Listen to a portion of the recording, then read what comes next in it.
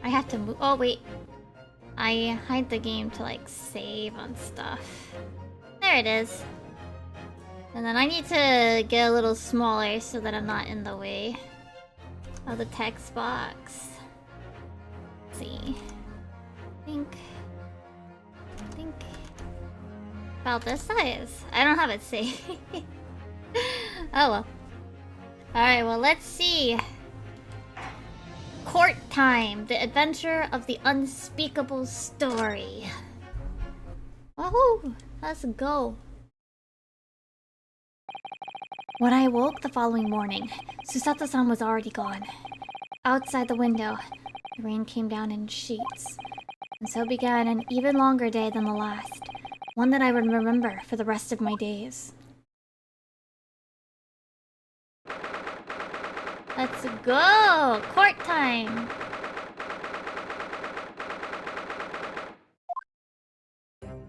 I love Gina. I love Gina. Good morning, Gina. I'm determined to prove your innocence today. I'm sure we can do it. So where's your friend then? Sorry? You know, her in the fancy dress. Susato or whatever you say it. I don't know. Miss Susato had to leave early this morning. She was already gone by the time I woke up. You alright with that, are you? Forget about me if you like. Go and see her off. It's fine. It's not as though Miss Susato and I won't meet again. One day. Even so... But you, Gina? You only get one chance. This trial today is all we have. Good morning, you two. Yay! How you feeling, Jenny? Did you manage to sleep? Meow! Okay! Iris, what are you doing here? What do you mean? When a friend is in need, we show our support. Isn't that right, Waggy? Meow, cat! Oh, bye, cat. Ah, Waggy! Great way to show your support, kitty. I am having nose around. What can I do? Oh, that reminds me. I brought a paper on the way here. Now, would you like the good news or the bad news? What do you say, Nuno? Ginny? Oh, well, I think I'd rather get the bad news out of the way first. Nah, always take the good news first. You might not live to hear the bad. Yes, that question always gives away people's personalities. Let's not go there. Alright then, I'll give you the bad news first. A record amount of rain has fallen this morning, and carriages all over the capital are struggling to move. Huh? The bad news was a weather report. So I hope that Susie made her train to Dover, and that the train isn't delayed on its way to the port. Gosh, yeah. Alright then, so what is the good news? Well, The rain is forecast to subside this afternoon. So even if the train delay is delayed, it should be able to make up the time later. Well, that is good news, isn't it? Cute. I couldn't give him monkeys, really. If only all good news cancelled out the bad. And look, this trial has made the headlines too. Pawnbroker perishes in pick-purse plunder. See? How do you like that? Well, let them say what they want. See if I care. I can't because you're covering your face. Don't worry, Nuno will show everyone that this headline is nonsense. I will? Yeah, of course I will. And then in tomorrow's papers, the headlines will be... Discharged divers, dauntless do-gooder. Isn't that right, Nuno? Oh, yeah, let's hope so. Of course they will. I have absolute faith in you. What was that? I was trying to sound like Susie. Did it work? Did it? Oh, she's so cute. It's like she was still here. Wait, is that gonna be important then? Wait.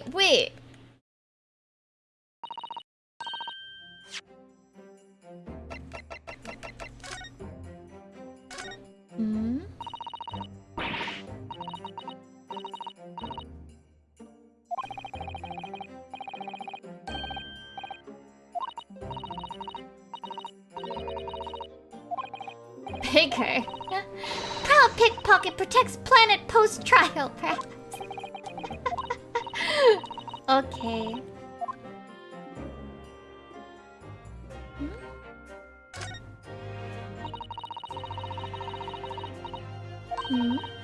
Ministry Mole classified secrets may have been leaked overseas from Ministry of Justice. Wait, that's not good.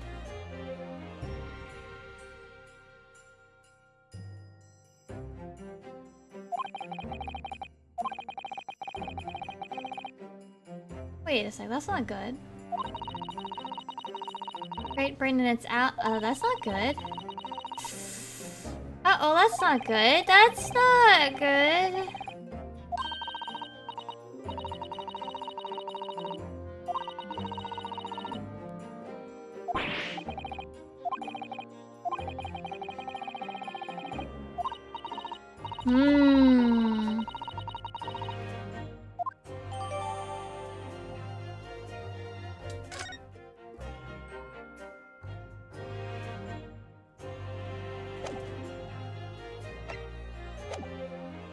Good luck, then, Nuno.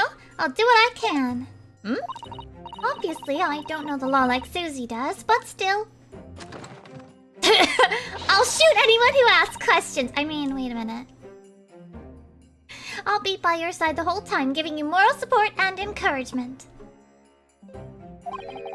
I'm not sure that big thing is as comforting as you think it is, to be honest, but thank you, Iris. It's very kind of you. Oh yeah, Iris. Yes, Jenny?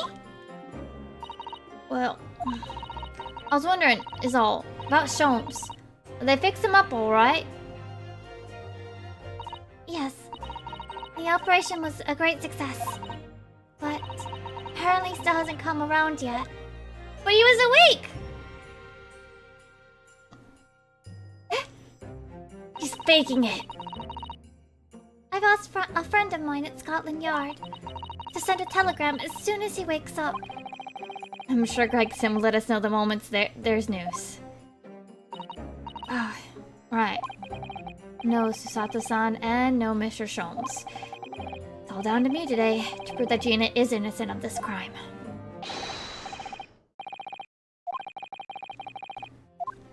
Oh, let me close my journal. I don't want to get anything on it. It's time then. Yes, let's go, Gina. Iris? Lead the way, Nuno. Let's go. Poor Gina. She's trying to put on a brave face, but I can tell she's worried and scared. I have to believe in her from start to finish. That's the weapon that will secure our victory here. If I learned anything from my great friend, it's that. Kazuma! I can't remember. 10 a.m. The Old Bailey courtroom. Let's go. Who we got as... Wait, some of these people are highly biased. In the name of Her Majesty the Queen, I hereby declare this court to be in session. This trial shall determine the guilt or innocence of Miss Gina Lestrade. I now call upon the counsels for the prosecution and defense to declare their willingness to proceed. The prosecution is ready. The defense is ready. Ryunosuke, calm your eyeballs. Lord Van Zykes? My lord? Remind me, how many years ago was it that you withdrew from the public prosecution service? It was some 5 years ago, my lord. Yes, and then 2 months ago you resurfaced somewhat unexpectedly, and here you are again today. Are there some circumstances of which the court should be aware that has led to this, erratic behavior? Hmm? In what one might describe as your former life 5 years had passed, you dealt exclusively in matters concerned with the highest echelons of society and government. Really? Yet today, you choose to try a simple case of burglary and murder. I confess I find it more than a little befuddling, Counsel. There are 2 types of person I cannot abide. Firstly, those wealthy scoundrels who hide behind a mask of philanthropy to cheat the public at large. He means Mr. McGilded, who you defended against the Reaper 2 months ago. Yeah, I just about managed to work that out. Thank you. Magnus McGilded. If I'd known what a monster he was, I never would have defended him. And secondly, even more loathsome, those wily scoundrels who masquerade as allies only to effect total betrayal in the final hour. In other words, the confident tricksters from those tiny islands in the Far East, the Nipponese. Oh my god, Van Zykes, that is...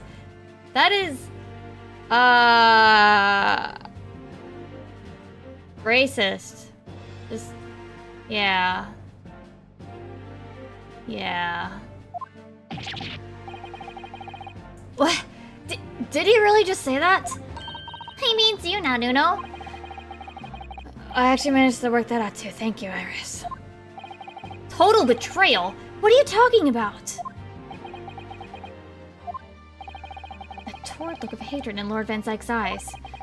Was that directly solely at me? Or is he talking about all Japanese people?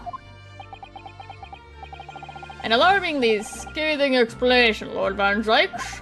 Still, the judiciary welcomes the return of the so-called Reaper of the Bailey, feared by all London's malefactors. Your lordship is too kind. Now, jurors, the 6 of you have been selected at random, in quotes, to represent the will of the people in this trial. These people are highly biased. One of these is a criminal!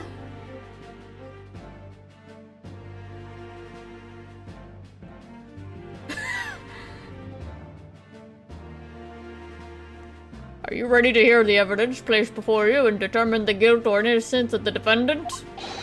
Former lieutenant of the British Army, don't you know? A chap like me were born ready.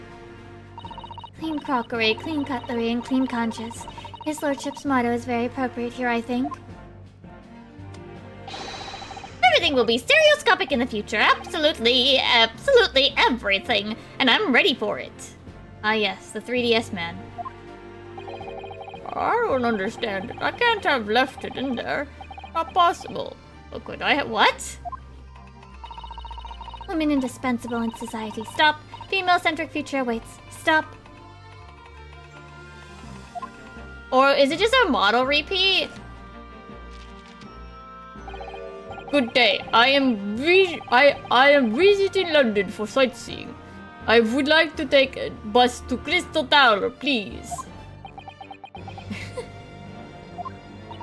Is something wrong, Nuno? Oh, not exactly. It's just... I'm fairly sure I recognize these jurors. Almost all of them, in fact. Really? Funny coincidences like that do happen from time to time, don't they? But it is quite strange. The jurors are chosen at random from London's 6 million inhabitants, you know? So I've been led to believe. But something tells me I'm being duped. Okay, that has to be important, right? Very well, now, Lord Van Sykes. The court calls upon the prosecution to introduce the facts of the case. As you wish, my lord. Allow me to begin with a word of warning to the ladies and gentlemen of the jury. In short, there have never been a more self-evident case of cold-blooded murder. That man is not listening. His eyes are so crossed. The victim, Mr. Pop Windybank, proprietor of a pawn shop on Baker Street, was shot from behind and died instantly.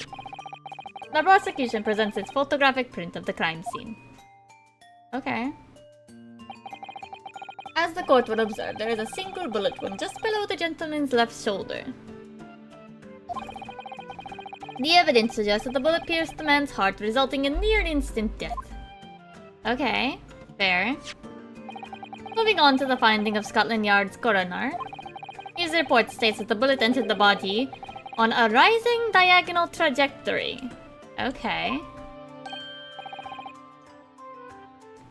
Fucking Dunosuke. And what's that supposed to tell us?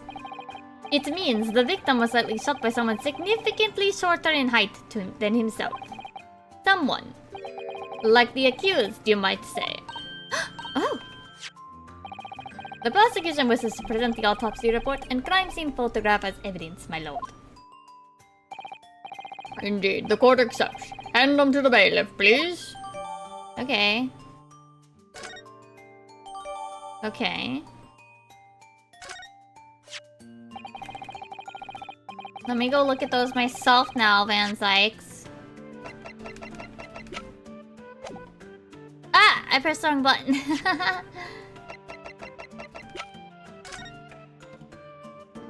1 to 1:30 a.m. Reporting party. Nunosuke Naruhodo.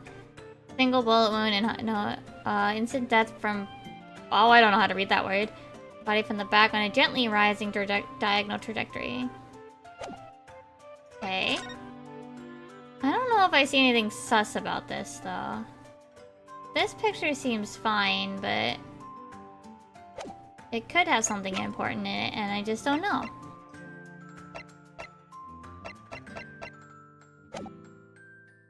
I now ask the court to turn its attention to this plan of the establishment where the incident occurred.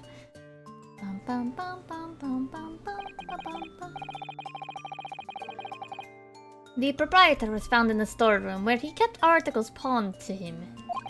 A windowless room with a single point of entry, a door to the main shop that was found locked. In this sealed chamber, there were only 2 persons present.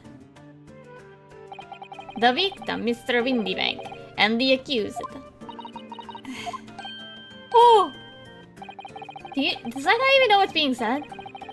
It may further interest the court to know that when the accused was discovered at the scene, she held in her hand the gun used to fire the fatal bullet. Well, that's that then, isn't it? Nothing more to say. Isn't that grubby little girl a pickpocket anyway? It's one of those filthy drabs that lives in the slums in the East End. Oh well, it was only a matter of time before she got blood in her head, Zan. What are the jurors waiting for? The girl's guilty as hell! We can't jump to conclusions here. We mustn't assume her guilt because of what she has to do to survive. Don't smash it. Are you gonna smash it again? My learned Nipponese friend. It is you who mustn't jump to conclusions. The prosecution has barely begun presenting its case. Conveniently, this appalling act of murder did not go unobserved. There were witnesses. Good gracious! After their testimony, this girl's true nature will be exposed. Pitiful pickpurse or cold-hearted killer. Here's to establishing the truth. The court will take the floor plan and firearm into evidence. Hand them to the bailiff, please, Lord Van Sykes. At once, my lord. Okay, so now I need to look at this. And the other one.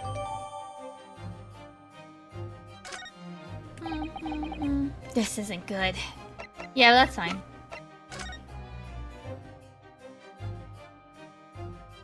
Okay.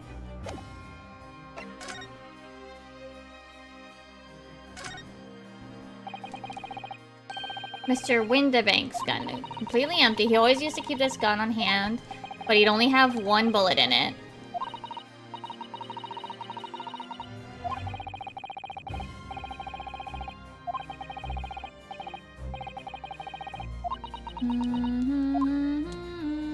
Is there any other thing I can look at?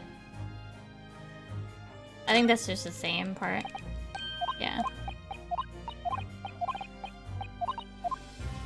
Are there any other things I can check? We don't have fingerprinting yet. Okay, I don't think I see anything else in here.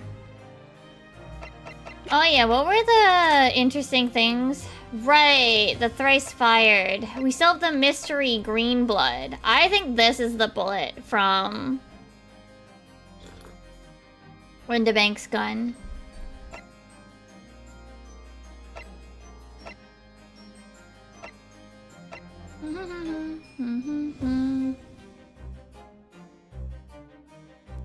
Right? I feel like the mood in here has turned very gloomy all of a sudden, Duno. I think that's because it has. Ooh! Right away? Okay. Let us begin. Bring forth the witnesses to the foul murder of Mr. Pop Windibank on the 16th April of this year. Wow. Oh, those guys are so sus looking. Oh, come on. Witnesses, state their names and occupations for the court. Name's Nurse Skulk. Occupation is a baddie. Professional baddie. Name's Ringo Skulkin. Occupation's a Sebazim. Bro. Tobias Gregson, Scotland Yard Inspector. That's right. Well, what they call the three Skulkin brothers.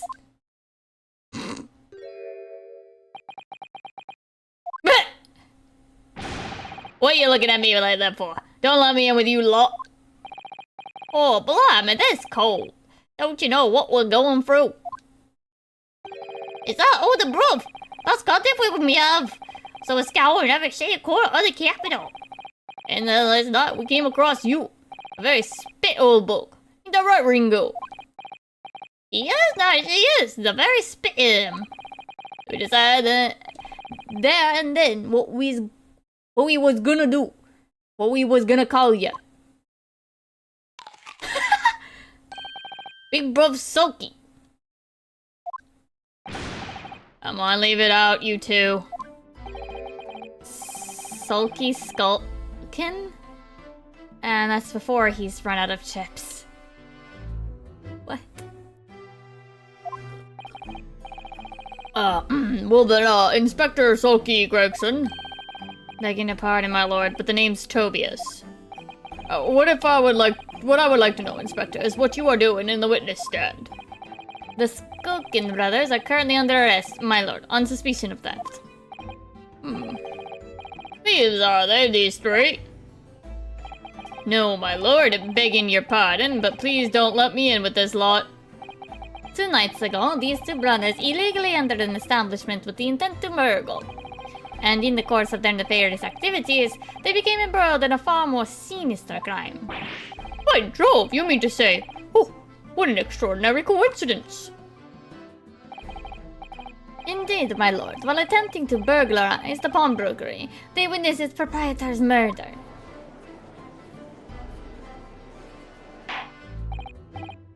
Order, order! Various trespasses of these brothers is not the subject of today's proceedings, though they will naturally face trial in a very near future. With your lordship's permission, I'd like to remain in the stand to keep these gents on the straight and narrow. Of course, Inspector. Skeptical as I am about the caliber of these witnesses, I will permit them to take the stand. Mr. and Mrs. Skullskin, you will now testify before the court. Describe the events of the night in question, and what exactly you saw. Happy to! For the Skulkins never skulkin'.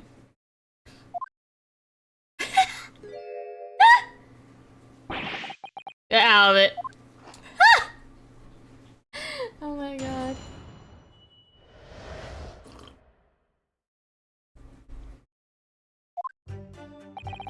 We was walking down Baker Street in the small hours, and the Gav's door was ajar, see? It was like some kind of sign, begging for us to go in, it was.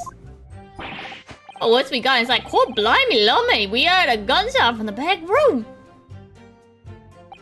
We went to see what was what, but the door was locked from the inside. We never done nothing, governor. We never took nothing. We just left after that, nice and quiet. Sus. A terrible coincidence to seem. At the precise moment these miscreants entered the property, an even more sinister crime was afoot. The witness's testimony is consistent with the crime scene in every detail. But we have barely any details from them.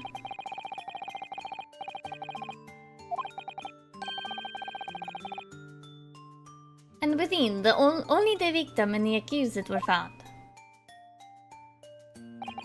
Well, I must say, it does appear to be an overwhelmingly simple case. Still, the defense may cross-examine the witnesses now, of course. Counsel, if you please. Counsel?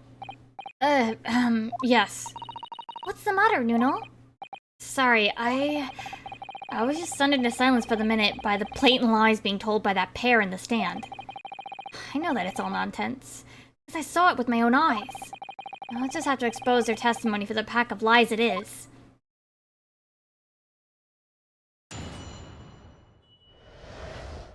Okay, time to press the everything.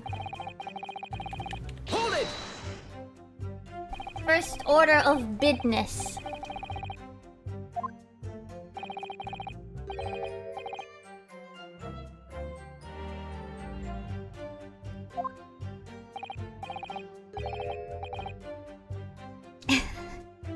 I like that the bar is like above this guy's head.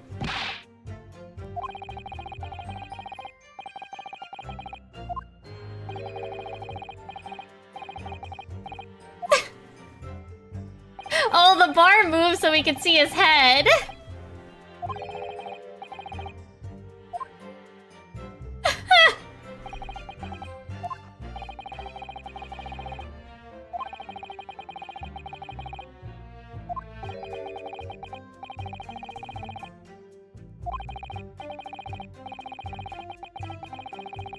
Objection! That is pure conjecture.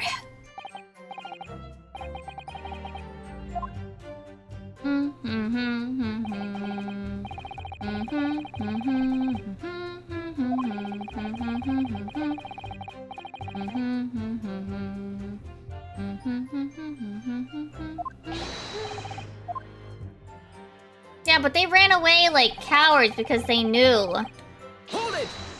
They knew they were gonna get in trouble. Well, God moves in mysterious way, they say, don't they, Ringo? They do, Lash, they do. Must have been some sort of providence, I reckon. God's will often presents itself as the whim of thieves, does it? It weren't no win, I'm dead sure of that. It weren't, Nash, it weren't. Like we said at the time. You don't just find doors open in the middle of the night like that. Nah, there's no two ways about it. It was a sign that a long-lost brother was inside. They're not very good liars, are they? Hi, Kira. How are you? Hope you're doing well. Well, you can't deny it. It led us to a book what looks like our above. I said cut it out. Those chips are getting a chomping today. I'm doing alright!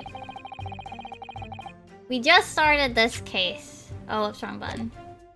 Hold it! I gotta press everything.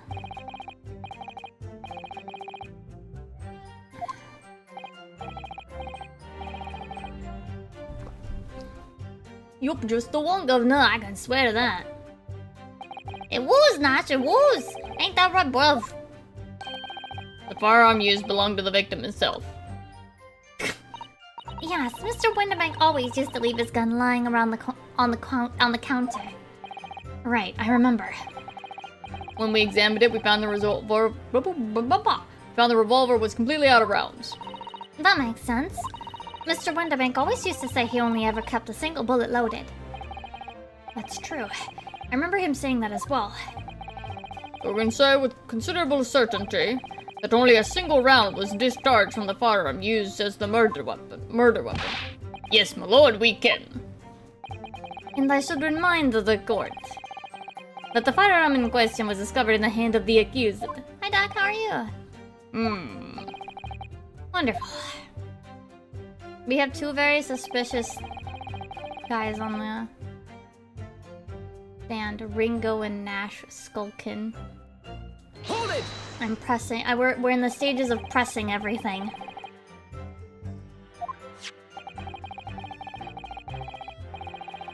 It's you and Emmy?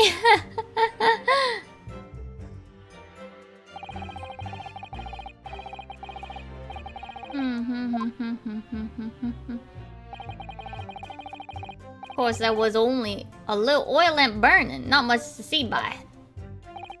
And the door was hidden behind a curtain and all.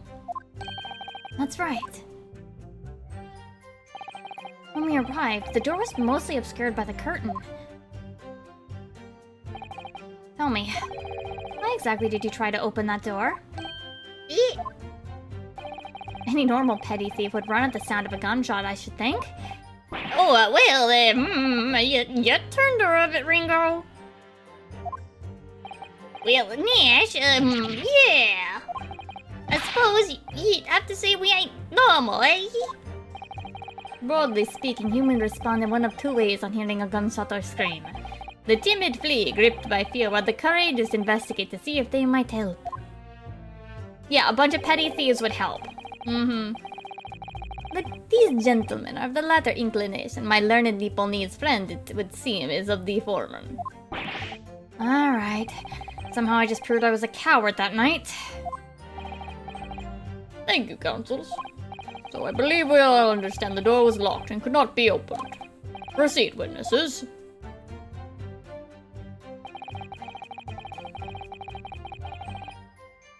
That's my last line to press. You didn't do or take anything. Is that your story? Well, it was Badlam soon as, weren't it? What? What does that mean? It was, Dash, it was! Didn't even have time to pull me dukes out of me lousy lockets. What? So with no time to take your hands out of your pockets, you just left. Nice and quietly, you say? That's right, Governor. Nothing we ain't more than violence. Peace-loving nibblers, we are not bludgers. We are, Nash, we are. Never even pulled me dukes out of me loosey locket. So you'd clearly like us to believe. Eh? Come again? As you fled from the pawnbrokers that night, did you not run into anyone else? And did you not fire a gun at that person? Saints alive! They fired a gun, you say? Ah! Blimey, Governor! You ain't telling us it was you in the doorway! I just don't know what the fuck they're talking about half of... like a third of the time. It was. Why the bleeding Nora? Didn't you mention that before? You were armed with a gun. And as you fled the scene, you fired that gun at London's greatest detective, Herlock Sholmes. They shot the great Mr. Sholmes? I didn't hear that, actually. There was a rumor he'd been rushed to the hospital. The great Shams? That's beyond the pale.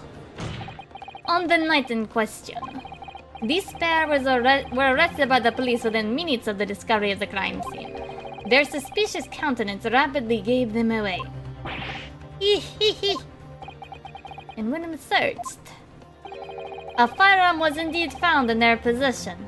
Then why were we letting them testify that they didn't do anything? Furthermore, the bearer showed signs of a shot having been fired from it. Also, like, half of the jury is, like, sus. The prosecution invites his lordship to examine the firearm recovered from these brothers. Yes, indeed. Remnants of powder around the muzzle, as you say, Counsel. Like, one of them is literally a known, like, revolutionary criminal. Yeah, the previous jury only had, like, 1 or 2 that were, like, sus. But literally, like, only one guy is not sus here. I think.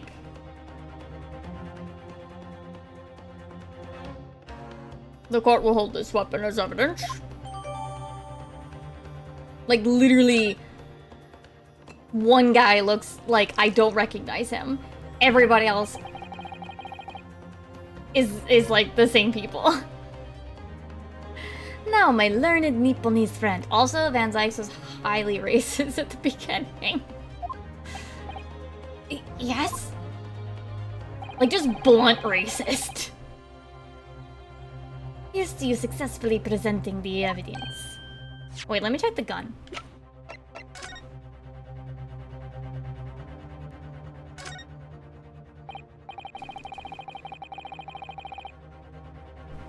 It would have been... Maybe.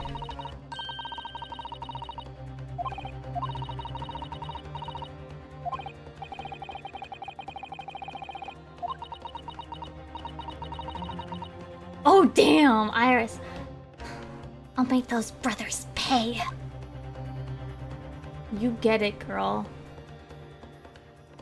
Just double checking there's no other spots to poke. Okay.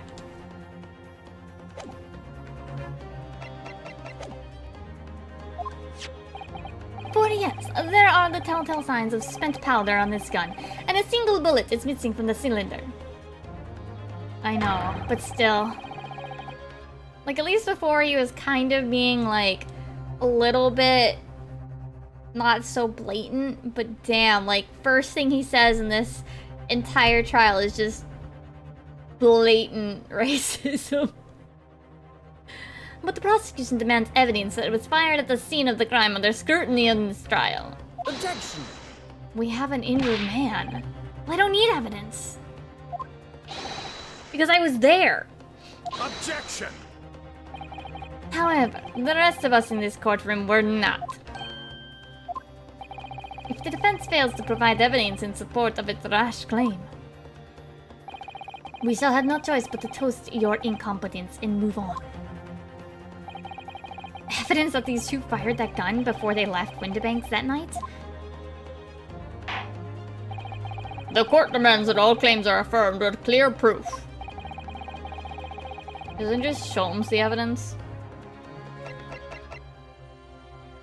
No, it has to be a thingy.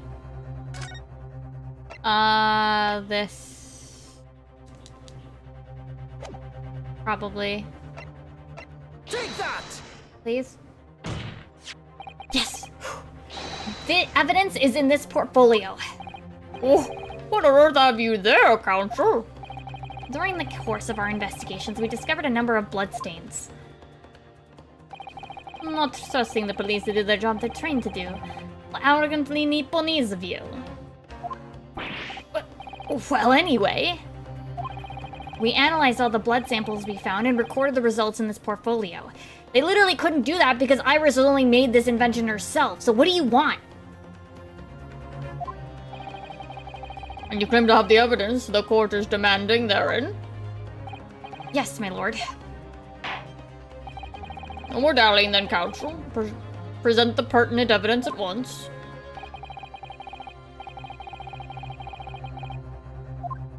The fucking... This. Take that! The bullet!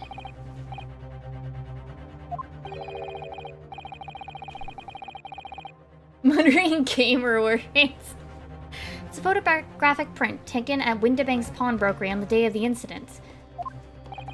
From the scene of the crime, is it? Yeah, and the guy saw it, chose not to report it. Is that?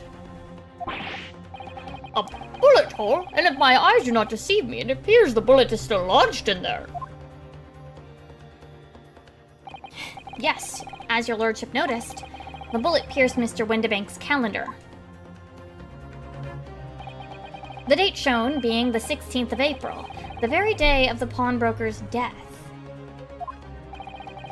The incident occurred at 1 hour after midnight. But this indicates that a separate shot had been fired sometime after the calendar had been set to the 16th.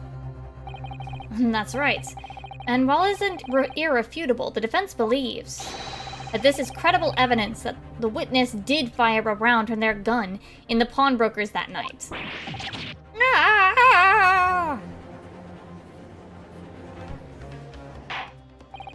Order! How does the prosecution stand, Lord Van Sykes? Oh, he's gonna break his glass again. Smash or throwing it at the candlestick? If that is the direction my learned friend wishes to take, the prosecution has no objection. What? Oh, candlestick, got it. But you'll forgive me for flinging my hallowed chalice aside in disgust at the repugnancy it exposes. What? Yes, on the night in question, these brothers entered the pawnbrokery illegally. And like the bold baddies they claim to be, opened fire on the new arrivals before fleeing back onto the street. Yeah! Take it easy there, Governor. You're gonna land us in the soup! We had a deal. You weren't gonna get into them details. Tell him, Sulky. Set the bloke straight. I have nothing to add. Yeah, they're like trying to get... they're trying to get Gregson on their side. We knew, didn't he? Van Sykes knew their testimony would almost certainly expose the extent of their crimes. It would seem now that I owe my learned Nibonese a friend, a word of gratitude. What do you mean? What I mean is that you have helpfully confirmed an important fact. What fact do you refer, Lord Van Sykes?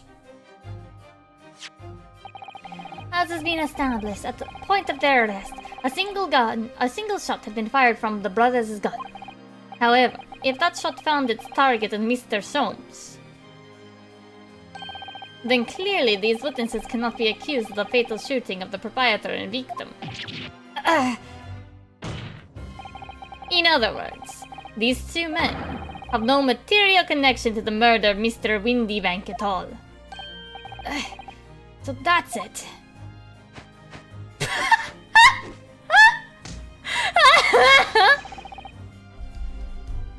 Oh, they missed every...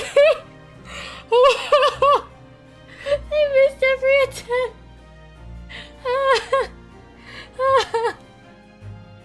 Oh my god. Listen, we didn't have nothing to do with it. We didn't, I swear we didn't. That's what I reckon. Your crimes include unlawful entry, intent to steal, perjury, and, let's not forget, attempted murder. What a catalog, eh, fellas?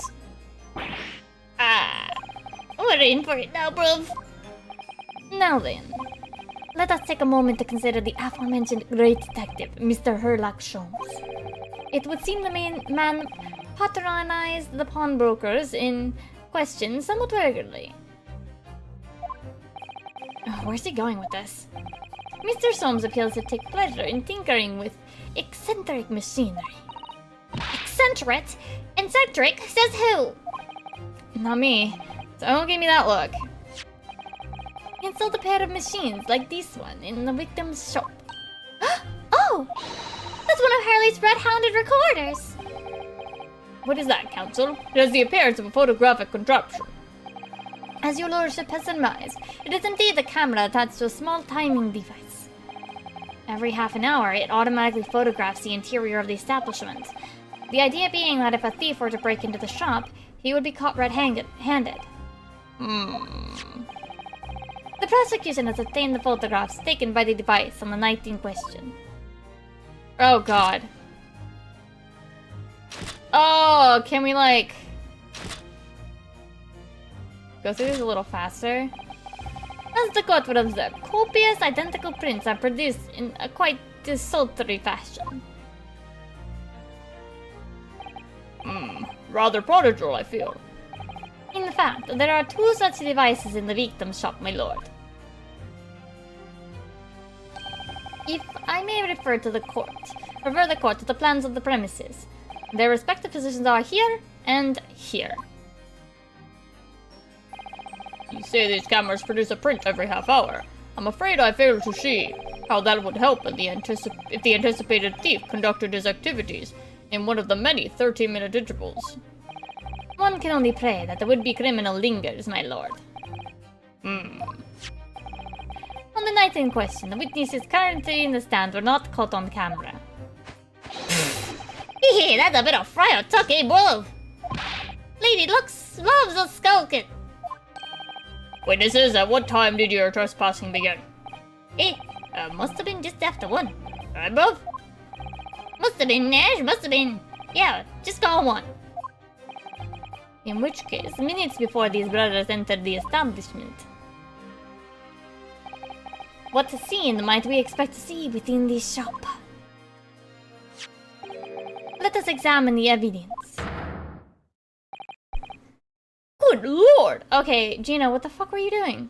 Gina, what the fuck were you doing? It's the defendant! Miss Gina Lestrade! Gina, what were you doing?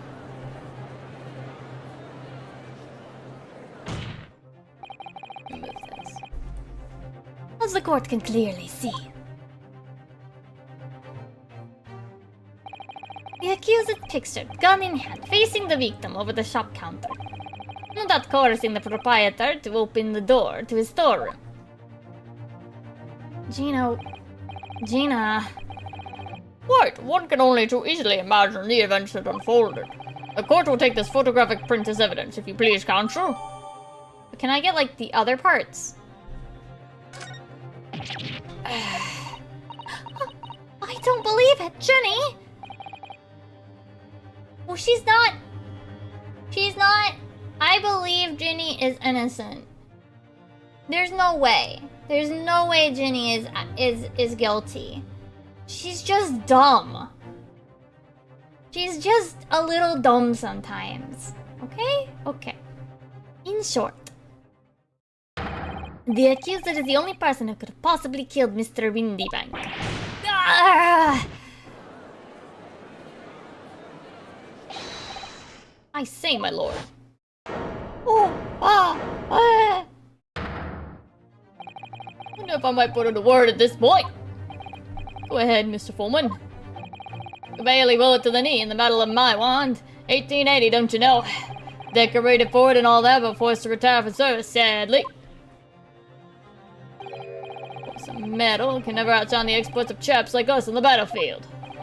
Yes, Mr. Foreman, and what exactly is your point? know, I gave him a voice more like... Carried on in the battle after retirement, you see. The battle of daily life, if you like. Here I am now, leading this small squadron. 6 men all good and true. And we'll go down together. You mark my words, 1 for all and 1 for all for one. More like... yeah. I think. I don't remember.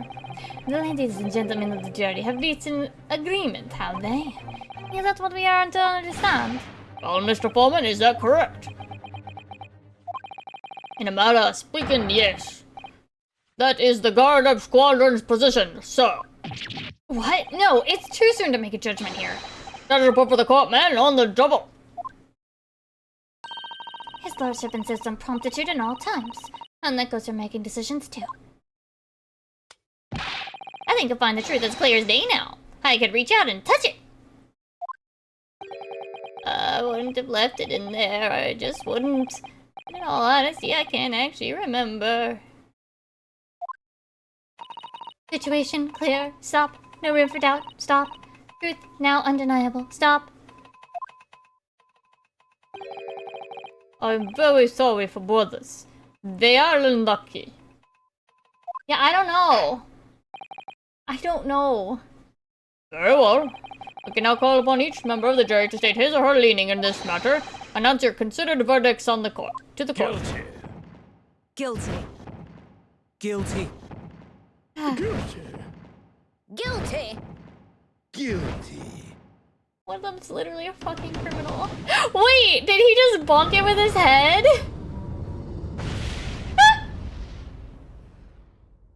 Okay. It does appear that the jury is unanimous in its leaning already. That photograph. It must be the definitive evidence that Gregson mentioned. But Journey didn't shoot him. No, of course not. My lord, the defense wishes to assert its right to a summation examination. Very well. The court grants permission. So, you refuse to admit defeat again. How unsurprising. We shall proceed immediately with the summation examination. Mr. Foreman, are all members of the jury ready? Absolutely, sir. We're ready for action, my chaps. Very good. Ladies and gentlemen of the jury, you will each explain on what grounds you have determined the defendant to be guilty. What bullshit are they doing now?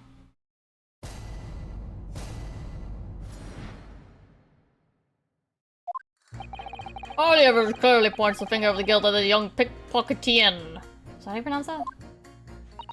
As housemaid, I should like to see all the filthy eyesores promptly and rigorously eliminated. I think you'll find that if you look at the photograph in the stereo, the truth will just pop out. If I have left it in there, I should think there will be repercussions, but sir? What? What is he talking about? What is he on about? Mind made up, stop. Global radio transmission to a verdict to follow, stop. In motherland, we say never judge by clothes, judge by head. I am convinced brothers are innocent. I don't think so.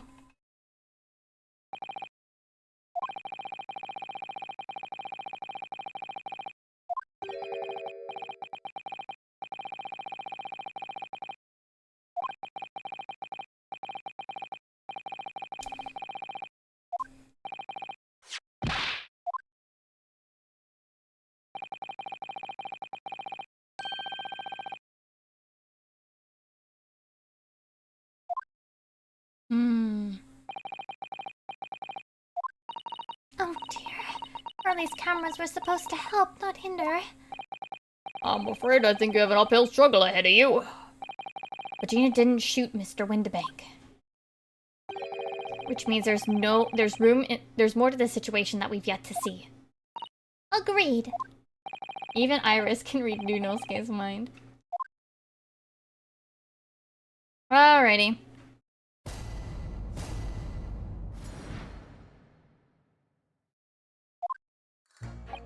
I guess I should press them all. Hold it! You're Mr. Natsume's landlord, Mr. Gardeb, aren't you? We really must stop meeting like this. Ah, you're that lawyer chap. Well, there's a turn-up for the books. We are rather turbulent time we had back then. Some extraordinary events took place at your house, that's for sure. Oh, luckily, Mr. Sholmes and I were able to get to the bottom of it all. I think we did rather a lot for you, didn't we? I mean, obviously. I wouldn't be suggesting that, therefore, you should change your leaning to not guilty or anything. Yunosuke. Can't be denied, I suppose. The curse of the Gardeb house was the talk of the town after that business. I'll just move out and I couldn't get a bally soul to take up the Tennessees. I don't know how to read. I probably pronounced that wrong, sorry. Oh. I haven't had the heart to break the news to Joni yet. Bad enough the old girl's clapped up. Yes, can't be denied. You did do rather a lot. But not for us, that's for dash certain. Oh, shit, she's actually jailed. Okay, for unintentional murder. I suppose not. Portia. Give me no suggestion of that being the reason I'm leaning towards guilty here, obviously. Obviously. But honestly, I really wish he'd pay more attention to the trial, and less to juror number 2. Wait, is he like... Huh. Polishing the bench, I see. Again. A maid's work is never done. Not a blemish much for me. What exactly do you mean by filthy eyesores? On my way to the market, for his lordship, I have to pass through East End. The place is full of beggars, pickparsons, and crossmen. The scum of the earth. A little harsh, perhaps. Let me be plain.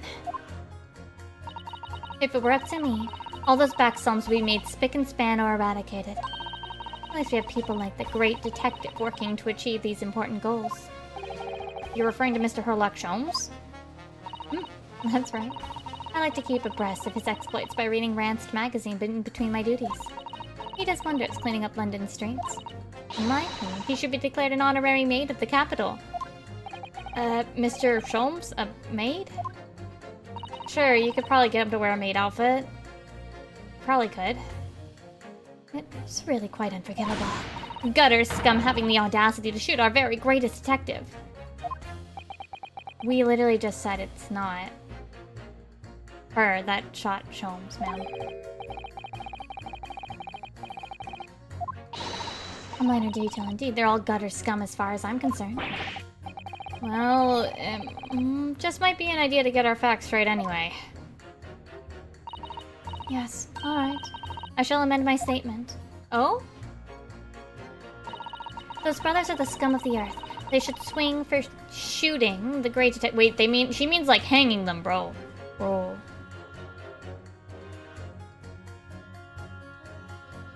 Ma'am? I mean, sure, I guess. Jesus.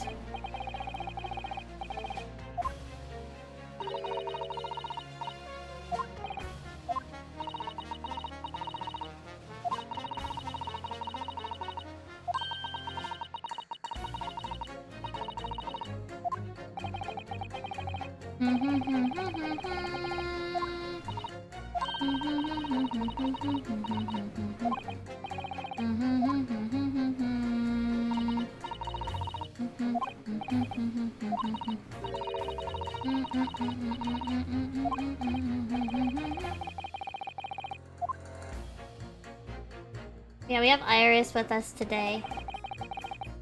Hold it! What do you mean, look at the photograph in stereo? Sorry, what? Don't you know? If you look at the photograph print normally... Oh, come the fuck on. It looks as though the pickpocket girl is about to shoot the victim, obviously. Attention! But there's no indication the defendant ever fired the gun. All I'm saying is that you look at the same print in stereo, it could reveal all sorts of new information. By any chance, are you a fan of stereoscopes? Ooh, how did you know? Let's call it a lucky guess. It never gets old seeing the two prints merge into one before your eyes. It's extraordinary, it's captivating, it's the height of modernity. Of course. Oh yes, I think you'll find the stereoscope is here to stay. Giving us new perspective we could only dream of before. It's the greatest invention the world has ever seen. If only it could give me a new perspective on this case, I might agree with you. Oh, what is this man talking about? What exactly have you been wondering about all this time, sir? If you keep talking about how Blank left something somewhere or something like that. So sorry. As you can probably tell, I'm a surgeon. A surgeon? That totally passed me by. Oh, of course, people conducting surgery in this country aren't considered to be doctors, oh no. Even though me and my kind are at the forefront of medical science, the real brains in the field! So, what is it that you think you've left behind? Well, that's a little embarrassing to be honest. You see, I was operating on someone yesterday, a standard thing, went through the abdomen. But when I had finished the procedure, I couldn't find my scalpel anywhere. Okay. Okay, I don't want to think about that.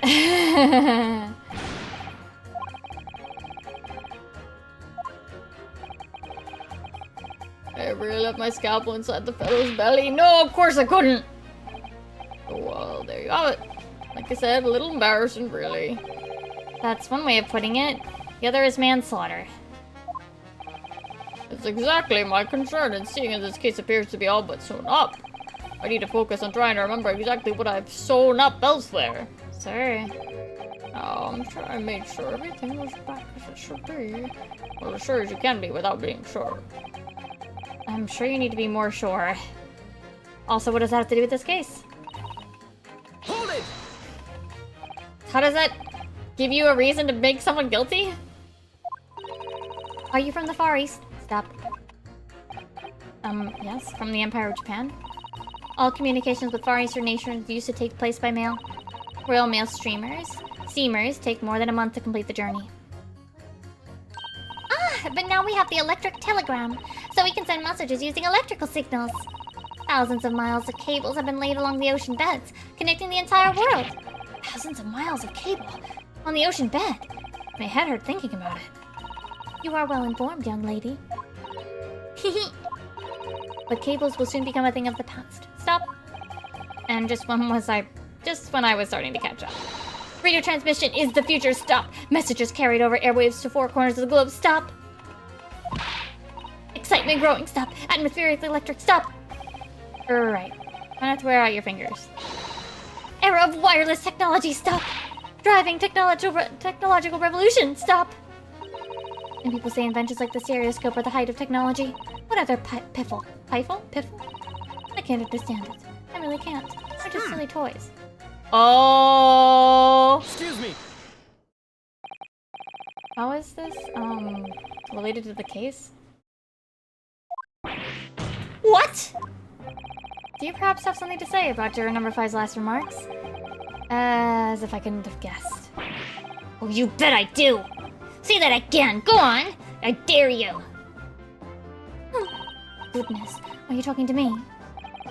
I think it just might be yes. You think stereoscopes are just toys, do you? Huh? Absolutely. I mean, really. A machine to view photographs in 3 dimensions. Why on earth would you not just use your eyes to look at the world around you? It's all 3-dimensional. What a great way to appease the man. No, I'm sorry. Stereoscopes are of no practical use at all. You just don't know! Pardon? I think you'll find that viewing a photograph through a stereoscope can unlock all sorts of possibilities. I'm obviously gonna have to demonstrate. What sort of possibilities?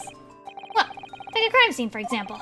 If you had a pair of photographs from a crime scene that you could view through a stereoscope, they could reveal hidden clues you've never noticed before. What? Have you got any, Runo? Any prints we could look at with a stereoscope? Yeah? How about this print here?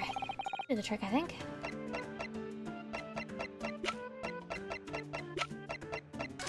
This one, probably. Oh, whoops. Take that! I was wrong. I can't actually think of anything we could use at all. What? Really? Oh dear, I think maybe I need to have a stereoscopic look at your brain sometime.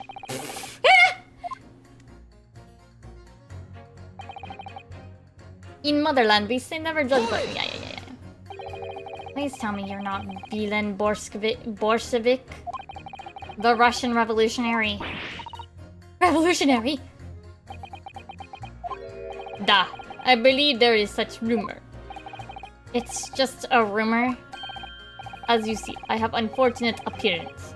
I look like vicious criminal. Your words, not mine. Just want to point that out. People call me revolutionary, murderer, autocrat. And which glove fits? Good day. I am visiting London for sightseeing. I would like to take the bus to Crystal Tower, please. Huh. Right. That didn't sound staged at all. You forgive me for having my doubts. To be treated like vicious criminal all the time. It is very painful. People do not realize. So I have much sympathies for these brothers. People say they are criminals only because of how they look. The Skulkin brothers? Duh.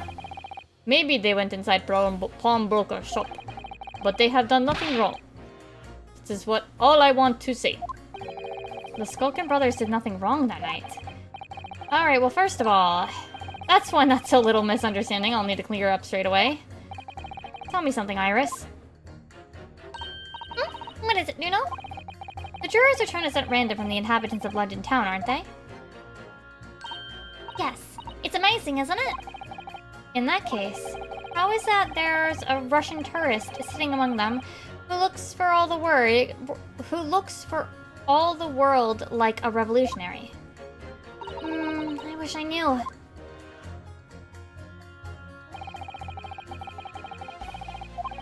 Yeah.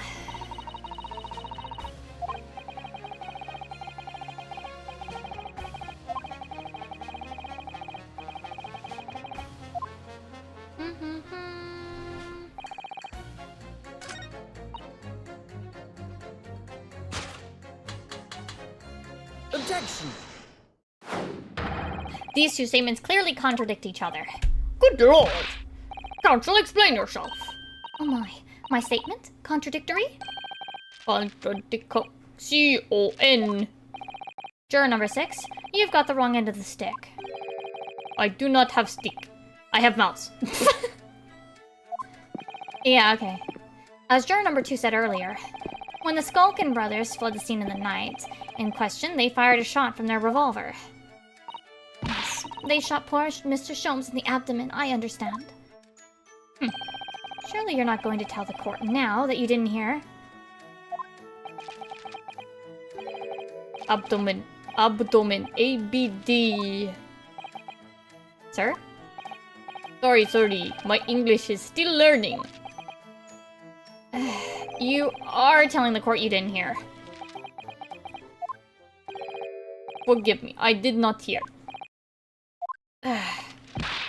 Ah, here is what. Abdomen, part of person's body containing stomach and other vital organs. If this is what you mean, you should say in plain English. I am Russian, not a native speaker. I thought it was a good idea to let this man be on the jury again. Rat friend! Save the mouse! So, you are telling me these brothers who look like criminals were lying. They said before we never done nothing. But truth is they shot a detective. Da. This is double negative. Yes, that's exactly right. No! His mouse! No! His mouse! Lying is wrong. Especially when lie is said by person who looks like criminal. Coming from you, that seems surprisingly prejudiced. Can you stop squeezing your mouse? It doesn't deserve that. This means, when they said we never took nothing, maybe it was also big fat lie. Is this true? Well, according to the police report, no stolen goods were found, so... Enough! I trust no one now. It's not the mouse's fault though, sir. Please, don't kill it. I must see with own eyes. I must investigate crime scene myself. I'm afraid that won't be possible. Yes, it is, Bruno. Easily. Sorry? With the print from Hurley's rat-hatted recorder. Ah, if you compare the print that pictures Jenny and the next print from half an hour later, you'll be able to see straight away if anything was taken or not. Why didn't we get those before? Cooey? Is this her nickname or is this a word? Mr. Prosecutor! Calling on the prosecution in the middle of a summation examination of all times. The print showing the accused threatening the victim after she broke into the shop is this one. Yeah? Following these, the victim and the accused moved into the storeroom. Meanwhile, the Skulkin brothers entered the shop and summarily heard the fatal gunshot ring out. Can we get the 131? Sadly, none of these events were captured on film. Cooey? So it's a word, it's not a nickname for him? Okay. These This is the print produced by the camera half an hour later, after the brothers' flight. I think something's missing. Besides the gun. No, let me look at it.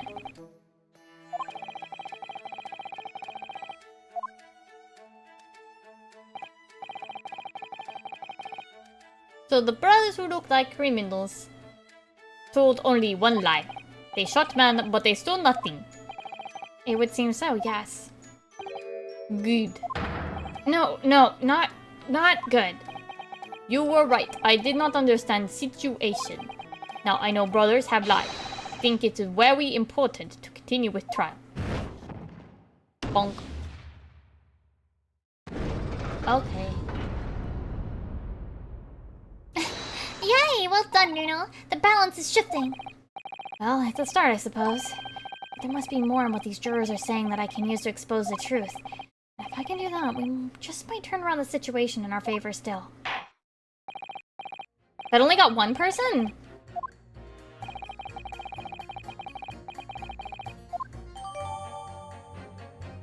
Okay, I want to look at those again.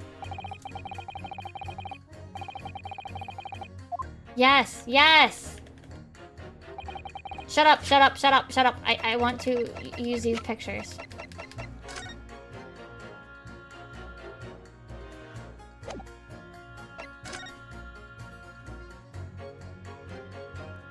Because you can also tell that the glass was broken, right? The glass was broken.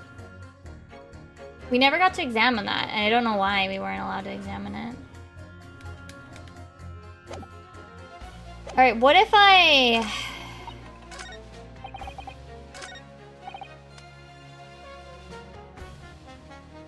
Let me press him.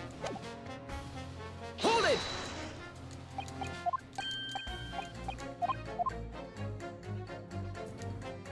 Objection!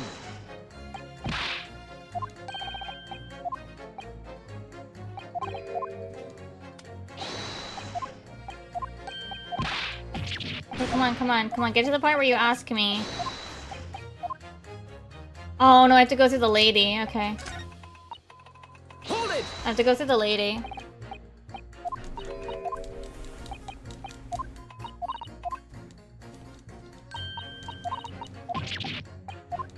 Come on, come on.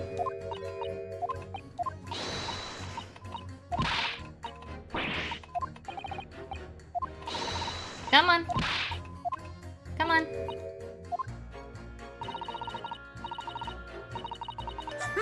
There we go. Excuse me. Because we have to use those pictures, probably. Right? Because if we put them side by side and were to try to pretend that we had a 3DS... Yeah.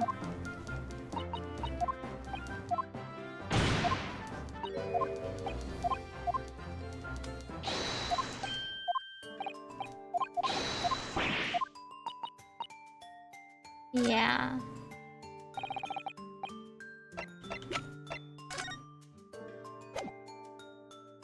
Take that! Have fun.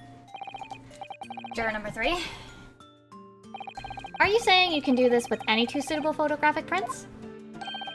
Of course I can. Very well then. I'd like you to demonstrate. I'd be delighted to. Just give me one more print and I'll amaze you all. Take that! The 3DS is only the 3D. Yep. Yes, I see. Tell me, Mr. Lawyer. Do you know how stereograph... Oh, please, please. I can't do it with my eyeballs! Please don't make me have to do it. I can't do it. I can't do it, sir.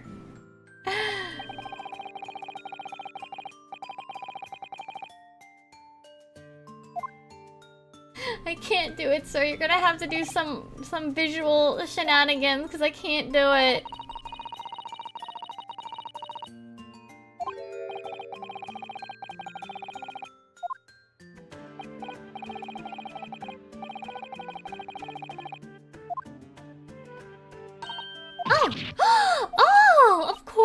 I see.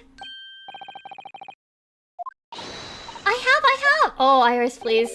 Can you uncross your eyes before you tell me? Have another look at these two pictures from Harley's camera, Nuno. Go on.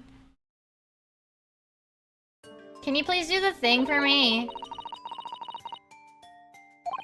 Of course there is. There are 2 people in the first and no people in the second. Well, yes, you can see that straight away. But now, try looking at the pictures in 3 dimensions, please. Just do it for me. I can't. I can't. I can't. I can't. Just do it for me.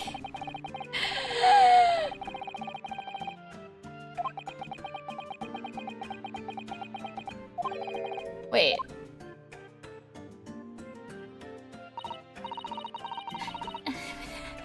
Not really. I didn't even try.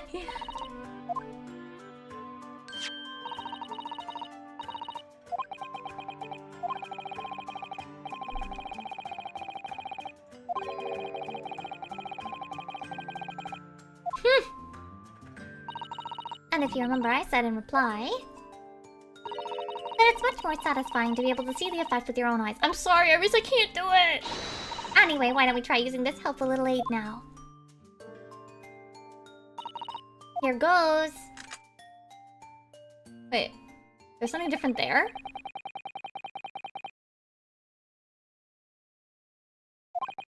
Now, let's see what we've got. Wait, look at that. What's going on with these 2 pictures? Some of the things on this, they sort of jump out at you. Wait, they're slightly shifted? The judge with the crossed eyes. The special model for Lord Van Sykes. Oh my god. That's the other amazing power of stereoscopes. Other amazing power. Is someone gonna explain this black magic, eh? Why the deuce are some of the things on the counter seem to jump out at you like that? I think you'll find that if you consider the basic principle of the stereoscope, you'll answer for your own question. Basic principles of the stereoscope? As I said before, if you try to look at 2 identical pictures using a stereoscope, it won't work at all. It's a slight shift in the positions of certain objects that lets you see the picture 3-dimensionally. In other words, even though at first glance it seems the objects on the counter haven't moved at all between the 2 pictures, this shows that actually there must have been a slight shift in their positions.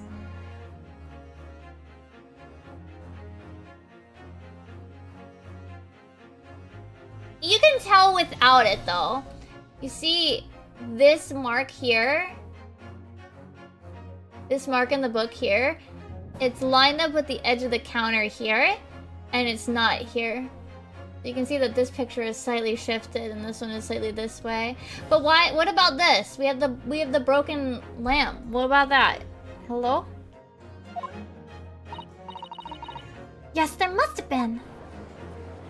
Look at cute Iris. Oh, hold fire there, sir. Got a reasonable grasp of this whole cross-eyed business now, I say. But why the devil does shift between the 2 prints exist in the first place? Well, what's it, fella? Come on, you're the cross-eyed master. What? Me? I haven't the first idea. I literally cannot cross my eyes. I can't make the effect work, sir. You know, Nuno, it's quite simple. It is? Just think it through step by step. The first photograph was taken at 1 a.m. Then, 30 minutes later, the second photograph was taken. But the position on some of the items on the counter seemed to have shifted slightly in the interim. So that means that sometime in the half-hour interval, someone must have tampered with the things on the counter. Zookers! Zookers? Someone tampered. New information, stop. Not mentioned in testimony so far, stop. Yes. We've had to go around in circles a little here, it seems. Starting to see what I should be aiming at in this summation examination now. Ladies and gentlemen, the question now is clear. We know the items on the countertop were moved, but by who? Are you suggesting you might know? Of course. I can tell you right now who's responsible for the almost imperceptible shift in items on the counter.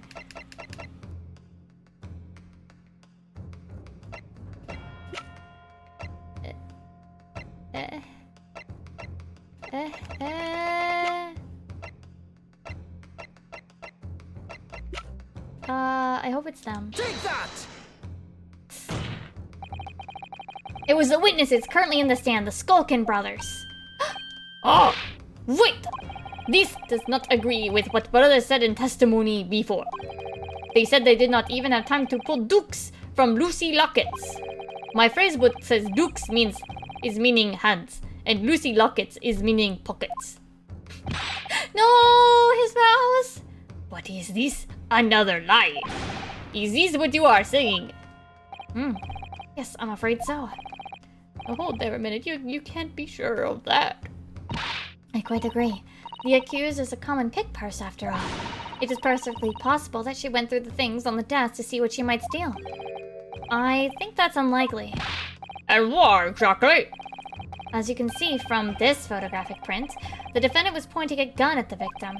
It would seem, as my learned friend indicated, that she was coercing Mr. Windibank. Oh, he's trying to do the learned friend thing.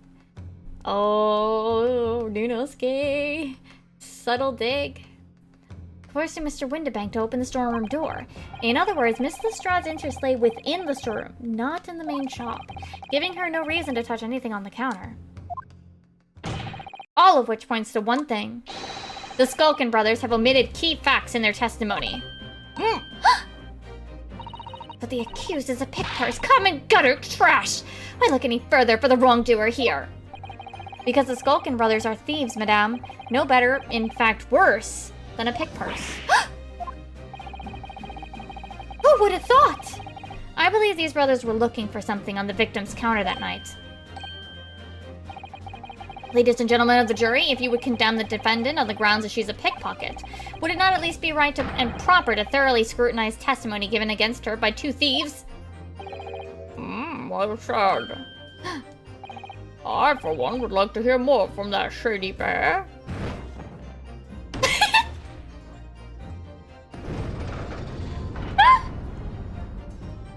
The head bonk.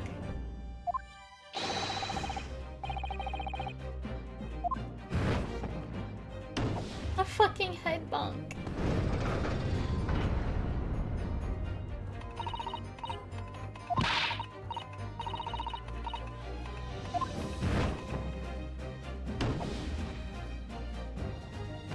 Wait, are we gonna only be like one away?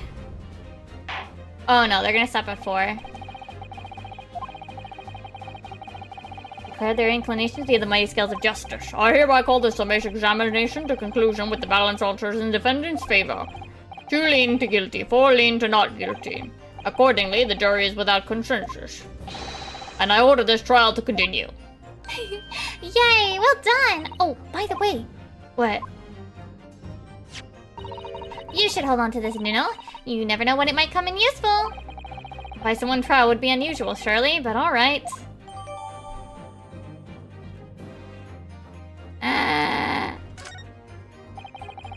Please don't try to make me do the cross-eyed shenanigans.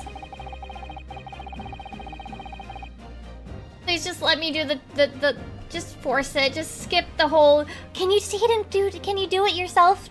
No, I can't. I can't, Iris. I can't. I can't. I'm sure it won't spoil the bouquet to do so, my lord. I can't do it.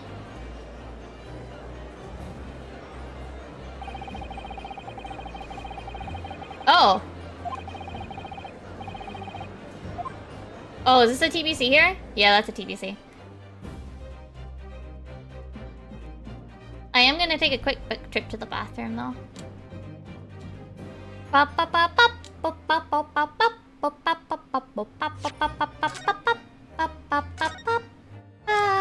I will be right back.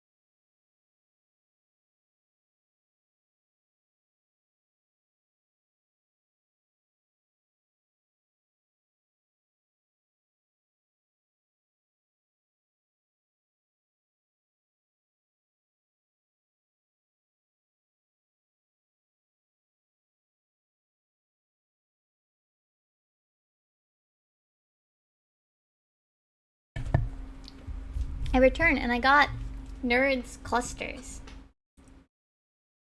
Just a few. How many parts of the trial do you guys think it's gonna be? How many parts was the investigation? I don't remember.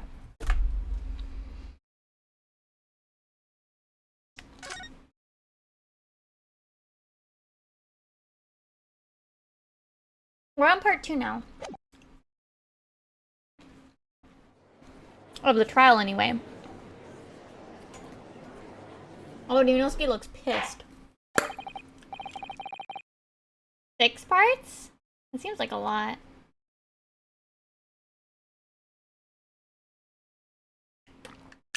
Even for like the final trial, that feels like a lot.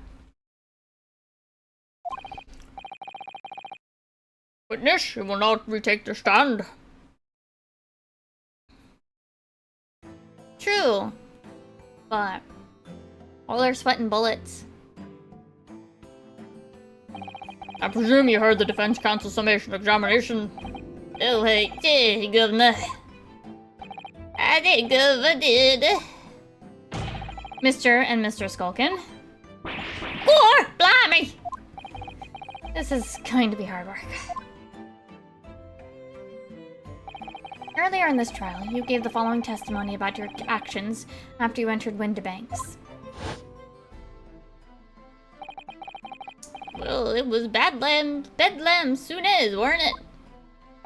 It was, Nash, it was. Didn't even have time to pull me dukes out of me Lucy lockets. However, that was a lie. You brothers. Or, blimey! On the night in question, you rifled through the items on the victim's counter. We never did enough of those. How you figured that out?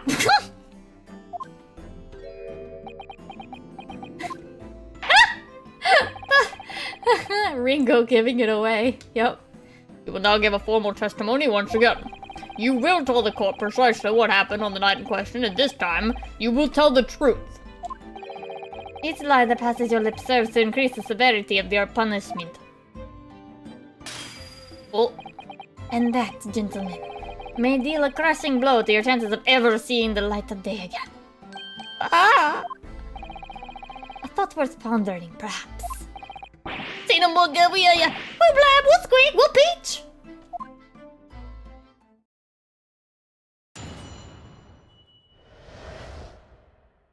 The whole truth. We did knock a few things over, but we weren't rifling for nothing. It was when we heard the gunshot, see? Made us both jump and all that stuff went flying. Lummy, it didn't have give me a fright. We was thinking the shooter to come out the door and get us next. We stuck out from back where we found it and scampered straight into him in the black. We couldn't have shot the pawnbroker, see? We never even had a chance, did we? See?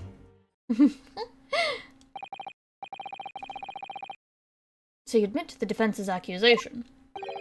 You did indeed ransack Mr. Windibank's countertop on the night in question. No ransack, Governor, no. It's right, Nash. That's right. It's more like we tied up, yeah. Van's just like, okay. Oh, sorry. By their own admission, these brothers entered the pawnbrokery under dubious circumstances. However, they panicked and fled upon hearing the gunshot, having first made good their mess. The way you say it, we hardly sound like roughs at all. We don't, Nash, we don't. Can't even make it sound a bit more cutthroat. It can't just be coincidence that these men showed up at Windibanks that night. There's more to their testimony than meets the eye. I'm sure of it. As we pan over to Gregson, he's like, why are you looking at me?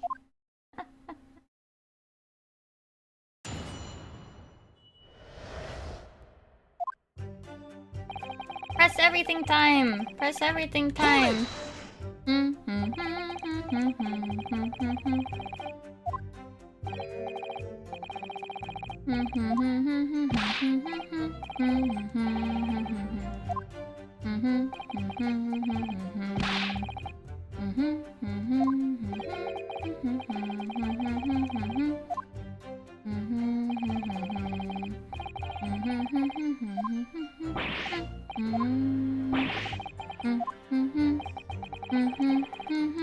the rotten apple eater.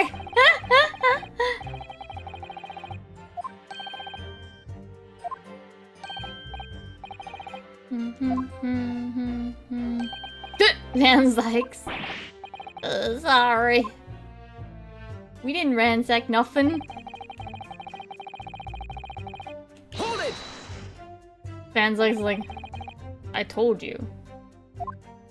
Don't lie. The sound of the gunshot shocked you so much you knocked all those things off the counter? Well, it shocked one of us that much, yeah. This bag of nerves needs to learn to keep his shirt on. Look, it was that over right behind me. Me, there a granny would have woken up with that bang. Big bruv. Yeah, screamed like a blooming baby and fell over on the counter. He knocked over a load of books and a candlestick and some skull whatnot. That got tangled in some marionette. What knocked over the picture frame? What knocked them scales on the floor? You've really mastered working quietly then. What a racket! Me granny would have been scared back into her grave at a clatter like that. So in short, the gunshot took you by surprise. And then some. I mean, it was That right? quiet as a mouse, and then it's all of a sudden, bam! What? Excuse me. What's up? Gregson? Inspector Gregson, do you have something to add? Like I keep saying, I don't appreciate being lumped in with these scoundrels. No, just you're chomping on your fucking chips and reloading them. At the speed of sound. Did it make you think of something? Probably nothing, of course. I wouldn't even bother to mention it, only, well, the fact is, cases don't get solved if you ignore the little details. Okay, how about you just tell us what you've got on your mind? Stop stalling, sir. As you know, we brought these fellas into the yard for questioning last night. And the statement they gave told a slightly different story to what they're saying now. Yeah! Dumbasses. Did it! They're dumb. They're so dumb. You claim you heard the victim shout something out before the gunshot. Might have. Does ring a bell now you mention it. They're dumb. Granted, it's only a minor detail, but still. I can't help feeling like perhaps you've been a bit sloppy with the testimony here, eh, fellas? If I discover the witness's testimony have been any more sloppy than it has hitherto proven to be, I shall be forced to bring the very harshest punishment to bear against them. Easy! I'll get it right this time! That's it. Yeah, it's all coming back to me now. Then speak. Supplement your testimony with whatever details have been miraculously returned to your questionable minds, sirs. Where you are, Gov. They are so dumb. Hold it! They are so dumb. So in fact, you heard the voice and the gunshot almost simultaneously. We did, Gov, we did! Although I suppose if you're being honest, we heard a kind of wavering voice before the yell and all. If you don't want to get shot, give me that gun! Bam! Oh my god, they gave them like a whole animation. Kind of thing. A career in acting tragically missed. That was actually pretty cool. And where were the voices coming from? Could you tell? Of course we could. On the other side of that door, behind the counter it was. From the storeroom, where the victim was found dead. And the voice you heard, it was of the victim, Mr. Windybank. On me granny's life, of course it was. On his granny's life, cause of course it was. So that would mean that you both knew Mr. Windybank and the sound of his voice? That would mean what? What, Nash? What? Any ideas? Yes, counsel, indeed it would. No, we really didn't know the geezer. How am I supposed to know with that bloke and all the fancy clobbers giving us the evil eye? What? Wait, what?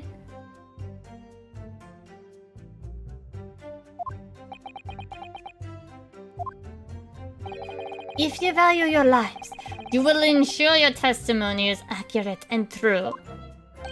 Oh, my granny's life it is. Oh, it is Granny's life it must be.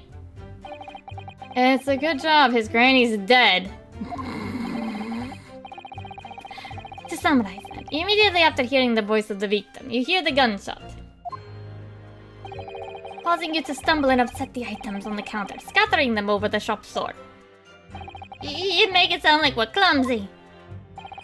Don't forget we tied it up after that like good little boys. Anyway, that's the way I see it. Yeah, okay.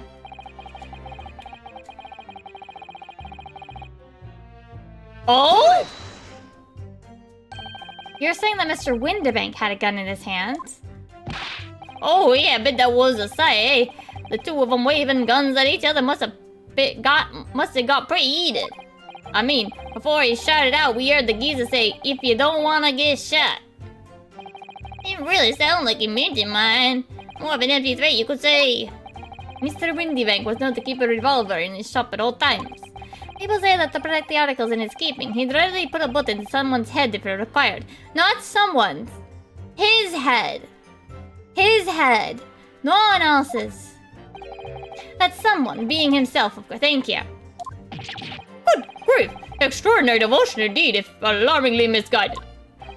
Well, he certainly sounded like he was ready to pull the trigger all the other night. Only the person he was gonna shoot bait him to it. Cooked this goose proper. He wished you'd squeeze the trigger instead of wasting time shouting, "Give me that gun!" And it was directly after those words that you heard the gunshot? It was more or less at the same time, Gov. Give me that gun! Bam! Kind of thing. Yes. A career in acting, very tragically missed. Then we heard the sound of someone in the deck. Before everything went dead quiet. After that, we done sucked this dog, tidying the place up. Wait, if he was trying to take the gun, why would he have been shot from behind?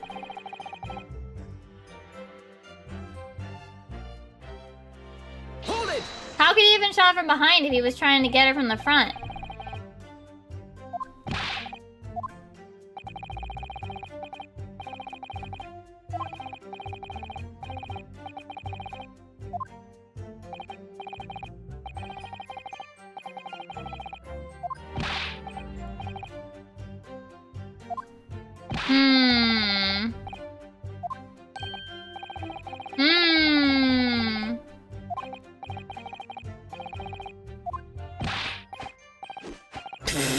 Don't ring no bell, don't light no lights. We had to cut and run before we noticed anything like that. We still cutting our teeth in this game, see, but one day we really cut the mustard. What? Please, cut it out. But as we know, behind that door was the victim's lifeless body, with the accused not 2 feet away. Yeah, unfortunately. Gina was in there, unconscious, with the gun in her hand. To confirm, would it be correct to say that neither of you set foot inside the storeroom? Yes, right, Gov, that's right. But not even if we wanted to.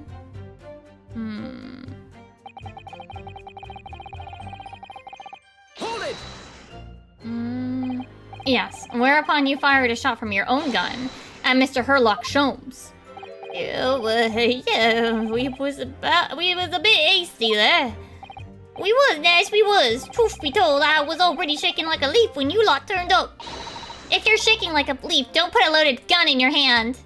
Damn, Iris, damn. Good advice, miss, good advice. Truth be told, me mind went totally blank. Before your mind goes totally blank, make sure you don't have a loaded gun in your hand. Iris is just... Mental note made, miss. After that, we legged it down the street, but apparently we looked dodgy as the coppers or something, so we clapped the darbies on us like winking. And after you'd been handcuffed, the police found this revolver in your possession, correct? Well, yeah. Well, that proves it, doesn't it?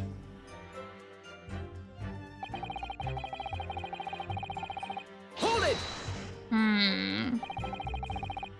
why should we believe that? Eh? Oh, well, cause it's true, isn't it? The place was totally empty when we went in. At that time, the victim was already in the storeroom, having been forced to open the door by the accused who had the gun to his head. Oh, whoops, I forgot the voice. In other words, on the night in question, these two witnesses never even laid eyes on the proprietor of the pawnbrokery, Mr. Windybank. Correct?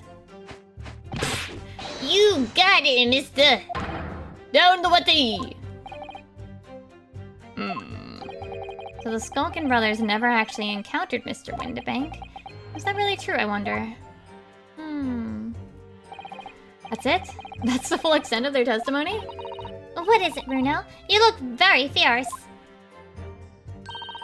I could pour you some herbal tea if you're tired. Oh, thank you, but I'm fine. Being such a logical thinker, you'll probably laugh. But I feel as though these brothers are still hiding something. Something important. It's nothing more than a feeling, though. I've no proof to support it. Well, feelings can be very logical at times. Sorry? People's expressions, the movement of their eyes, the words they choose. You can take all that in and your brain will quietly analyze it to come up with a feeling like you describe. You've concluded that there's something suspicious about the testimony without knowing why, that's all. I think you should trust your instincts. Iris, thank you. Sometimes I think if she's 10 years old, I must be 5. Okay, so...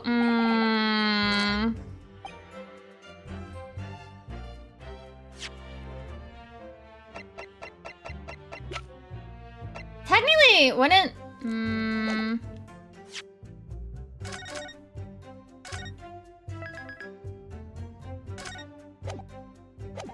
I don't want to lose any points, or not too many. So, it doesn't make sense if he was shot from the back, right? Objection. Yes! Music stopped! Yes! So you're saying that on the night in question, the victim, Mr. Windybank, was wielding a gun, is that correct? That's it, Gov. You got the picture. Yeah, no question. And yet, photographic evidence obtained immediately after the incident clearly shows that Mr. Windybank Was not holding a firearm of any description. You what? Wait, that's not the part I was pointing to, but okay, sure. Gordon Bennett! Who? That ain't right! Objection! Who? There can be no question that the victim's revolver was used in the incident. I would remind the court that Mr. Windybank's gun was found at the scene. Not only was it identified as the murder weapon, but it was found in the accused's hand. Yeah, the Motoler used the victim's own gun to finish him off. Give me that gun! Bam! Kind of thing. Hold it! They're gonna do that animation over and over. Stay exactly where you are, right there. Eek! If the crime had taken place as you so colorfully described in your testimonies, it would give rise to an undeniable and significant inconsistency in the final moments you just acted out. Goodness, are you sure, counsel? You intrigue me, my learned friend. Let's see some evidence to support their... It's the same fucking picture.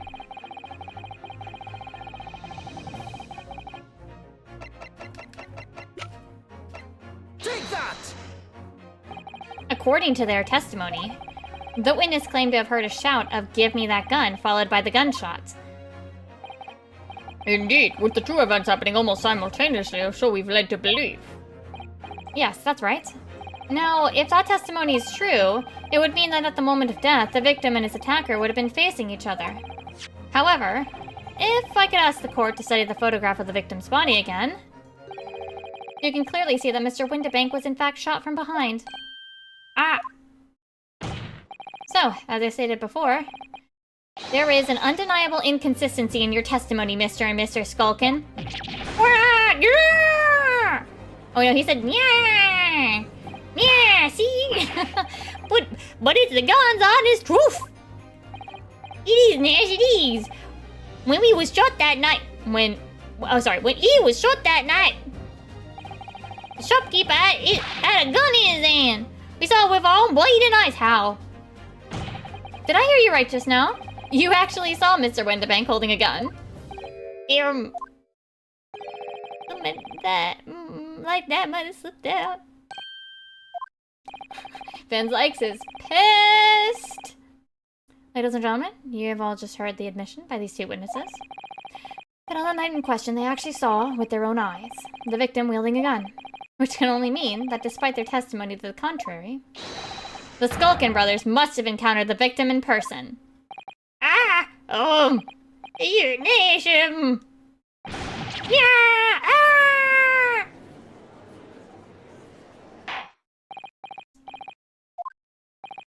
Witnesses, explain yourself at once. Well, the thing is, we weren't supposed to, It would seem that my previous warning fell on deaf ears. I made it quite clear that false witness would be the death of you. Is he gonna kill them? Am I to understand that you replaced the untruths of your original testimony with renewed lies? Så sa jag gulna tuffis, Cut it out, Nash, cut it out! We black now, you know what he'll do to us! Oh? He? What are they talking about? Let me take your position here perfectly clear. You will talk. There is no other option available to you. Well, come on, the game's up! But you don't have a guts for goddess! In case it hasn't quite sunk in yet, no matter how hard you try to hide it, the truth will come out.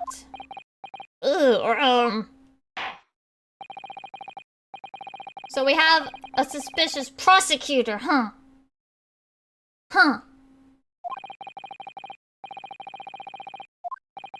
Oh, well. Do we have to? On the pain of death, I suggest you make yourselves fully aware that this is your very last chance to tell the truth.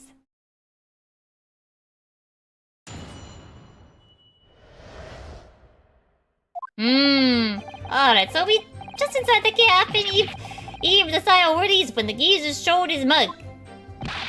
Give me that gun, he bellowed, and then he flew at us like he was possessed. I thought we'd had it. Well, no geezer, that bloke was strong as an ox. He chucked me over the counter. I pulled my gun on him, and then he laid there through that door in the back room.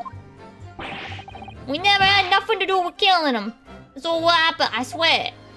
That's sus.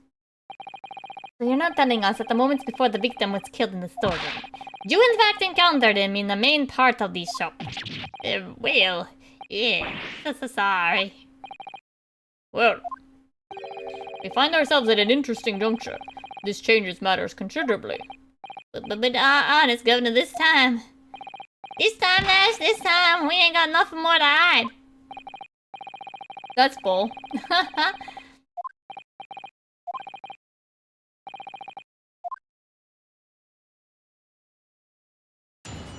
Well, we're almost at the 2-hour mark-ish. So maybe there'll be another TBC after these guys.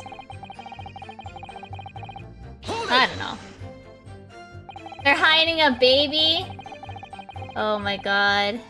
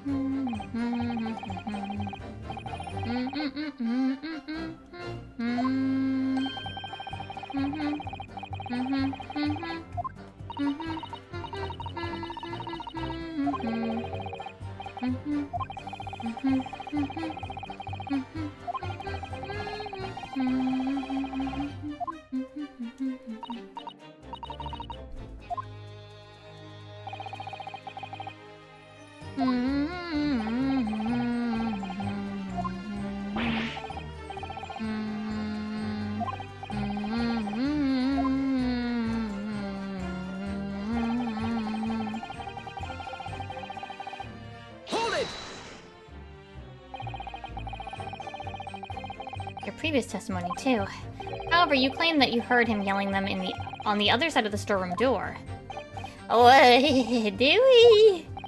But the truth is, He was shouting those words at you, wasn't he? Well, yeah. Was the victim Mr. Windybank wielding a gun at the time? Was he ever blimey lummy? A great ugly barrel he had pointing straight at me frontispiece. Does it just mean face? Did I pronounce that right? So what we're saying is, you definitely saw Mr. Windybank with the gun at that time, is that right? It is, Gov, it is. Spot on. Then all of a sudden he came out as he did. It was bedlam. I didn't know who was going for who. You were clearly all going for each other. Like Nash said, we thought we'd had it. I mean...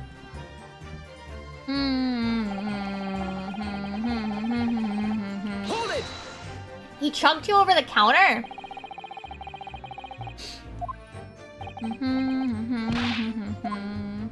You know, in real court, these guys would have been, like, thrown out, right? Right? These guys would have no longer been able to testify after being proven at this point. I know it's video games, but, like, you know. These guys would have been kicked out, like, not even, like, even if they were allowed the first time for, like, their testimony, like, even despite their criminal background, like, they would have been thrown out, like, the minute we found any of these inconsistencies in the first testimony. But video games.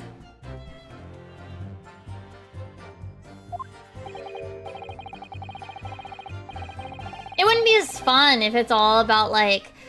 Well, I don't want to say it wouldn't be as fun, but it wouldn't be as good if the whole situation was, like, nobody was... Like, there was no, like, word-based thing. If it was all like, oh, you have to, like, watch for their tiny eye flickers or whatever, like...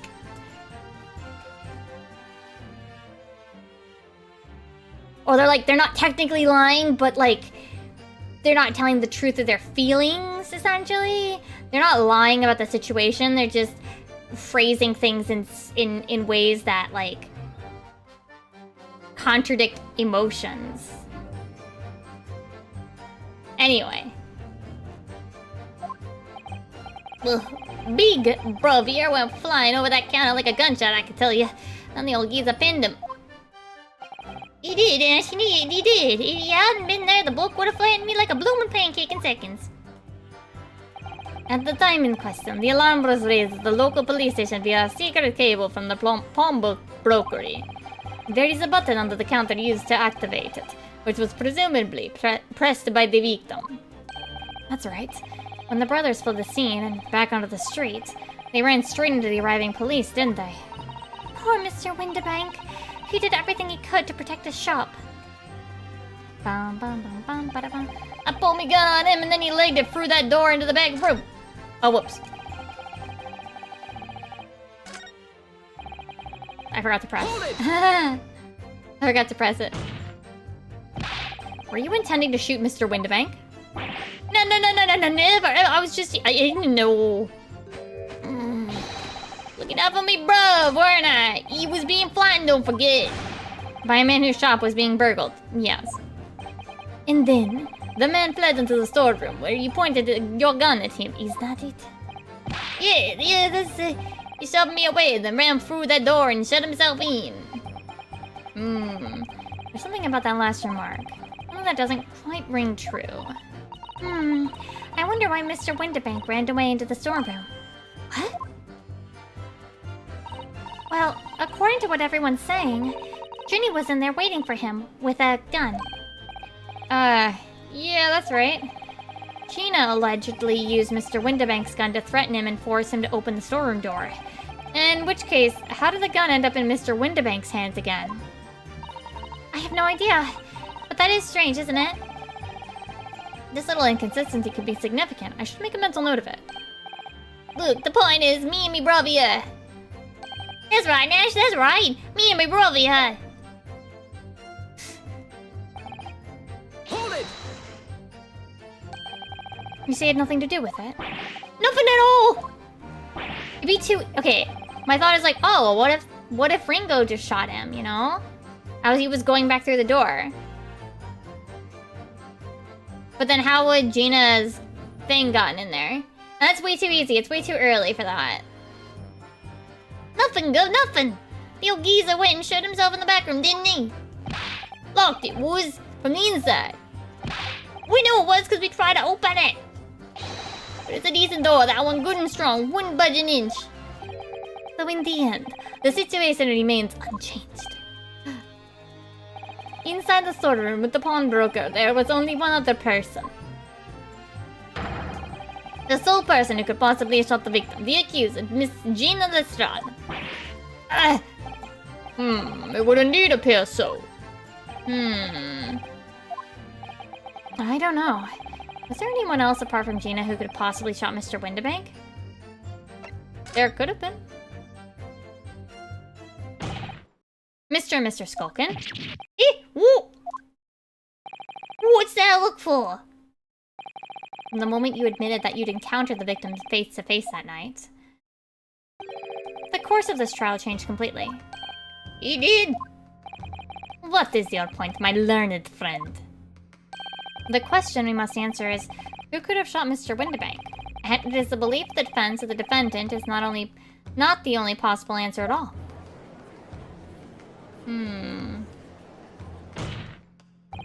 You have my attention. In that case, let us return to this plan of the premises. The victim was killed in the storeroom, which was locked from the inside. Those are the facts. So pray, what other possible answer to the question of who shot the man could there be? Shit. 2, my lord. Twice as many chances to be right, maybe. Indeed. Namely, from what location did the culprit shoot the victim? And furthermore, where was the victim at the time? Understood, my lord. Oh, wait! Gina would lock herself in because she's now terrified of, like... Right?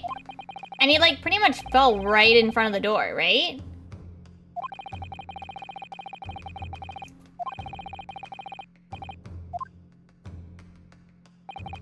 So now, time for some clarity.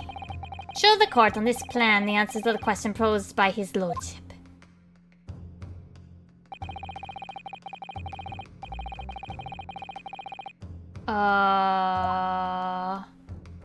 Like...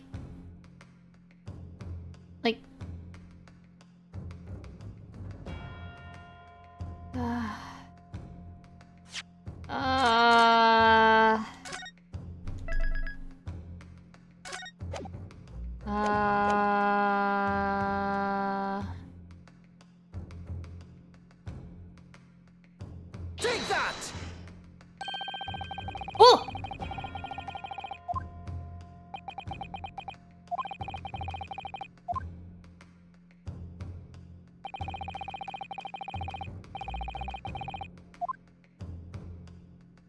Take that! Objection! Wrong?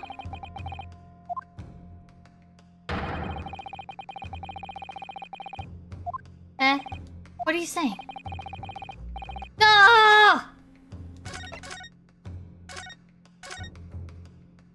have to go through both? This makes the most sense. Like, he shot him from, like...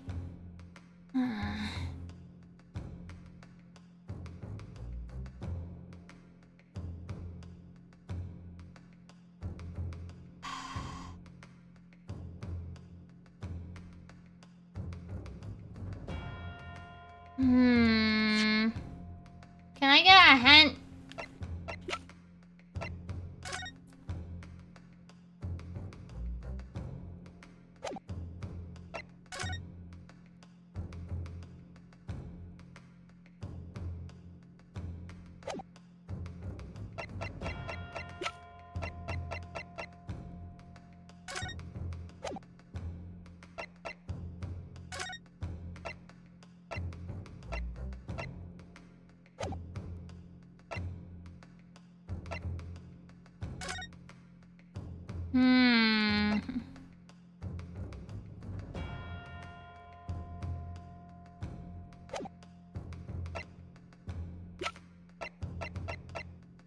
Hmm.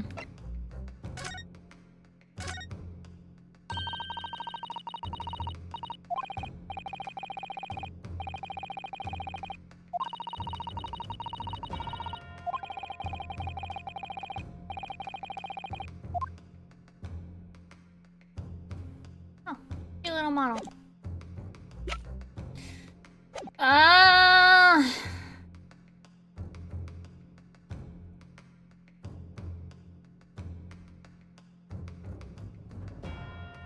Take that! I don't know. Maybe I should listen to the hint just in case.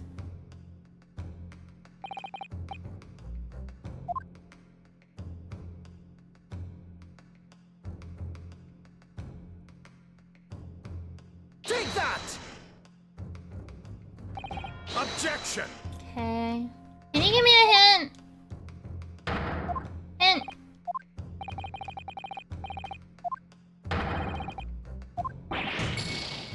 Give me a hint, Iris. So the questions are, from where did the culprit shoot the victim? And where was the victim at the time? Well, I don't see why we can't show that someone other than Ginny could... Yeah, okay. Wait, what? Someone other than Gina in the storeroom?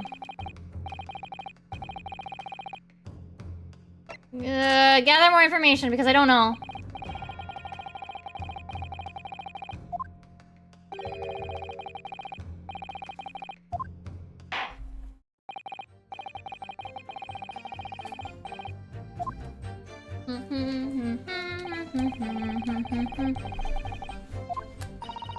They're still hiding something, don't you think? Yeah, I'm sure of it. And not just a minor detail either. It was almost certainly because these two, that poor Mr. Winterbank. Well, you can't let them get away with it, Bruno. I know. But I get the feeling that there's even less evidence at my disposal this time to prove that they did it. We've come so far. Now it's time to finish them off. Well, I'll do my best.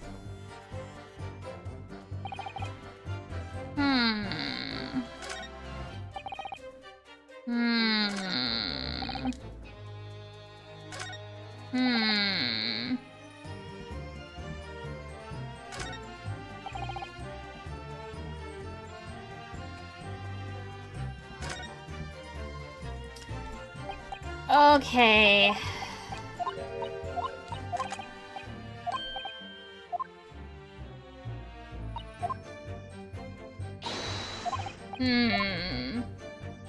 I don't know.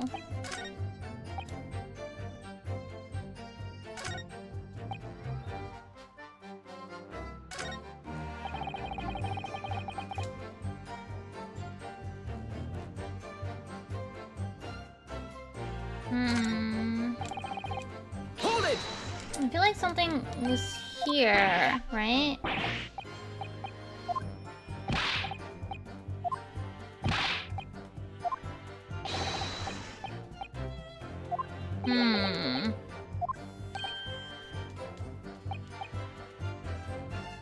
Wait. Oh wait, that's the thing that's...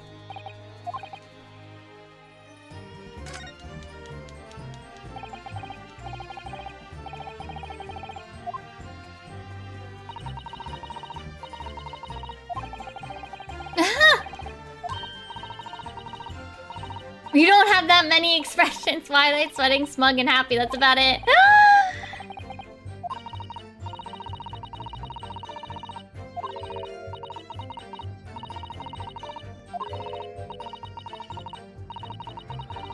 I'm just here for moral support. Yeah, okay.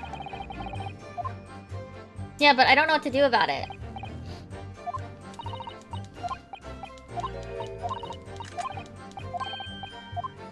There was something else that I pressed and he was like, sussy. But I don't remember what it was.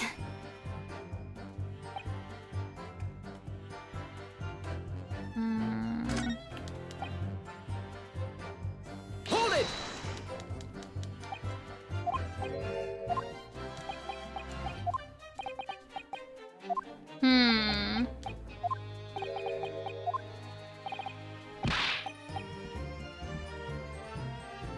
Can I present anything here? No, I can't.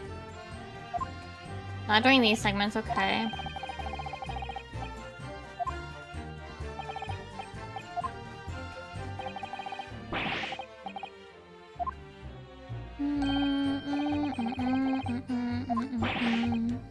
I'm not sure what to do here.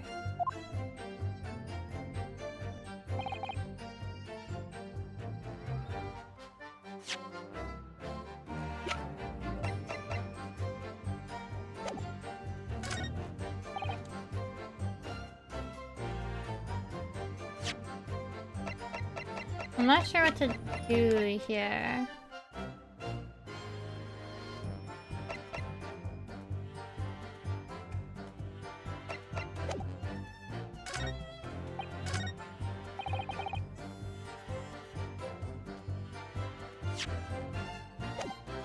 Hold it! I don't know what to do here.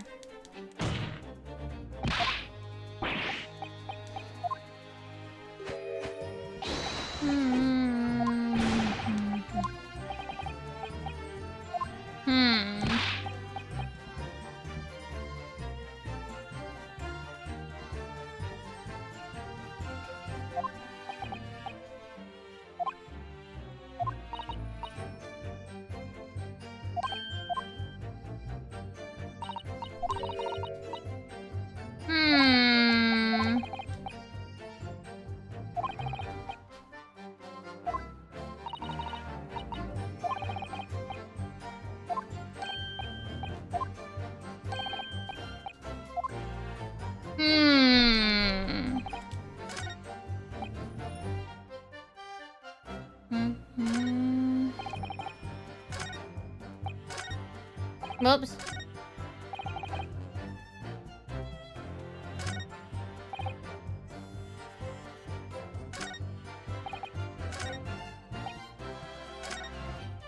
It's gotta be this, right? Maybe it's this? Objection! No, music didn't stop, damn it. Damn it!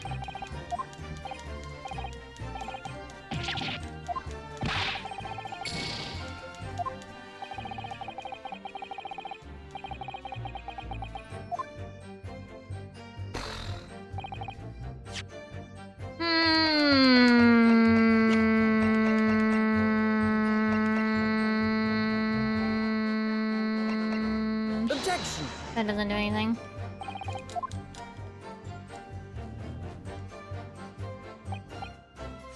I'm loading again.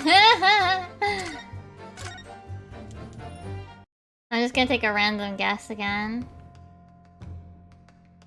Take that! Oh wait, I can't zip in there. Back up, back up. Wait, let me actually like guess. Okay, back up, back up. If they're gonna try to be like, Take sure, that! here.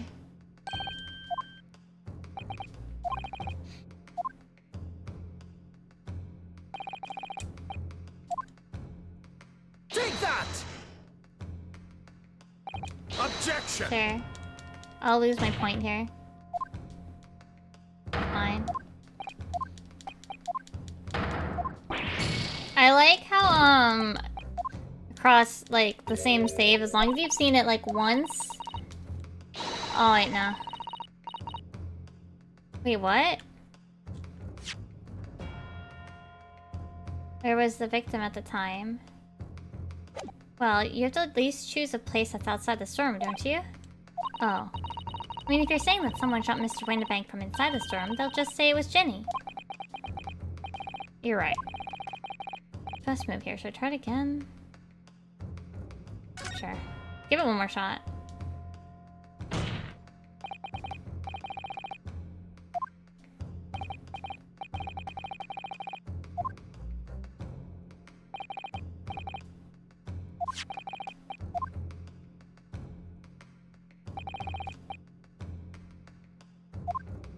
Wait, what did she... Shit. Wait. Wait, I wanted to hit X. What did she say?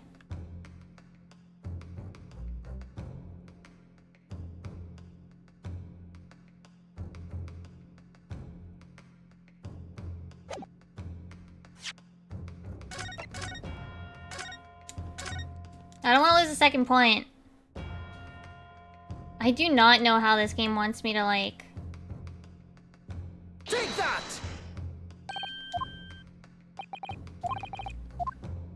Wants me to do this. Take that! Wait, did I guess? I did. I think I did.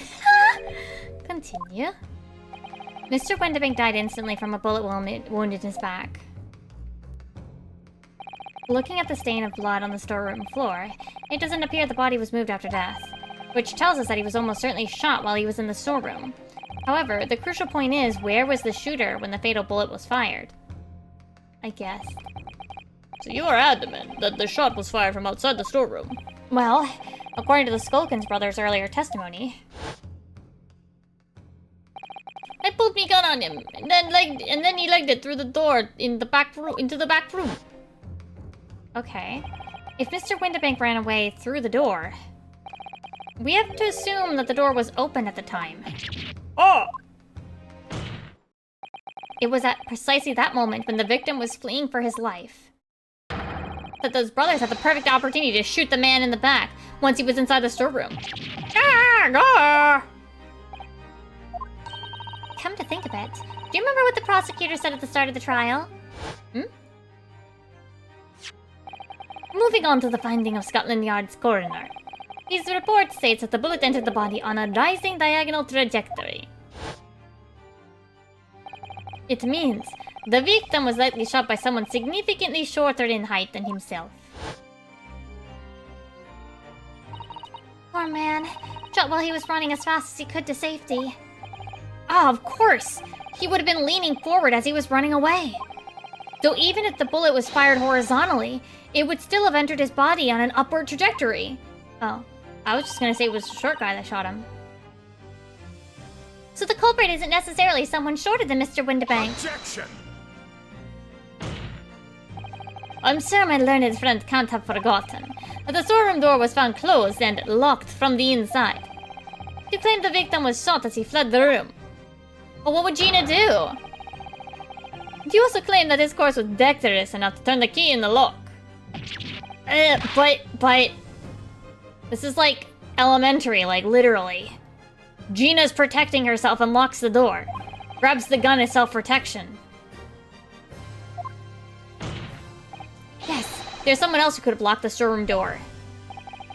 Is that so? Very well then, counsel. Present your hypothesis to the court. It's Gina! It's Gina! It's Gina! Take that! Obviously, the person who locked the door was the only other person inside the storeroom at the time. The defendant, Miss Gina Lestrade. Objection! This is absurd! You're suggesting that the accused deliberately engineered the sealed room. For what possible reason? Such actions would only serve to tighten the noose around her neck. I'm inclined to agree. There's literally, she just saw someone die in front of her! Hello? Are you dumb? Yes, that's a tricky one, that. Ryunosuke, are you dumb? Don't listen to them. The answer's obvious. Gina's protecting herself. Hello?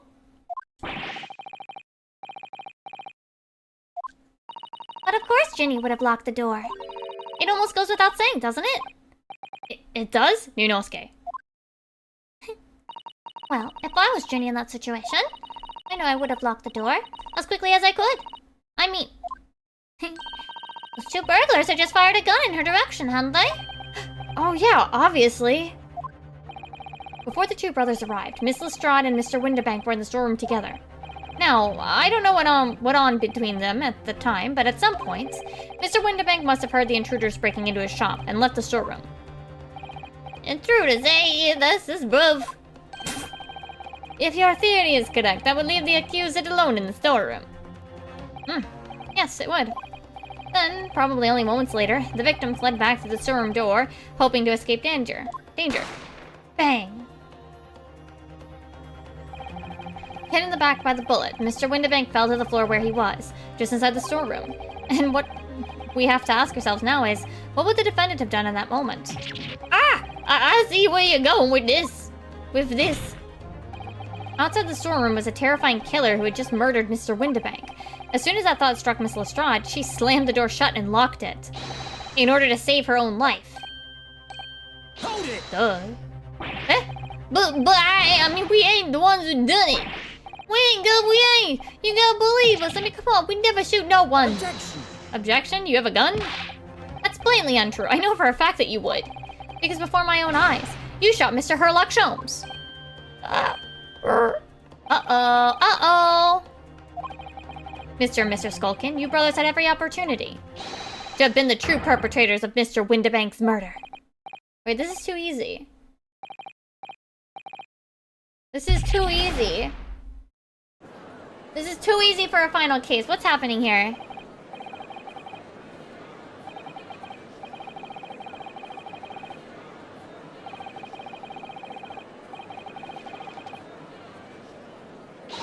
That was amazing, Noodle! All the members of the jury seem to be firmly on your side now. I know, first time ever. And probably the last. Well, I think you've done it. Surely they'll have to give a verdict if not. An admirable effort, my learned friend. What's this now? He's laughing? You find the situation amusing, Lord Van Zykes. I myself find the defense's argument most persuasive. I dare say. But how do I pronounce that word? Is the bread and butter of the street performers in your provincial eastern nation. But such blatant, malicious, conjuring tricks amount to nothing more than inexcusable pettifoggery here. What? The hypothesis you put forward is so unsustainably credible. Credibly cannot and will not stand. Because, you see, it contains a fatal flaw. A fatal flaw? Chicanery? Okay. Oh, you're gonna be like, oh, but how did the other bullet shoot? Oh, wow!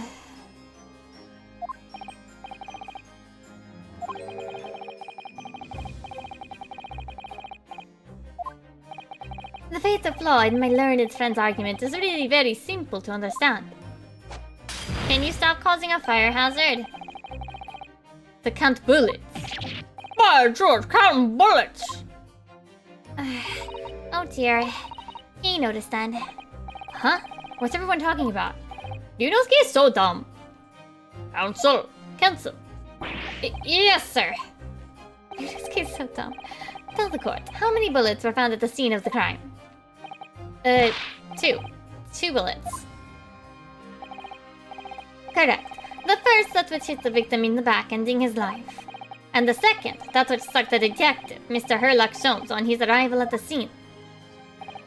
Indeed. The defense presented a picture showing the damage caused by the second bullet earlier in the proceedings. How do we know that's Sholmes' blood, though? We have no idea whose blood that is. Your lordship's understanding is correct. Furthermore, we know there are 2 firearms involved in the incident. The revolver belonging to the victim, Mr. Windibank, and the Skulkin brothers' revolver. The evidence shows that a single bullet was fired from each gun. Yes, indeed it does. A single bullet from each. Now then, my learned friend. You yourself told the court only moments ago that these 2 brothers shot Mr. Herlock Sholmes right before your eyes. Yes, I did. Oh my goodness, I think you'll find that if a single bullet was fired from the brothers' gun at Mr. Sholmes, it means Windibank not shot by same gun. Stop. Only 1 bullet. Stop. Exactly. Okay. Yes, this Nippon street performer presented an ostensibly credible argument. However, it was never anything more than a diversionary trick with no hope of standing up to scrutiny. Ugh. Ah! He's gonna break his back. Sir!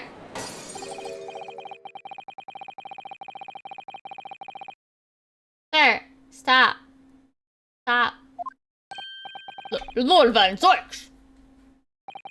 But this court needs to open its eyes. The accused, Miss Gina Lestrade, is no ordinary little girl. Despite her young years, she can, regrettably, no longer be described as a Are you trying to try her as an adult? No, the person in the dock is far from a law-abiding citizen. She has a past riddled with criminal conduct. So? The truth is, the accused had broken into the pawnbroker on the night in question with loathsome intent. As we can see beyond doubt in this print, which depicts her threatening the victim with a murder weapon. No? And I have here in my possession one more piece of evidence the prosecution wishes to present. Isn't all evidence supposed to be given at the beginning? Isn't it? No, don't give it him! It's mine, that is, mine!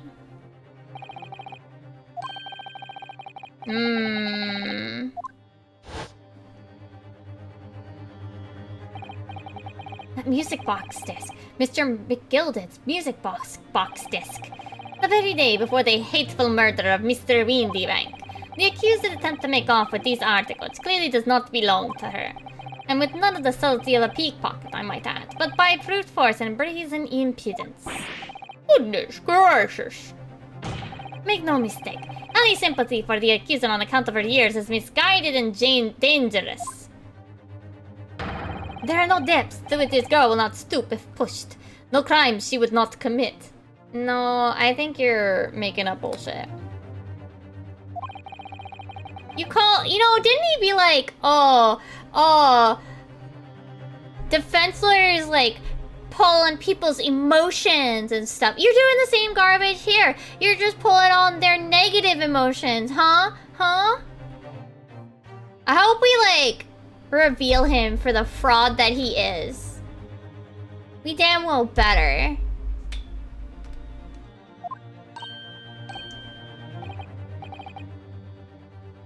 And I damn well hope we also prove that he's the one rigging the jury.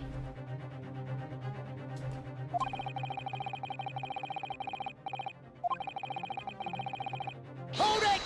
Oh! Ah! Lord Van Sykes, Inspector Gretson? What? Yes, Inspector.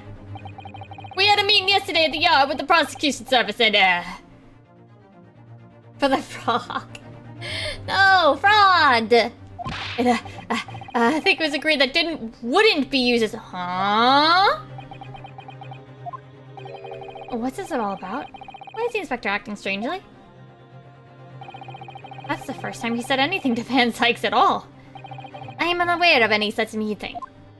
But those were the instructions, right from the top. The government bigwigs were insistent. Inspector, I am the prosecutor, and I alone determine how to present my case. Your warning is noted, thank you. The prosecution wishes to proceed with submitting this disc as evidence, my lord. Indeed, bailiff.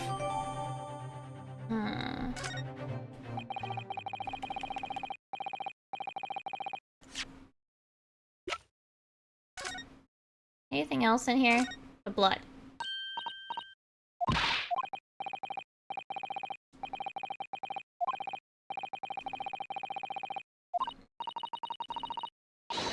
Oh, right!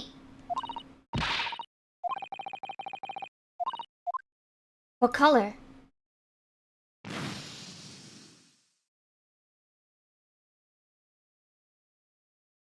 Me? Wait. Wait, we know whose blood this is!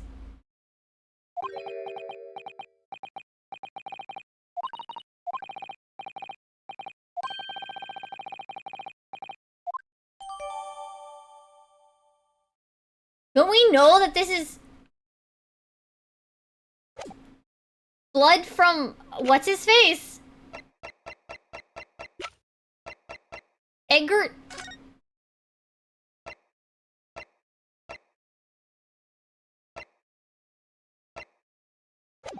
Don't we know that that's from Eggert, dude?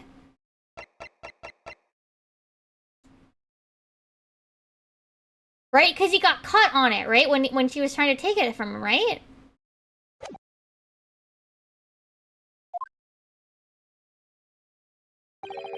There's nothing more to add.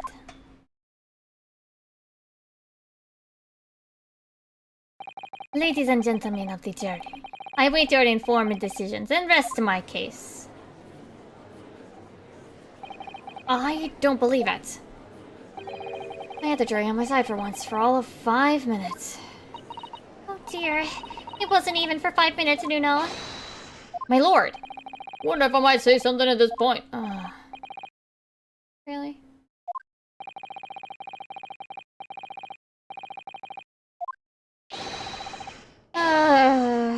Okay, another summation examination. Let's go.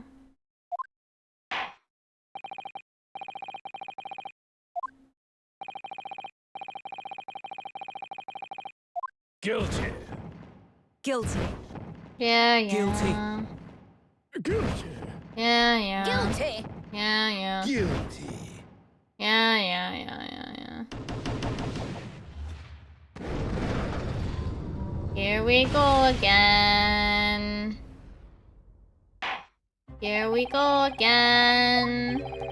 Not this shit again. That's my line. I wrote that for Hurley. Ugh, how dare he use it against us? Don't you worry, Iris. I don't think we're finished yet. There's still more to this case than we realize. There must be, because there's one thing that I'm absolutely certain of. Gina didn't shoot Mr. Windbank. That's beyond any doubt. Very well. We will proceed with the second summation examination of the day. Mr. Foreman, are you and the other jurors ready? Yeah.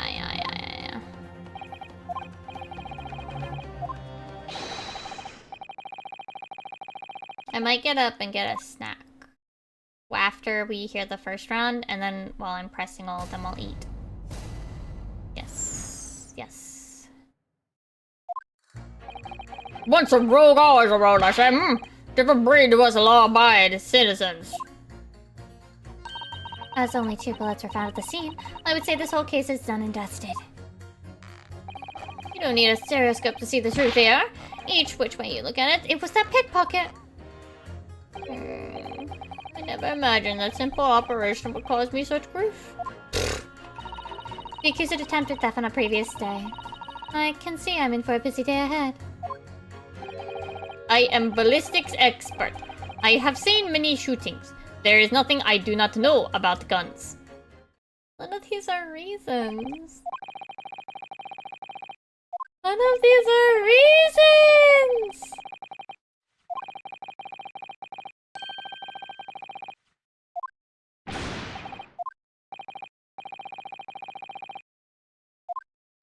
It's not fair.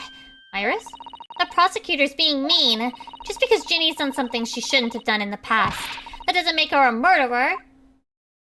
Iris is so cute. Iris! Allow me to savor this fruity vintage while I savor the spectacle of your flutist debate on the matter. Here's the truth coming out, eventually.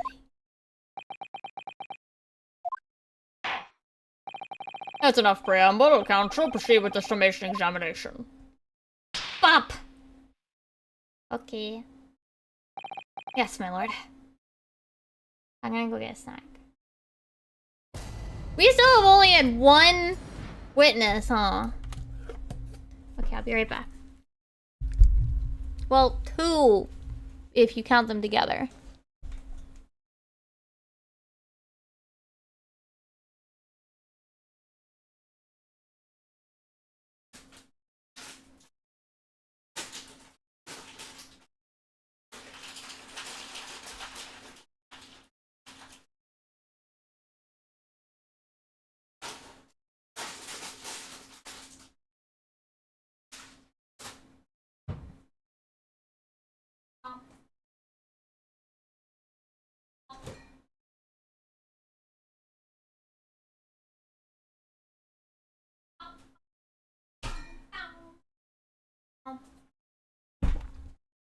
No!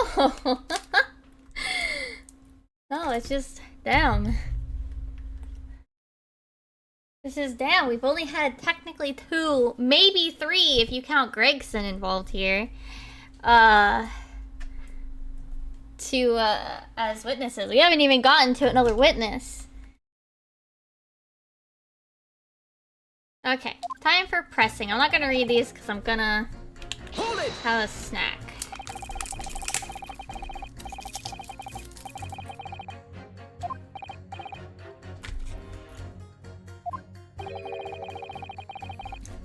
Oh damn, do know it's gay.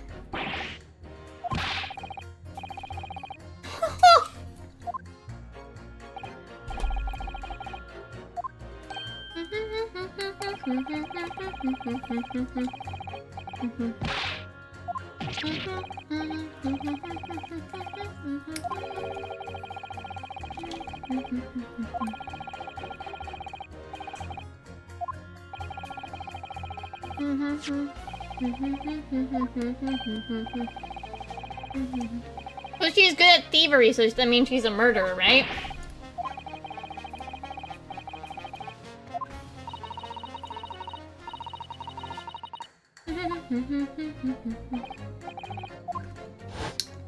Well, I've already looked at it.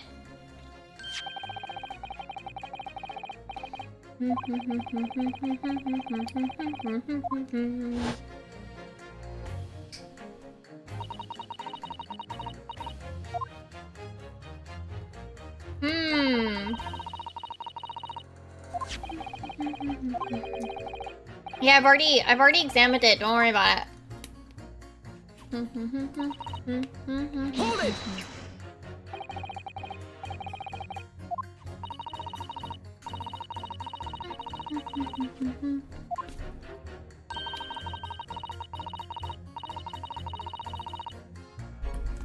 Do you think there's maybe more guns shot? And we don't have them?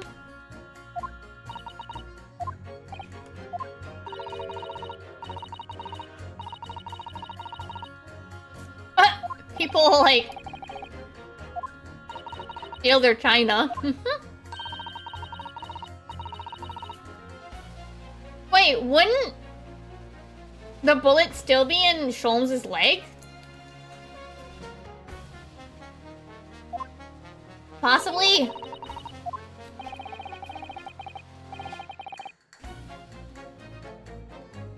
But right now it's impossible because I can't prove it.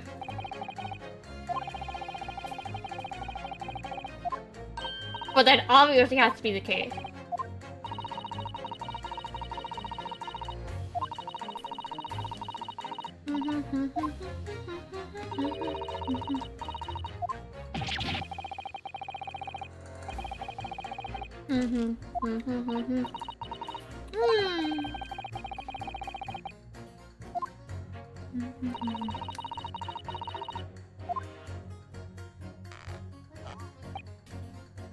Hold it!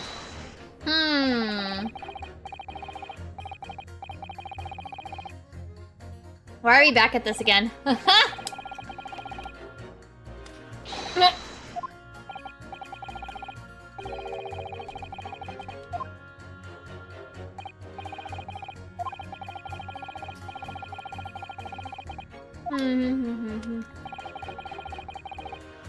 They're really having fun with this stereoscope thing.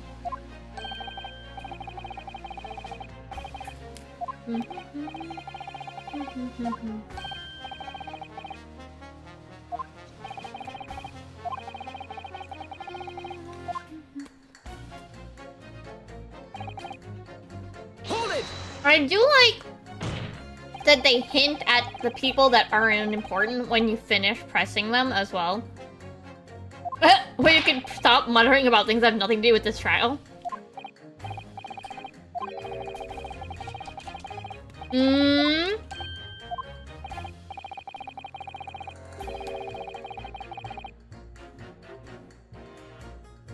What?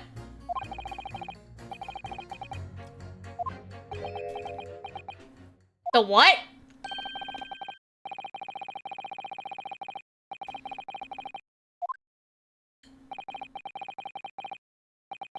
Herlich? No. Herlock?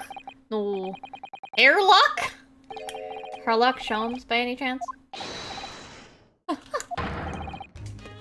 Hairlock fellow! What?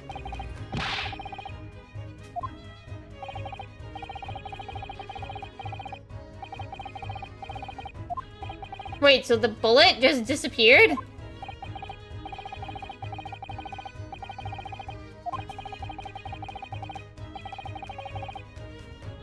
Like a shot.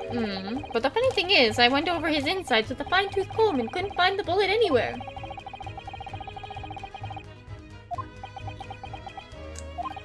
I hate to say it's the obvious, but... Yes? Bullet is still at the scene of the shooting. Oh!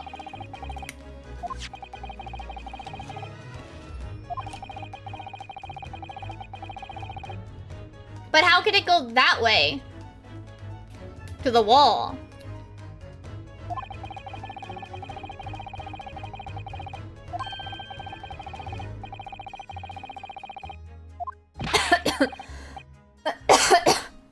Sorry.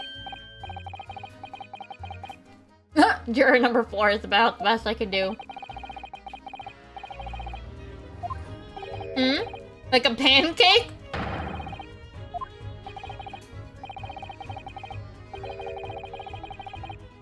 Oh!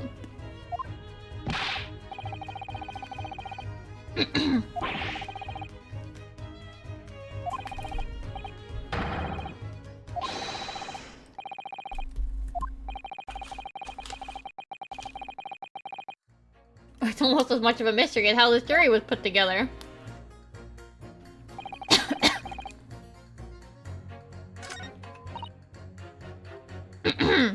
Oh man, my throat is ticklish.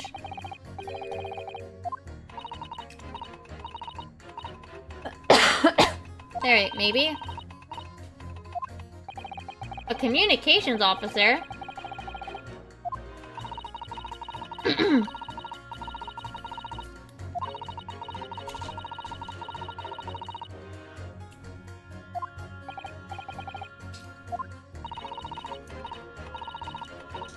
Okay, ma'am. You're gonna break your telegram, ma'am.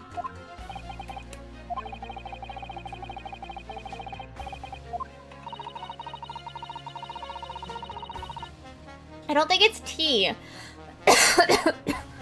Sorry, one sec.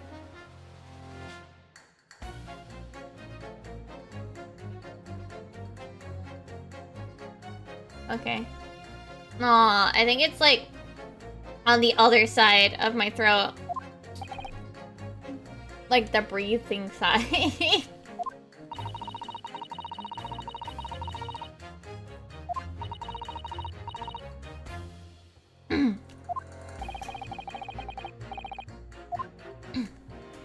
Pop some water? Okay. Hold it!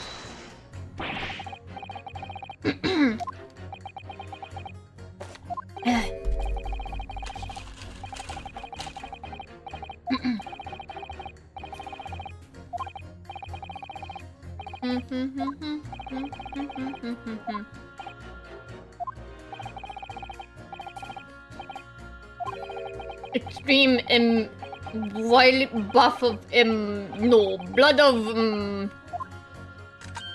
Ah! Extreme violent bloodbaths, perhaps? those. Okay. Okay. I'm surprised you still have a tongue. Oh my god.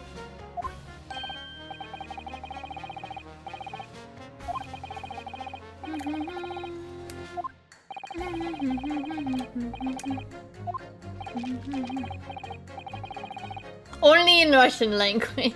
Ah!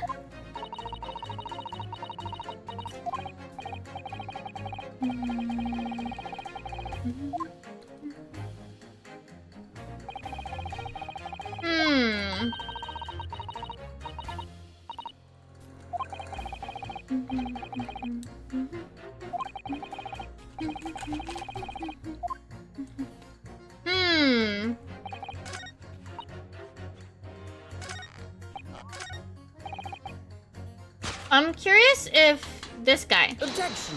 Oh, yay, that does help. contradict the idea that all I do is pictures. These two statements clearly contradict the idea that all I do is pictures against each other. Oh, a ballistics expert. Pitting. P-I-T-T. On the night in question, Mr. Holmes was stopped by one of the Skulkin brothers. And the bullet didn't pass through him. However, no bullet was found lodged in Mr. Sholmes' body either. Furthermore...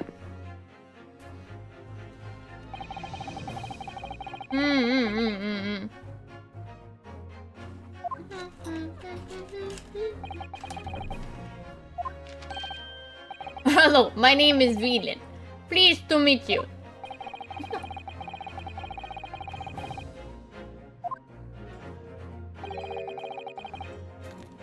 Yeah, where did the bullet go? In mother. It was night. There was blizzard. I was running away along mountain road in freezing cold. Golly. The snow was piling high on both sides of road. It was very narrow and dangerous. My pursuers had hunting rifles and they were on dog sleds. Mental note. Don't ask too many questions.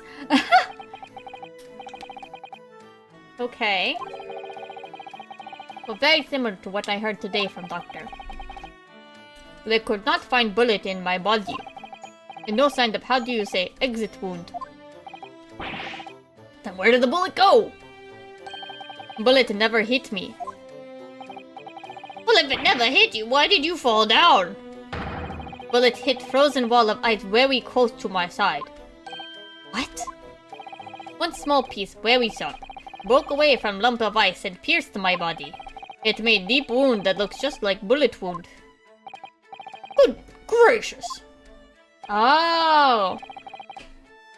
Of course, piece of ice quickly melted inside me. Oh.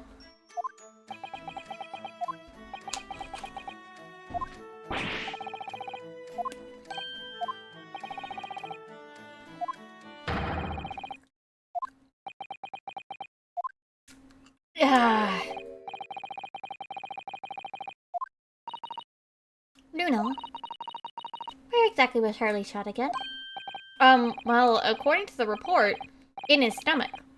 Sort of around this area, I think? Well, that's precisely where he always wears a little pouch on his belt. What?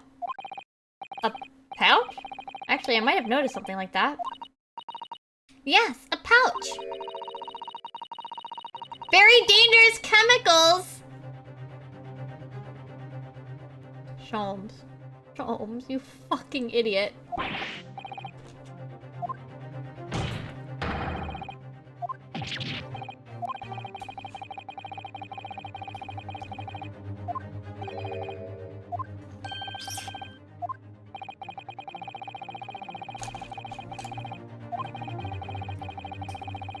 Oh!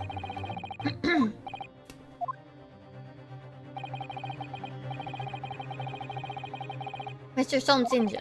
They removed the pouch in order to assess the wound. Oh, thank goodness!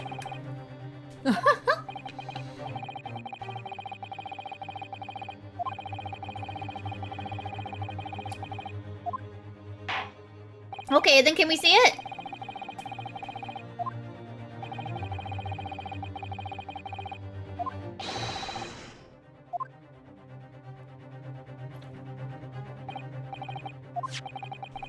One of them is broken!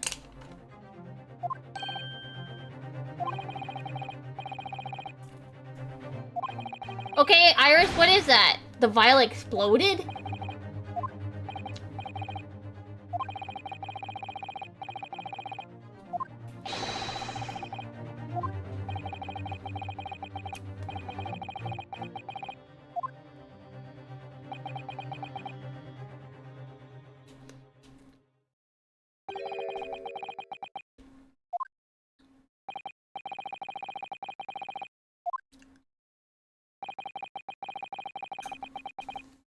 Yes, it does!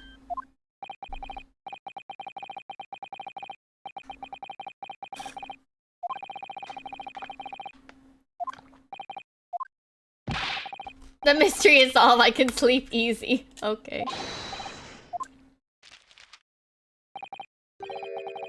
Thank you very much. Glad I could help.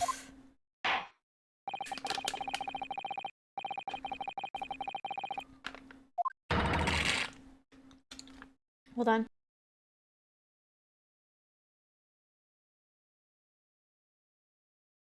Okay, I finished my snack. I gotta look at it now. Shut up. Who are you, turn up? That's a good question. No one knows. My god, there's so much evidence this time.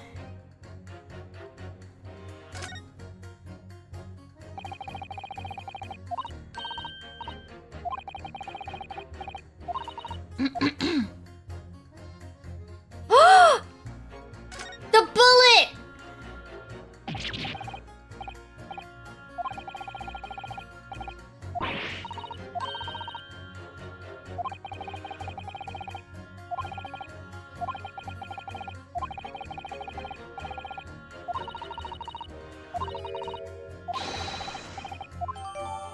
A bullet!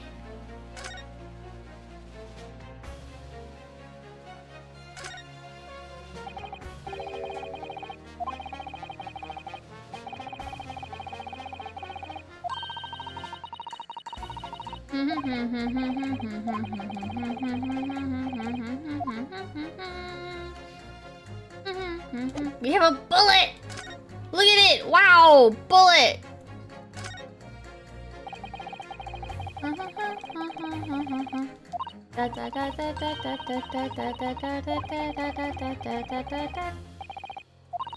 Is it possible that the glass vial and the leather pouch would have stopped the bullet from actually getting to him? Is that thick?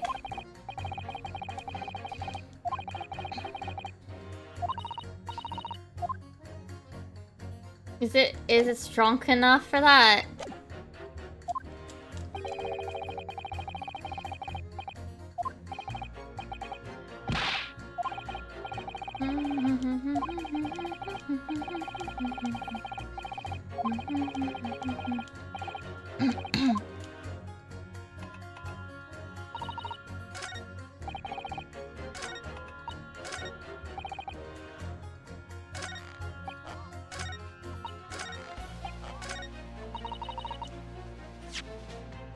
Can I present? No, I have to press. Hold it!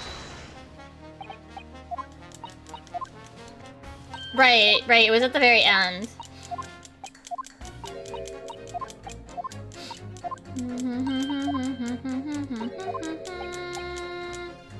Ah! Shoot! I hit the wrong button. God dang it.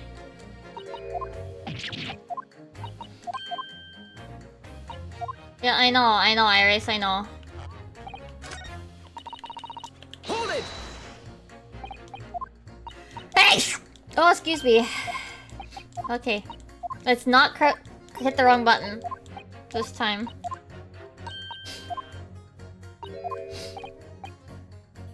I can prove it!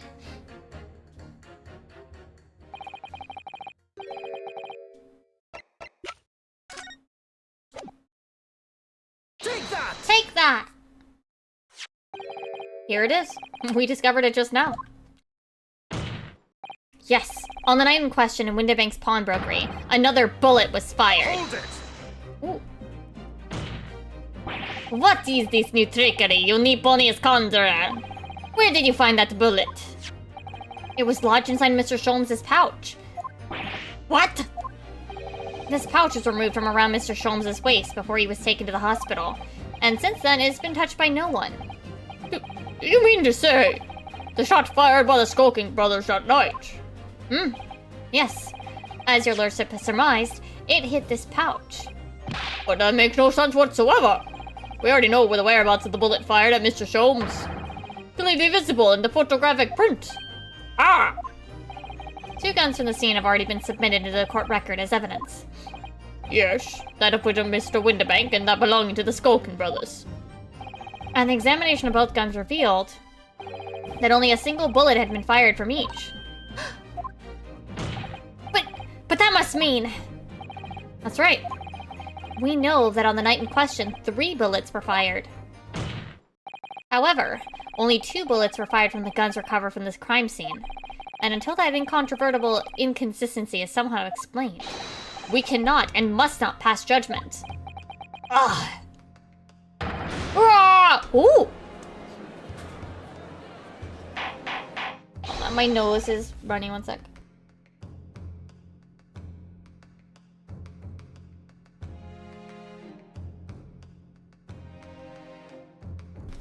Okay. Yeah, I'm fine. I sneezed, so obviously something was bothering my nose too.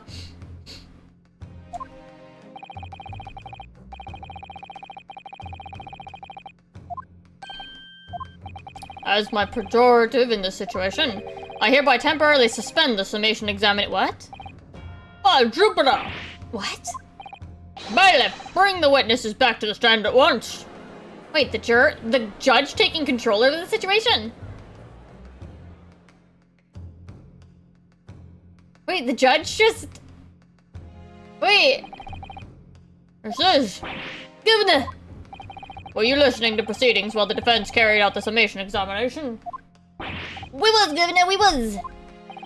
Perhaps we can dispense with the tedious preamble. Simply answer this one question. A 3rd bullet has been identified at the scene of the crime.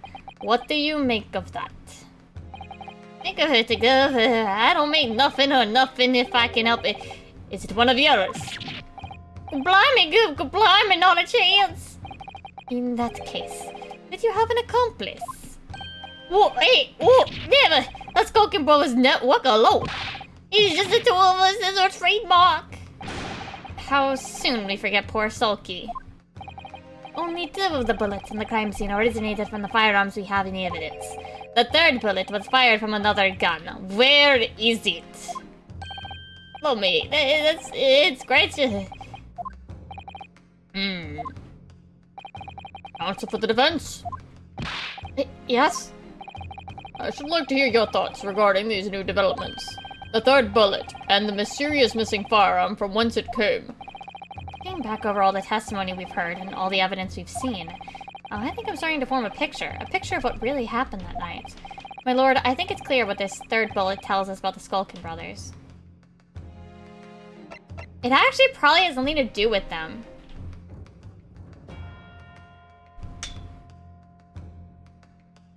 Because the green blood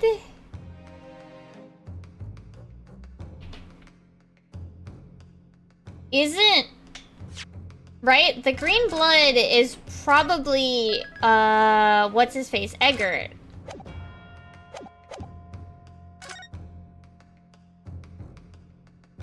I believe it has nothing to do with them. Eat. Ew, Nashi. That's right. Yeah, nothing to do with a gov. We've established that 1 bullet was fired from each of the 2 guns already known to the court. The logical conclusion, therefore, is that on the night in question with Mr. Windibank's pawnbrokery, there was another person present in possession of a 3rd firearm. Willis the brothers may have had nothing to do with the 3rd gun or the bullet fired from it. It's inconceivable that they had nothing to do with the 3rd man. Yes, the brothers are working with an accomplice. Okay. That was the first option, but alright. An accomplice who was carrying a gun.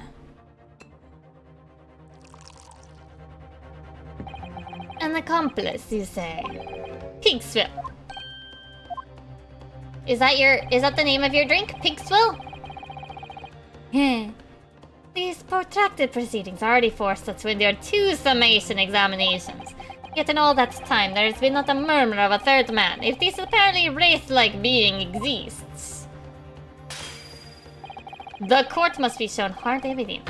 Without it, this fantasy will be crushed. Ugh.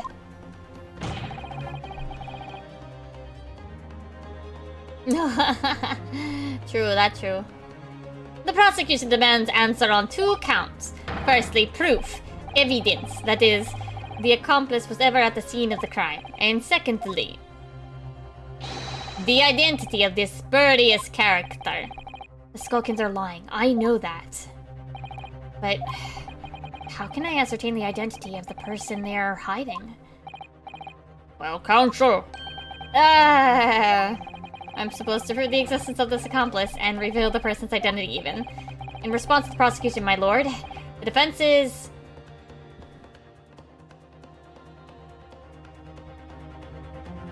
probably ready to present answers.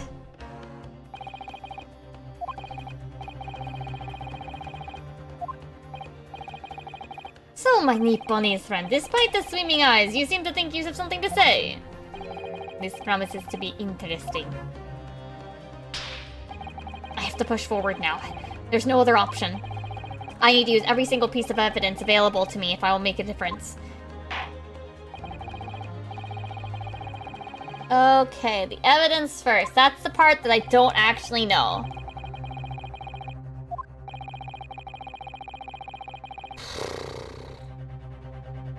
That's actually the part I don't know.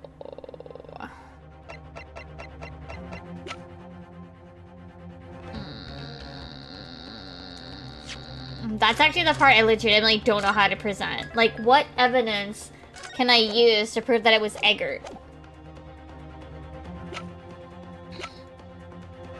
Could it be this because the blood turned green? Take that! Okay, I accidentally hit this, but it showed up, so it must be here. Do you expect the court to rifle through your papers itself? Be more specific. So it must be this. Take that! I'm gonna say this one. This is the blood sample that proves it. No, okay, not.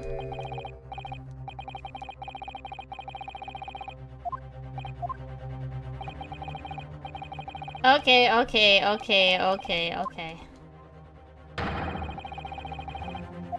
It's the other green one, then.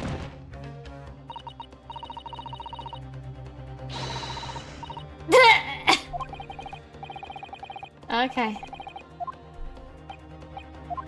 It's the other green one, then. Take that! Music? What am I looking at here? There appears to be some green paint or such like around the bullet hole in the middle of the calendar. That's a blood stain, my lord. A blood stain? What is it, Danganronpa? Green blood, curious even for you. Is the court to understand that the intruder was some kind of unhuman creature?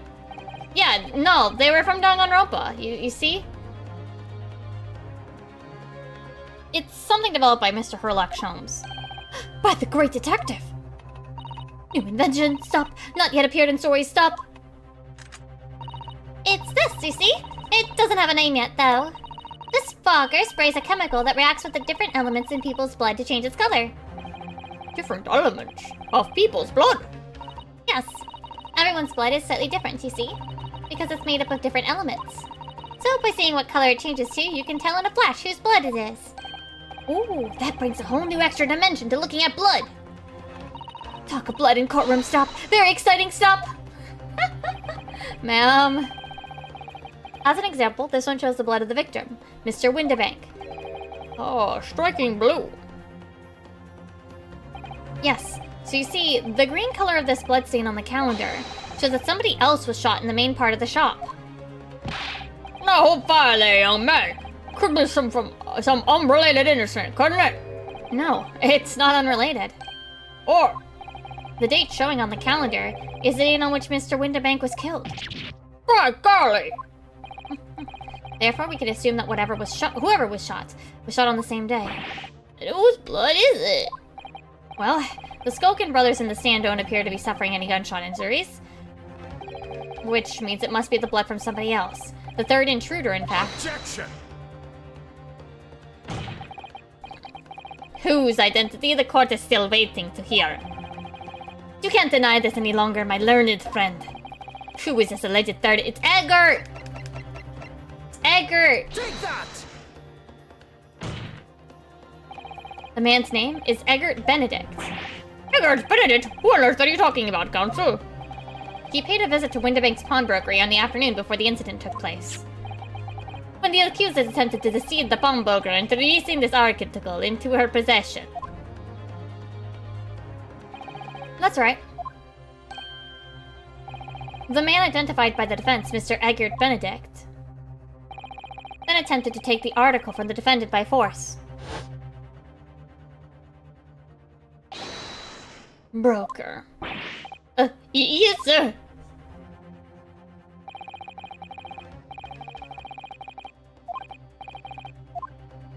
Right, this part. The JoJo.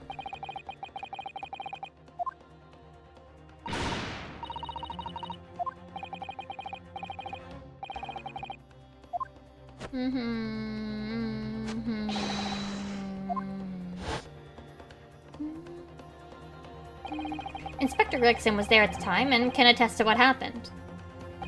In the end, it was the inspector himself who took the disc. Can you corroborate this account, Inspector?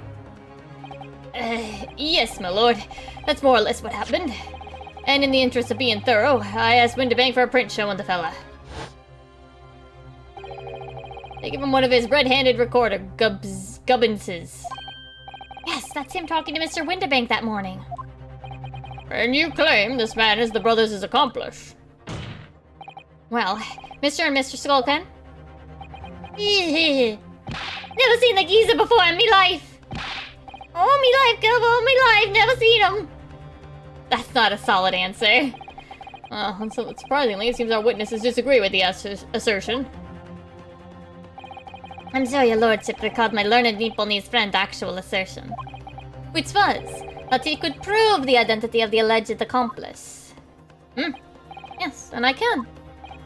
Then show us the evidence. I agree. We must see proof that the clean-cut gentleman in the photograph is the filthy criminal you say he is. This is the last piece of evidence. I've had a feeling that something has been missing in this trial from the very start. And now, I'm gonna drag it kicking and screaming into the courtroom. Are you ready to present your answer to the court then, Counsel? Yes, my lord. The defense will present the evidence now. Wait. It's gonna be in here, right?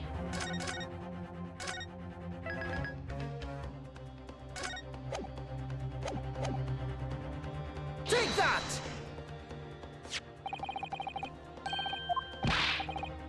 Can we just, like, pick the portfolio thing?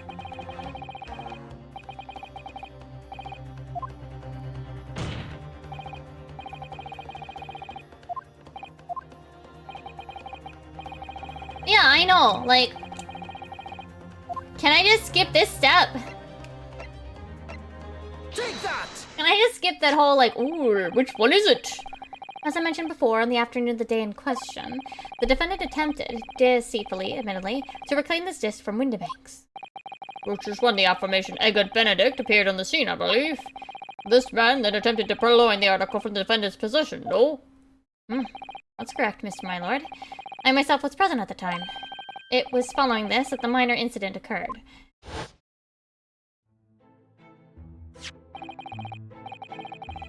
Technically, we wouldn't be able to do this court case, would we?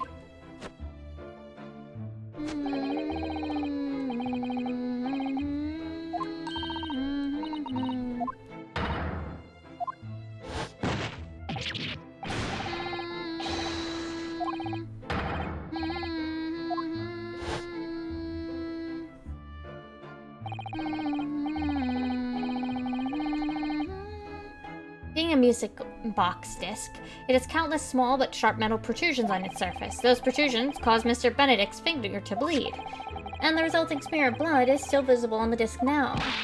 Goodness, a bloodstain, is it? My assistant and I have just analyzed the bloodstain here in this very courtroom. Using my trusty fogger gun. Yes, and we added the results to this portfolio. I say! It's green. Exactly the same color as the blood around the calendar. I don't know who's which number. The evidence is conclusive. The man calling himself Mr. Eggert Benedict, who was in Winterbanks earlier that day, is the accomplice who was present at the scene of the crime that night. Are we gonna find out Eggert's real name?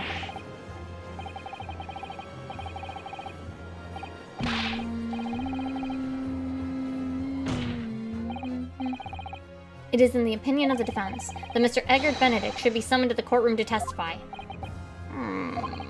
It would certainly seem that we can ill afford to ignore this gentleman's apparent presence. Objection! This has gone long enough now. This flagrant ignorance of the mechanics of law. So yours? Yeah? You? Sherlock Holmes, you say? Yes, I've heard the name. The protagonist in a series of short stories for the vulgar class. The god of detection or some such. And now you employ chemical substances devised by this fantastical persona in the highest court of the land. You expect us to take you seriously. The samples made by this plaything are not fit to be called evidence. So the bloodstain turned a shade of green. What of it? Here's to your successfully proving that no other blood in the world would turn the same color. Well... Put your foot down, motherfucker. Ugh.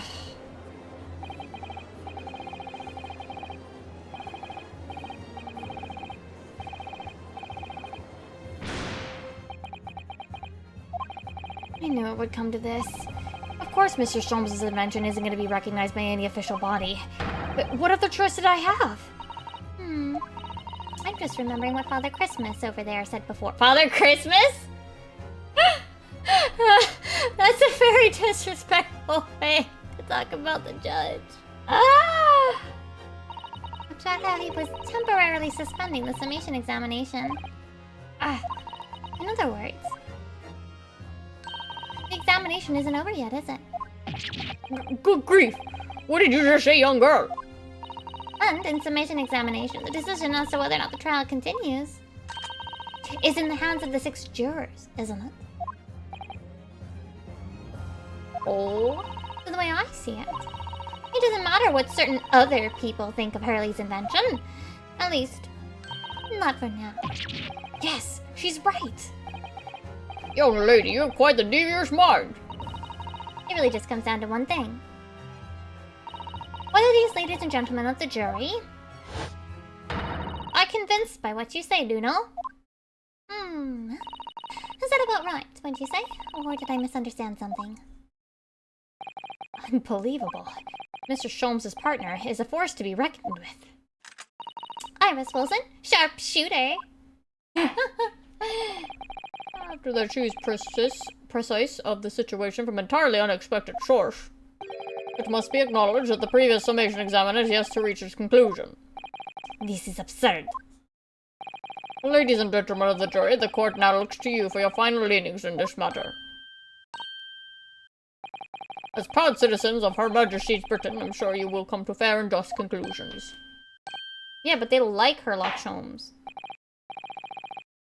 Not guilty. Yeah. Not guilty. Not guilty. Guilty. Oh. Guilty. Not guilty. Alright, I'll take it. That's interesting.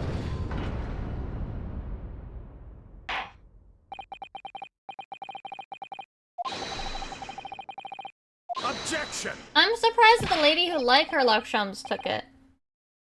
My lord, with all due respect, this is an outrage. The prosecution refuses to accept this decision. On what grounds?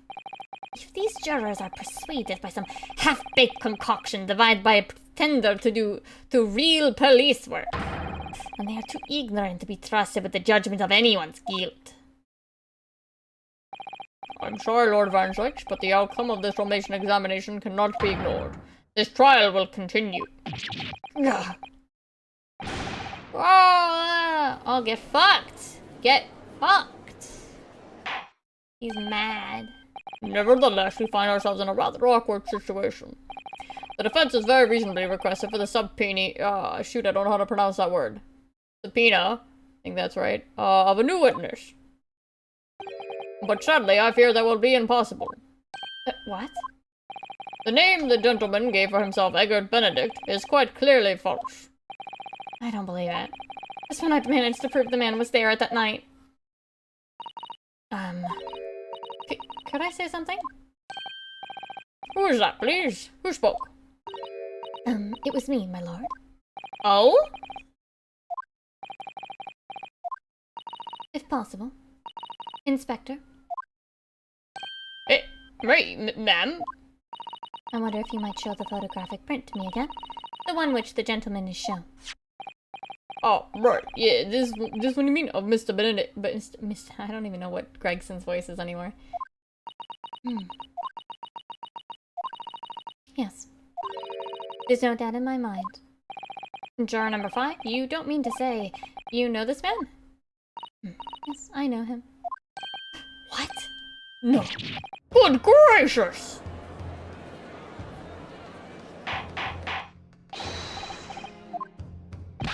Juror number 5, how on earth? I'm a communications officer. Stop. As we can clearly see, she's... Look at her, look at her, look at her! The gentleman in the photograph is... Stop. Also a communications officer. Stop. He works in my office. Stop. A very talented operator, in fact. Stop. He should be in the communication station now. Stop. Tapping away on the telegraph. Stop. This doesn't seem right somehow. I can't put my finger on why, but it doesn't feel right. I suppose we all imagine the accomplice would be some sort of hardened criminal. It's a bit unexpected to find out that he's a respectable job by day, whatever he gets up to at night. Yeah, I suppose that's it. I suppose that's why I felt something was wrong. If the gentleman is at London's communication station, we should be able to subpoena with him within the hour. Wait, wasn't... Yeah, government secrets being leaked to foreign agencies. Oh, he is so in trouble. Jojo Man is so in trouble. Lord Van Zykes, if you please. Yes, my lord. Make the necessary arrangements with all haste. As your lordship beats.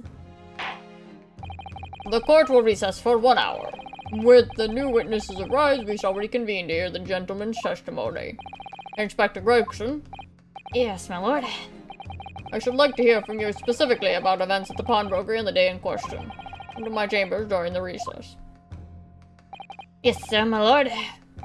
Very well. Court is adjourned until 1:40 p.m. Okay. What? Another snack. I want an ice cream sandwich. Ice cream sandwich. Okay. Okay, so we're at part 3. Give me a sec, though. I am gonna have my ice cream sandwich. We're gonna take a short break. Okay. Ah.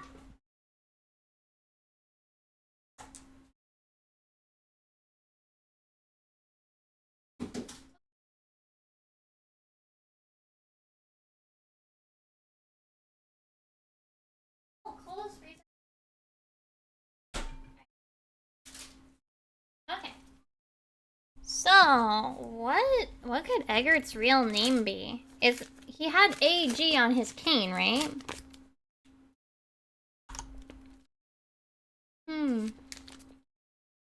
So then he's not like Skulkin or something, right? I wonder.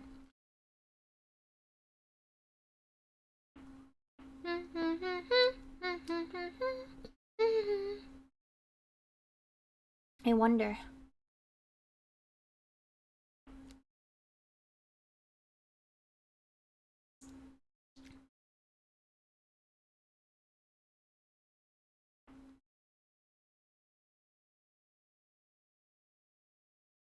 I wonder what his real name is. Not even Augert Benedict.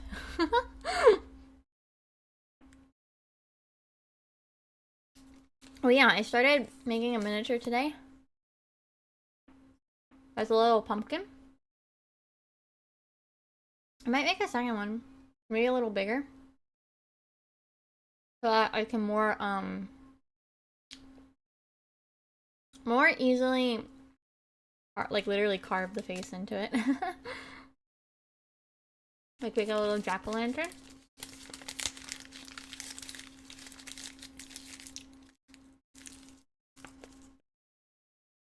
I wish I had bought the air dye clay when we went to Michael's the other day.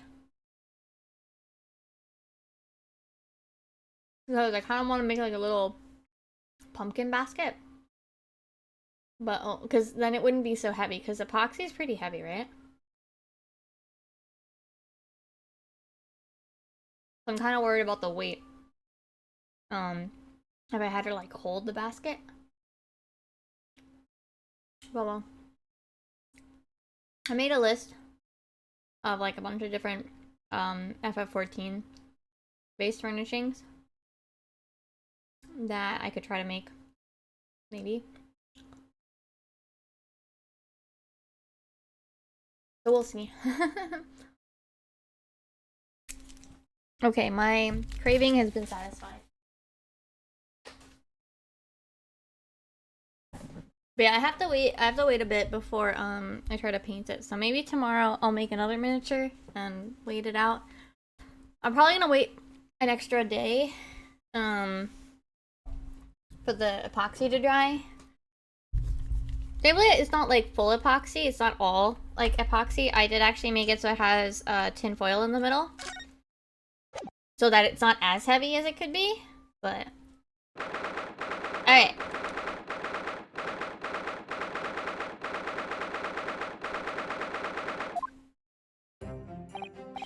Ah, Gina, how are you holding up? I'm starting to feel quite warmly towards her frequent cold shoulders now. Ginny! Are you alright? Why aren't you saying anything? What's the point, eh? I go to all this trouble and fight so hard. For the likes of me. What? You saw it? That picture. What picture? Oh, you mean this? A photograph taken by Hurley's red-handed recorder? I mean, why don't you just tell us what happened, Gina? Well, I didn't think it would have captured a scene like that's for sure. So bless. Anyone sees that gun thing I did it, ain't I? Well, I won't pretend it wasn't a bit of a shock when the prosecution first presented it to the court. But surely you gotta have your doubts about me now. You can't still think I'm innocent. But I do. Of course I can.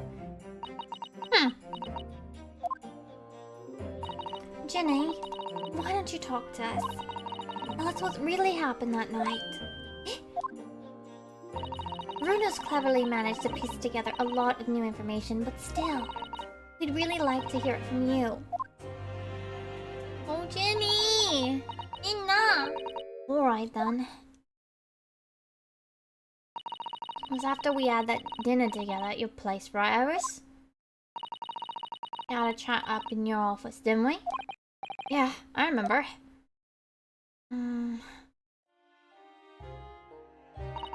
After that, I just couldn't get to sleep. I slipped out and went down the street to the 2-to-1, Windybank's place. I had to know if Iris' store was there or not. The Hound of the Baskervilles. I don't know what it's about or nothing, but if you ask me, there's something about that show in that shows that something in it that Shom don't like. Something what he don't want people reading. That's why he lied to Iris about sticking it in lug with Windybank for safekeeping. At least that's what I thought at the time. Aww. So you broke into Windybank's? I had to know if it was there or not. I mean, I had no idea all of that was gonna kick off, did I? Gina. I struck the lock and snuck inside. It was dark as you like in there. I get the old oil lamp on the counter a bit of wick, and that's when... What do you think you're doing? I nearly died, I did. And next thing I knew... I grabbed the gun off the counter and was waving it in the air like... I don't know what. Aw, Gina. Oh no, you're fine. You're the girl who was in there this afternoon. I didn't think pickpockets went in for armed robberies. The manuscript. Have you got it here? Did Sean leave a load of papers with you? The story. I beg your pardon? Under some form of If it's here, I want to see it. I'm sorry, young lady. But I'd sooner die than relinquish an article belonging to one of my customers. I don't want it. What would I do with it anyway? I just want to see it's here, that's all. Oh, you want to see it, do you? I want to know if Shroom's really pawned it here or not. Please, just let me see it and I'll go. Aww. Oh, very well then. Windhaming, sweet! Oh, for pity's sake, stop waving my gun around, would ya? Oh! Oh, it's so cute. Then we all cold wet and locked the storeroom and we both went inside. It was there alright. The manuscript, the Shrooms weren't lying after all. You did all that just to check for me, Ginny? Anyway, then there was a bigger kick-up out in the main bit of the shop. The Skulkin brothers arriving on the scene, yeah. What was that noise? Someone breaking in! Dear me. There's some burglars convention here tonight that I don't know about. I think I forgot to shut the door behind me. Sorry. Better go and take care of it. Could possibly have my gun back. Oh, well, I'll come with you. Now don't be foolish, young girl. You must stay right here. Don't leave this room under any circumstances. Oh, he's so sweet. And with that, he took the gun out of my hands and walked back into the shop.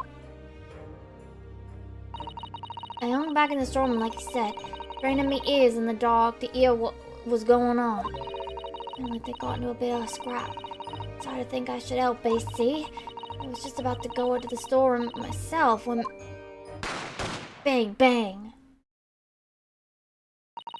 I heard a couple of shots go off. 2, I think, almost at the same time. And then there he was, right at my feet, lying face down on the floor. It was right next to the storeroom door, so I slammed it shut and locked it as quick as you like.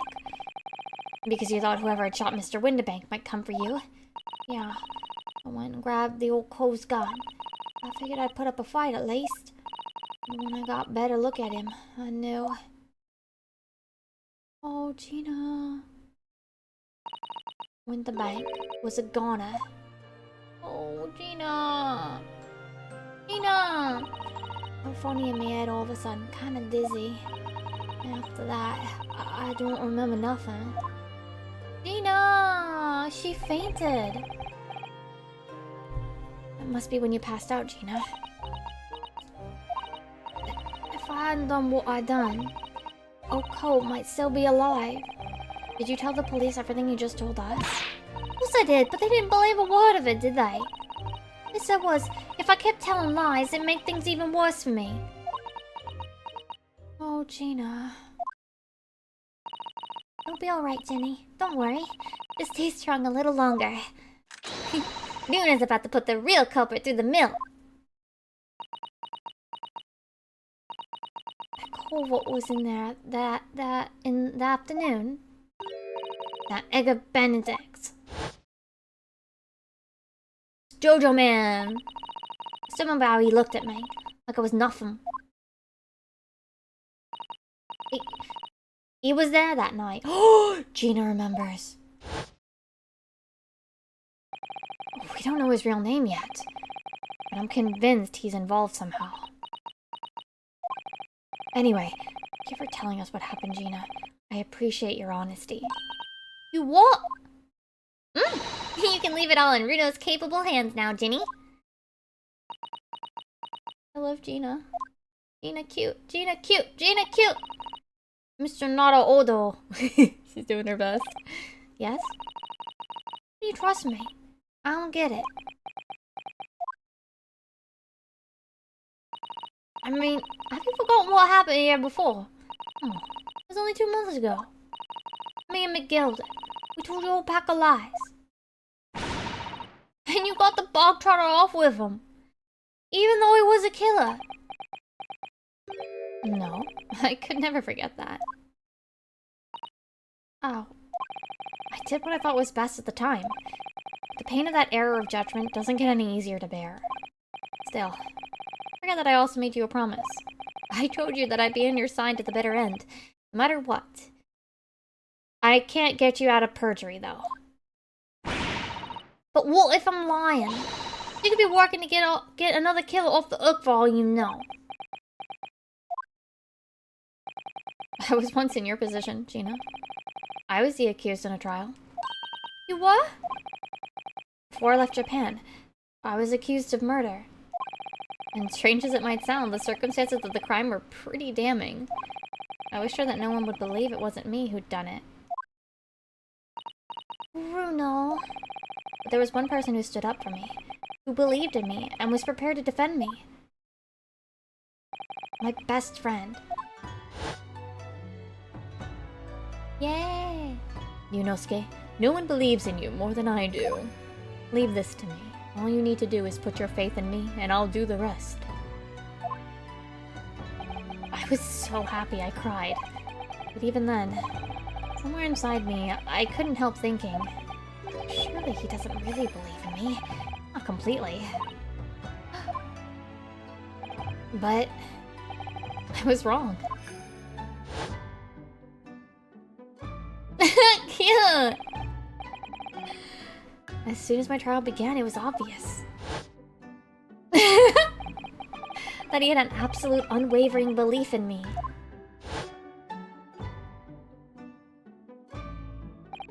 And in turn, I developed an absolute and unwavering belief in him. Cute! Gina! Since then, I came to realize, if you want someone to believe in you, you have to believe in the other person first. What are you saying? I promise you, Gina, that no matter what happens, I'll keep believing in you. You don't need to worry. I won't let you down. You're gonna have to answer for those perjury charges, though. Even though I'm a diva, and a no-good liar, you're not like McGilded. I know that. Eh? That's right. You're our friend, Jenny. Iris! We know you better than you think. And we've come to the conclusion that you're someone we can trust. Yes! That's really all we need to know. Exactly. Iris, yes woman, Wilson. Miss Inada Odo, I am...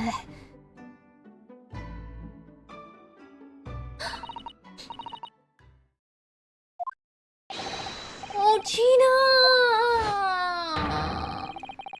Gina! Gina! Gina! I'd been both a defendant and a defending lawyer in my time. I knew only too well how hard it was to put all your faith in another. I also knew how hard it was to bear the burden of another putting all their faith in you. Oh, Gina, Gina! This is it at last. The final chapter, the final battle. Trial part 3, I guess. Wish me luck, Susato-san. I hope you're watching over me too, partner.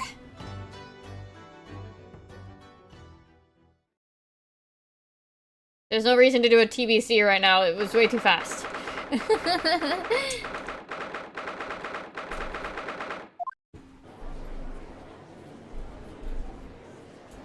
So what's Eggert's name? I hereby call this court to order as we resume the trial of Miss Gina Lestrade. Lord Van Zykes, have you successfully subpoenaed the witness? The subpoena was delivered to the communications station where the man works immediately, my lord. However, the heavy rain has delayed the arrival of his carriage, it would seem. I see. Then let us turn our attention to Inspector Gregson's persist of the case heard by the court this morning. The glaring omission of the third bullet in your report is a serious blunder, Inspector. Yes, I can only apologize, my lord. And although the defense's chemical analysis of the blood at the scene makes for a compelling argument, they cannot permit such untried methods to be used as evidence in my courtroom. It's a big mistake to cross Hurley and me. A very big mistake. My lord, the subpoena witness has just arrived in the building. Thank you, officer. Show him to the stand without delay. Mr. Eggert Benedict. I didn't expect to be crossing paths with him again so soon, and certainly not like this.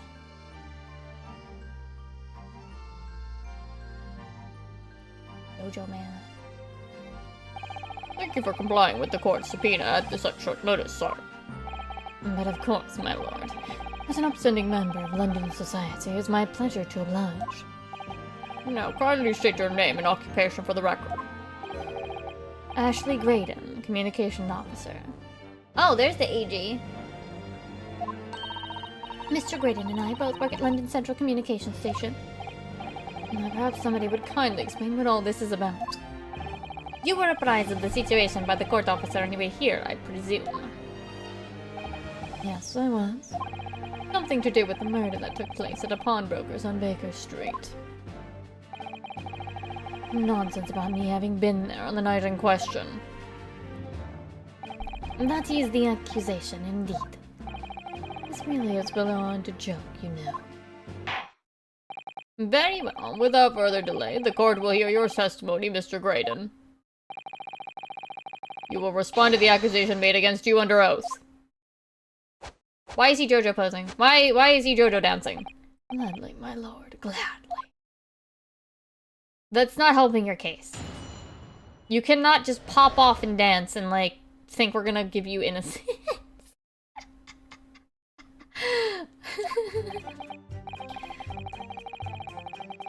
Naturally, I have occasion to make use of pawnbroking services from time to time. But are you seriously suggesting I colluded with these thugs to break into the place on the night of the murder? I have no intention of admitting to such outrageous accusation. Even if certain parties present here claim that my blood was found at the scene. Some I don't know how to read that word. Detective's homebrewed tincture can hardly be taken as serious evidence. Okay, time to press everything. I must say, I'm dismayed. At the highest court in the land to be swayed by this self-professed detective's toy. It was the will of the jury, and our great British justice system demands that the jury's will is upheld. Then it would seem we have the misfortune of a most inept assembly of jurors today. My golly! How long am I expected to be detained here? If, following the defense's cross-examination, your involvement in this matter has not been established, you'll be free to leave immediately. Good. Then I shall be away in time for afternoon tea. Some small consolation, at least.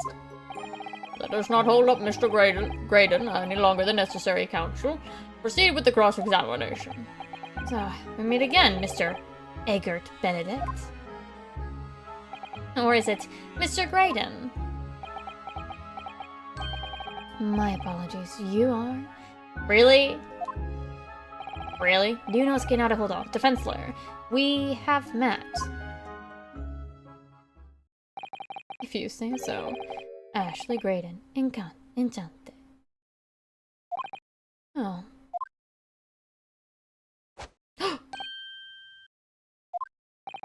I trust we can conclude this quickly. Ugh. But I'm not holding your flashy hat while we do.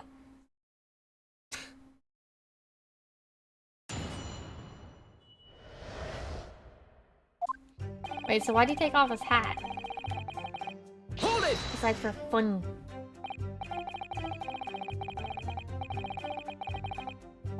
Maybe tonight before I go to bed I'll make a second pumpkin that's a little bigger. So I've started making a miniature because I wanted to have a few more pumpkins. I have a cloth pumpkin that we bought for like $1. But I kind of want to make a couple with like carved faces too. I kind of wish I bought the air dry clay though. Because that's really light, and I wouldn't feel bad like making it 100% out of air dry clay, though maybe not the best idea because it takes too long to dry. Anyway.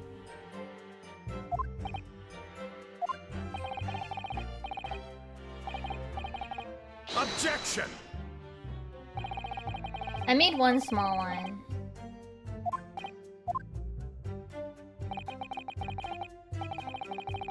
I wanted to make like a little like basket that's like pumpkin shaped. But I'm worried about making it with, like, epoxy because it's pretty heavy. So I would be afraid of, like, balancing it on her arm or something. So...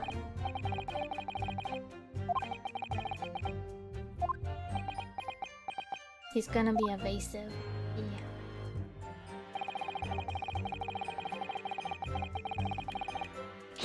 Yeah, no, I don't have any nano blocks that are orange.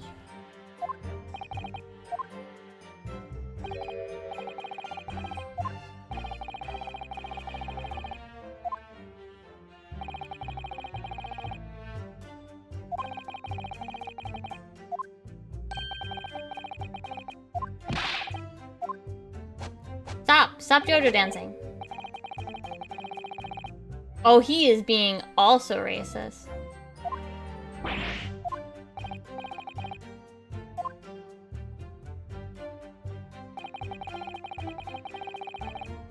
First rule of Ace Attorney, press every statement.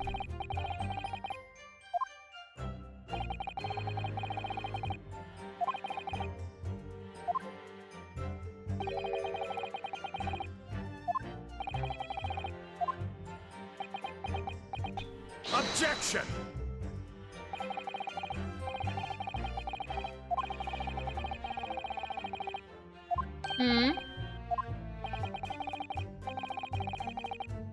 Well, he has to prove his alibi, Van Zykes. No, he has to prove his alibi. That is obligation. You have to do that, Van Zykes.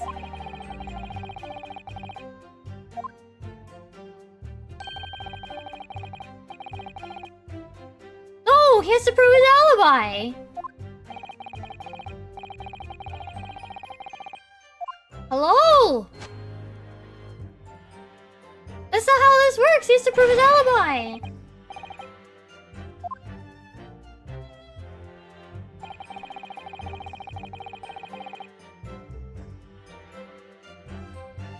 Hold it!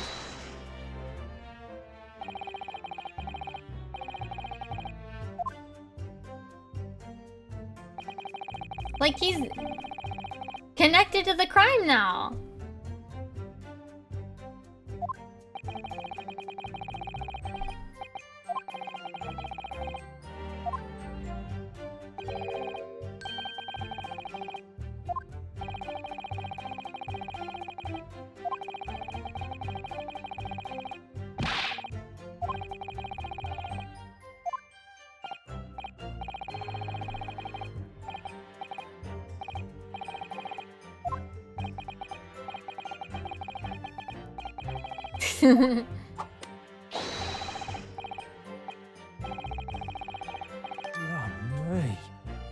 Hey! What's up? What's up? What's up? What's up? Why are you like this? Do you have something to say about that, Mr. Skulkin? Hey? Whoa! Me? No, the Mr. Skulkin next to you. Right, I'm gonna be with this. How many times I gotta tell ya? Yes, I know. You're not Big Bruv Sulky. I'm literally talking about the other one. Mr. Nash Skulkin. Core blimey, Governor, you won't. That's not the case. Is it not the case that when Mr. Graydon just spoke, a thought went through your mind? Would you care to share that thought with the court? Me thoughts? I don't know, no. It must have been him. You won't. Mr. Nash Skulkin, answer the question, please. What went through your mind when Mr. Graydon just spoke? Nothing honest, Gov, nothing. I was just thinking, if he waves his arm around like that much more, it'll open up the wound again, that's all. What wound? Where he took the bullet, of course. It was only 2 days ago. It ain't gonna be healed up yet. I was, well, you know, I was worrying for him and, Oh, L's bells! Mr. Graydon, did you hear that? What? Your comrade is worried about you, it seems. On account of your injured arm. My lord. Yes, Mr. Graydon? I have no idea what these two wretches are talking about. Certainly, I shouldn't be expected to answer. No, I'm reading their accent. It's typed. Oh! In relation to their mindless insinuations. That's how you read that word. We know that someone other than the victim was hit by a bullet at the scene of the crime 2 nights ago. And from the height of the bullet hole in the wall, that person was likely hit in the upper arm or thereabouts. Perhaps you'd allow court official to examine your arm, sir. The left arm that you're currently clasping with your right hand is in pain. No, I refuse. You have shown no evidence whatsoever that links me to these common thieves. Accordingly, I'm not obliged to permit such invasion of my privacy. Bro, as I've already said, I'm completely uninvolved in all of this. I've never had anything to do with the pawnbrokery where this fellow was killed whatsoever. that's a lie. I take offense at the insinuation that I was in any way involved. You claim to have nothing whatsoever to do with Mr. Windibank's pawnbrokery. My lord, the defense would like the last statement to be added to Mr. Graydon's formal testimony. Very well, counsel. Continue with your testimony, Mr. Graydon.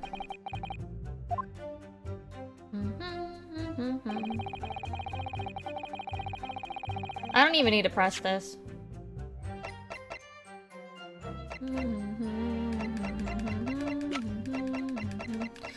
Or do you... I should press it first.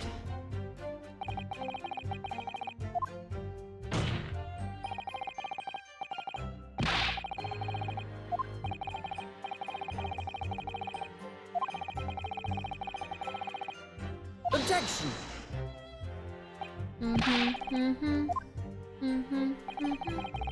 Is that right? Come on. A guy who literally can prove you wrong is right on the bench too. Oh, come again, sunshine. You were there too, in fact, weren't you, Inspector? That afternoon. Oh yeah, I do remember meeting yourself and the pawnbrokers that afternoon. You, your young Japanese assistant, and the accused were all present, as I recall. And at that time, this witness, Mr. Graydon, was trying to acquire a particular article. Well now. Gregson, you can't lie here. I'm afraid I don't remember to... Gregson! Gregson! But you must. I'm not gonna lie and pretend I remember something that I don't. Gregson. Gregson. Rex, he showed us a picture before, didn't he? You know, from the cameras that Hurley installed in Windibanks. Yeah, of course. Indeed, and the gentleman picture bears a striking resemblance to the witness, I must say. What is he doing? Gregson, what are you doing? Gregson, what are you fucking doing?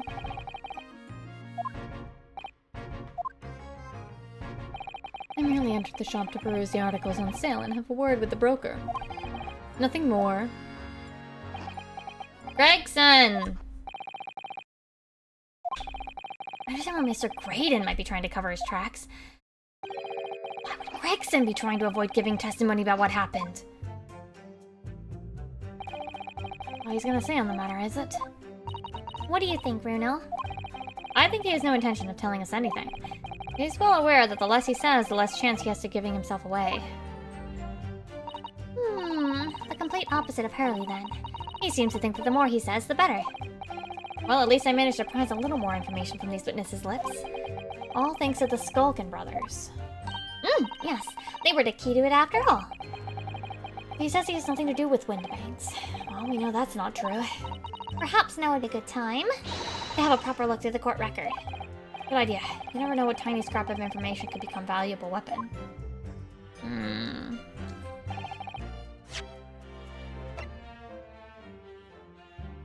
Objection! Oh, whoops, shit. Shit. I meant to examine it. Whatever, it's fun.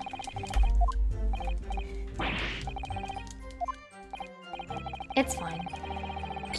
Whatever, it's fine. I still have 4 more.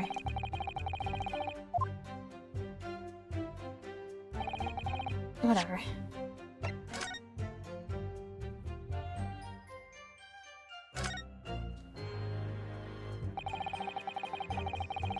Oh wow, that's like normal.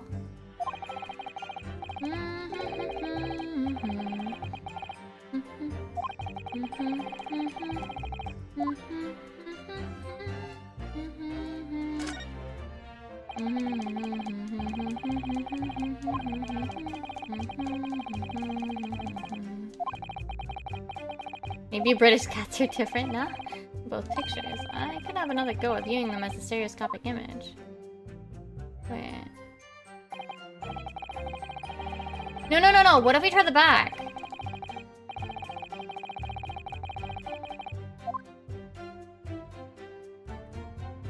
What if we try the back, though?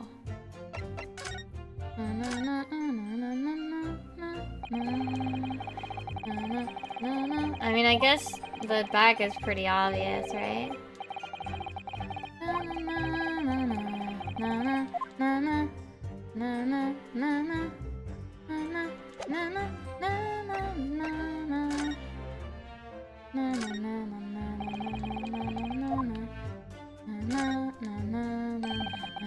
Is the Hound of the Baskervilles a real,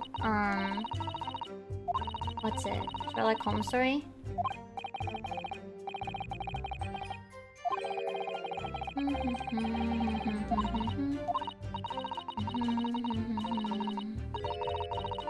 Then Hound of the Naruhodos.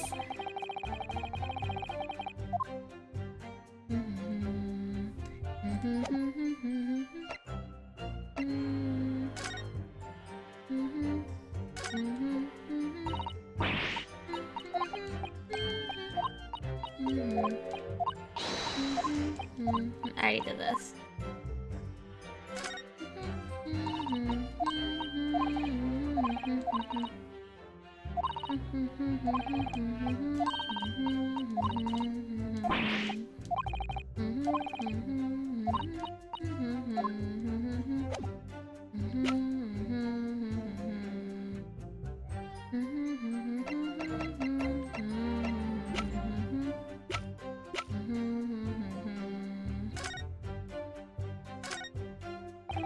Oh, whoops.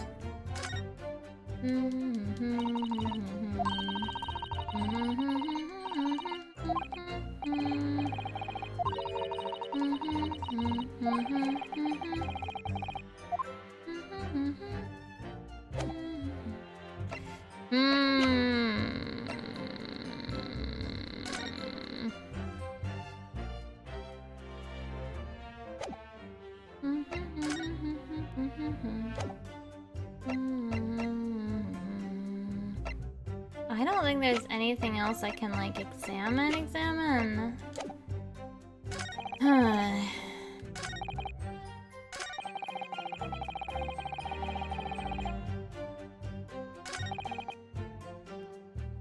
Let's present this. Oh, music stop. Hell yeah. Have you ever seen this disc before, Mr. Graydon? Why? Was it supposed to mean something?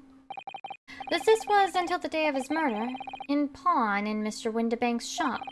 It was redeemed by the defendant, Miss Gina Lestrade, that afternoon. However, somebody mysteriously appeared to try to take it from her. And that somebody was you, of course. Wasn't it, Mr. Graydon? As I've reiterated numerous times now, you are mistaken. That was not me. I've never seen that disc before in my life. It may have escaped your notice, but there's a small smear of blood on the disc. Oh, yes, resulting from an abrasion of the thumb, perhaps. That's right. The surface of the disc is covered in hundreds of tiny metal bumps. Wait a sec. I think I know what the metal disc is. I think I've figured out the general flow of this, and I'm really curious how we're gonna get to the answer. In the skirmish to acquire the disc, the thumb of the person who tried to take it suffered minor lacerations. No, can you, like, I'm actually legitimately curious if you're gonna, like, if you can figure out where this is going yet. Because I have a solid guess with all the things we have so far. I just don't know how we're getting there. I don't know how we're getting from, like, A to Z yet. So, while this disc bears a remnant of that skirmish in the form of the smear of blood, the thumb of the person in question must bear the remnants also, in the form of a scratch. Good gracious, indeed it must. Mr. Graydon? You refused to allow a court officer to examine your arm before. Are you now going to refuse to allow us to examine your thumb? Because I have no doubt that it bears a small scratch consistent with the smear of blood on this disc.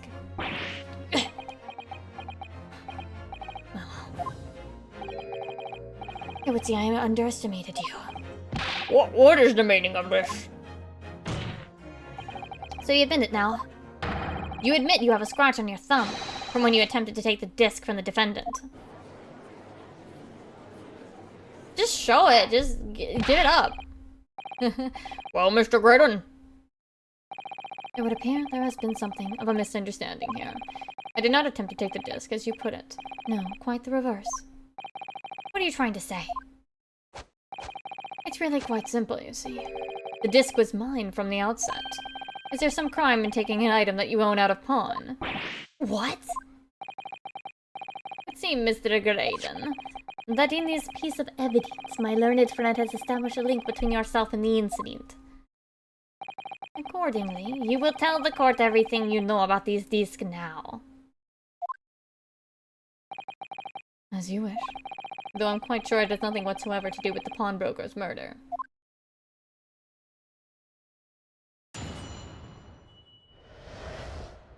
Okay.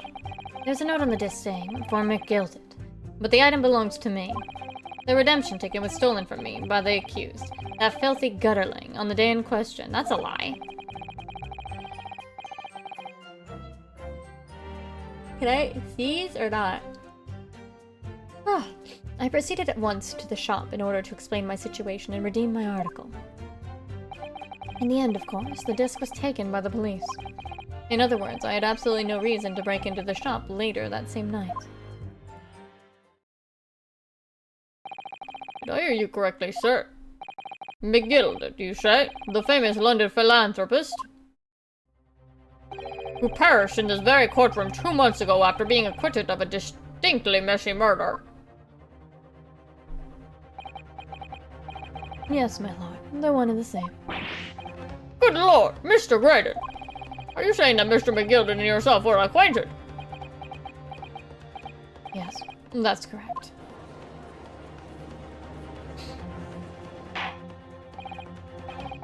Well, I certainly didn't expect to hear that name uttered here in my courtroom again. According to what Gina told us, this disc was placed in a pawn on that fateful night 2 months ago. McGilded himself gave instructions to deposit at Windibanks. It's funny that Mr. Graydon here is claiming the disc belongs to him then, isn't it? In all likelihood, he's lying. He appeared that afternoon at Windibanks in order to get his hand on McGilded's disc for some reason. Now, surely you will commence your cross-examination, please. I don't want to reveal what I've figured out, what I've figured is gonna happen. I think it's more fun.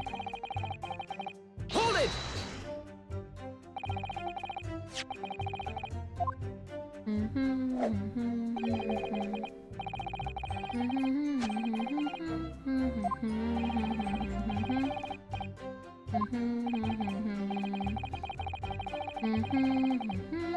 You just said that you sometimes use pawnbrokery.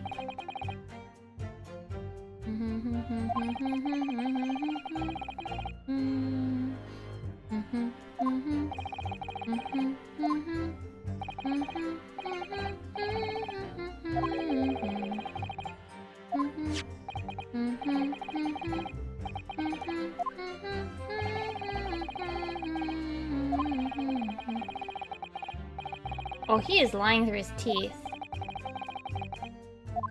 He's lying through his teeth so bad.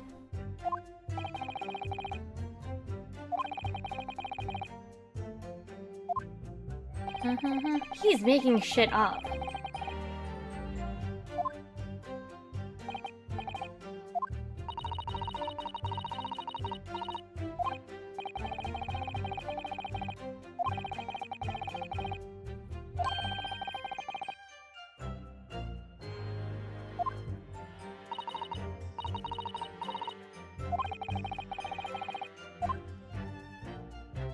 Oh, we're trying to keep Gina's perjury a secret.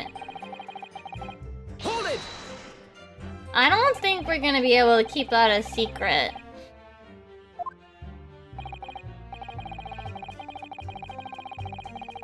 White man spotted. Hi, Faye.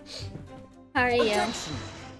I'm pretty sure I have this partially figured out, but I have no idea if,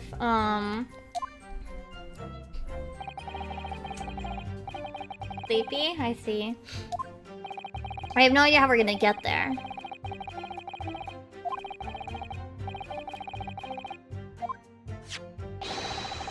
Objection! Oh, excuse me.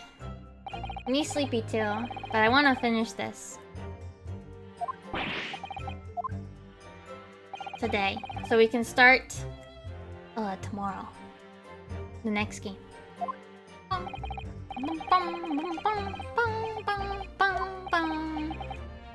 Oh, I might blow my nose again. Yeah.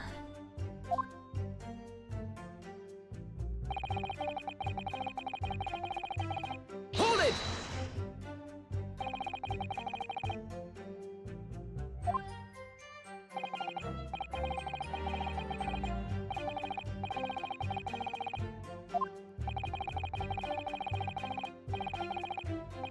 I'm back, okay.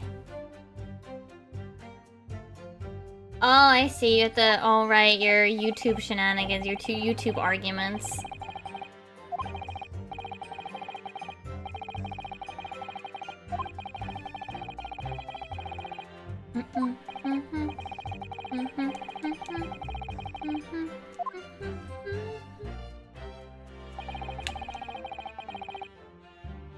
Yeah. Makes sense. Dun, dun, dun, dun, dun, dun, dun, dun, dun, dun, dun, dun. Is that right? As evidence? Excuse me! Can you elaborate? Is something wrong, Inspector?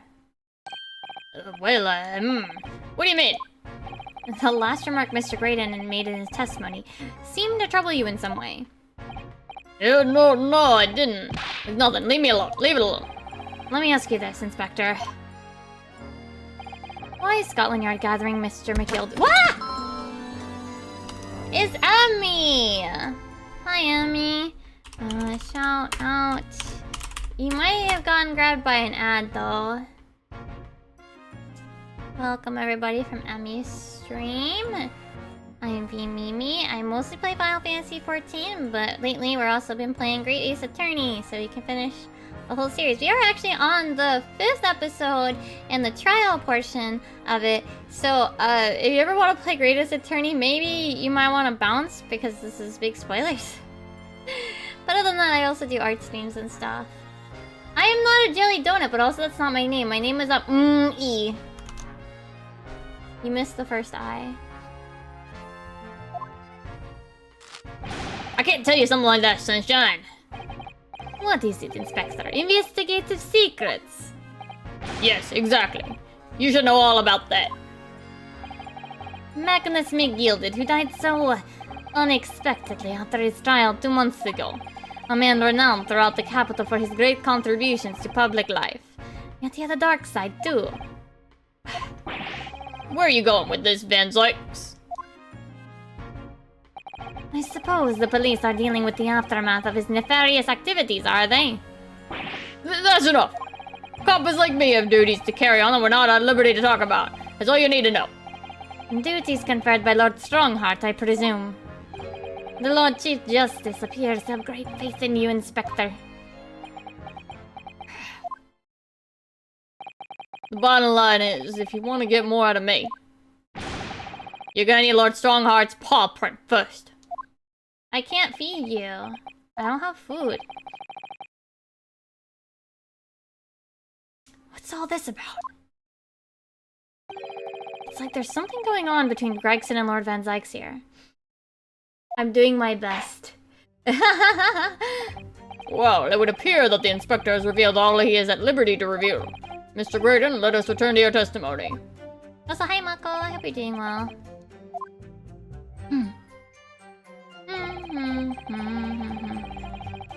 Hold it! We are in the process of pressing every statement.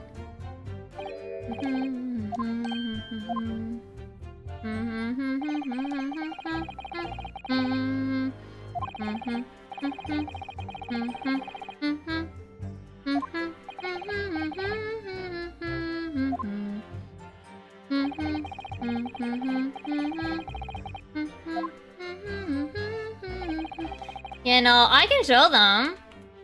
Here they are. Here they are. Okay, bye. I gotta go back to this.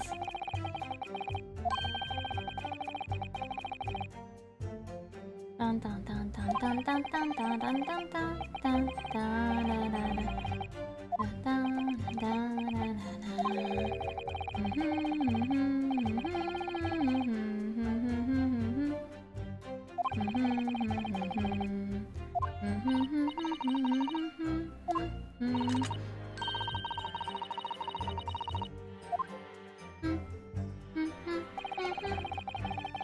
coat pocket and then had it deposited at Windibank's. Then, when he realized he was going to be arrested on suspicion of the omnibus murder, he threatened Gina and forced her to take the redemption ticket.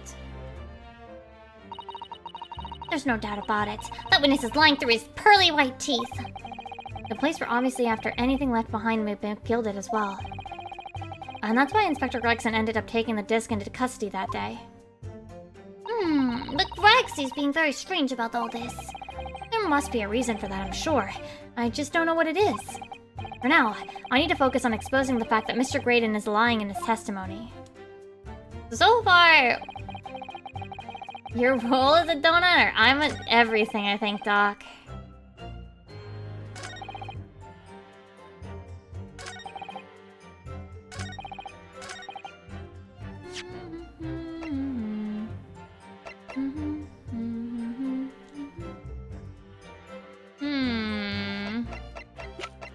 Trying to figure out what I'm supposed to present.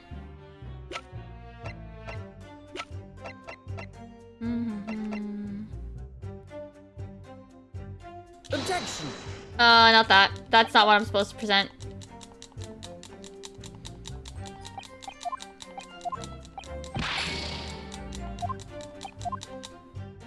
Sorry, I'm like button mashing through the part.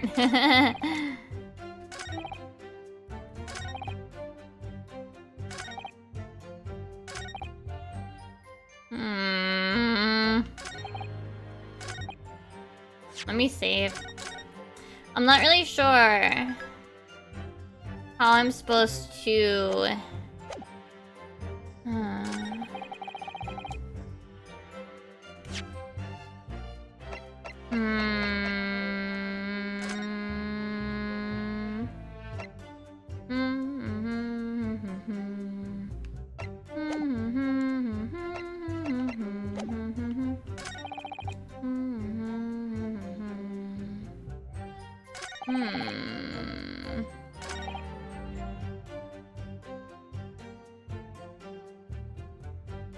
What were the parts that, like...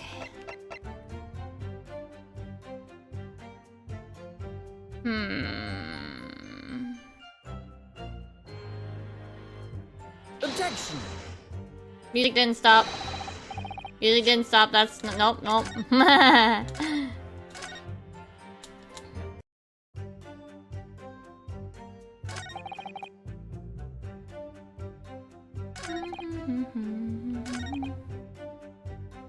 Didn't... Okay, something happened here, right? Is that right? What if I keep going? No, Excuse me. he's just gonna kind of keep pressing me to go there. I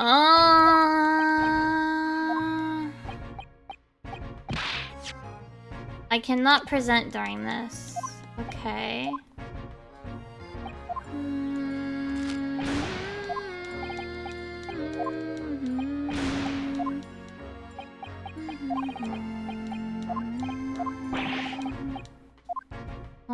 How do I present this?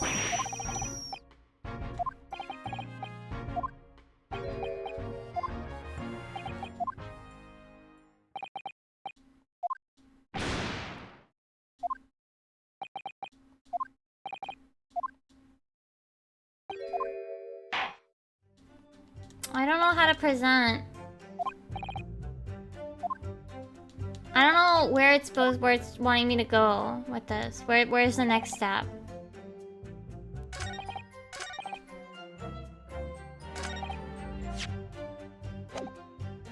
Hold it! I don't know where it wants me to go. Objection!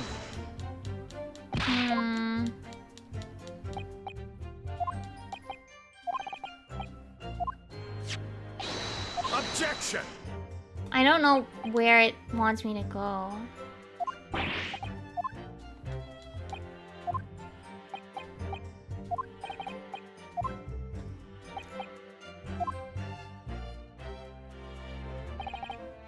Hold it!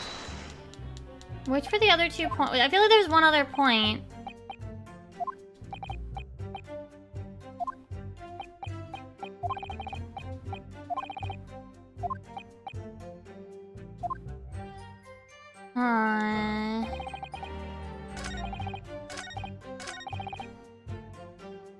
Hold it!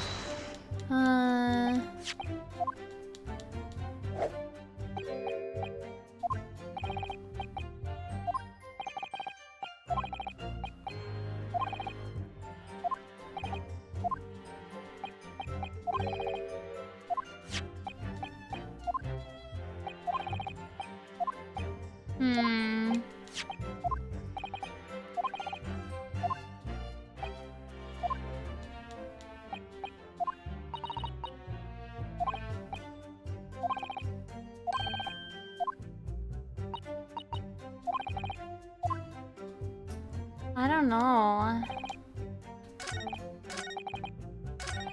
Hold it!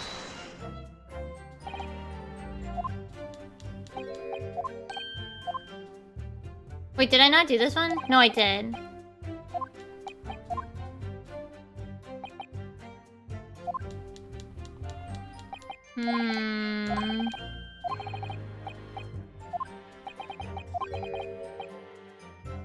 Right, the box.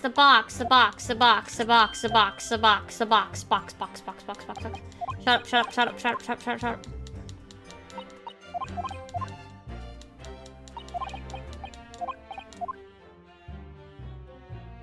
The other half of the ticket.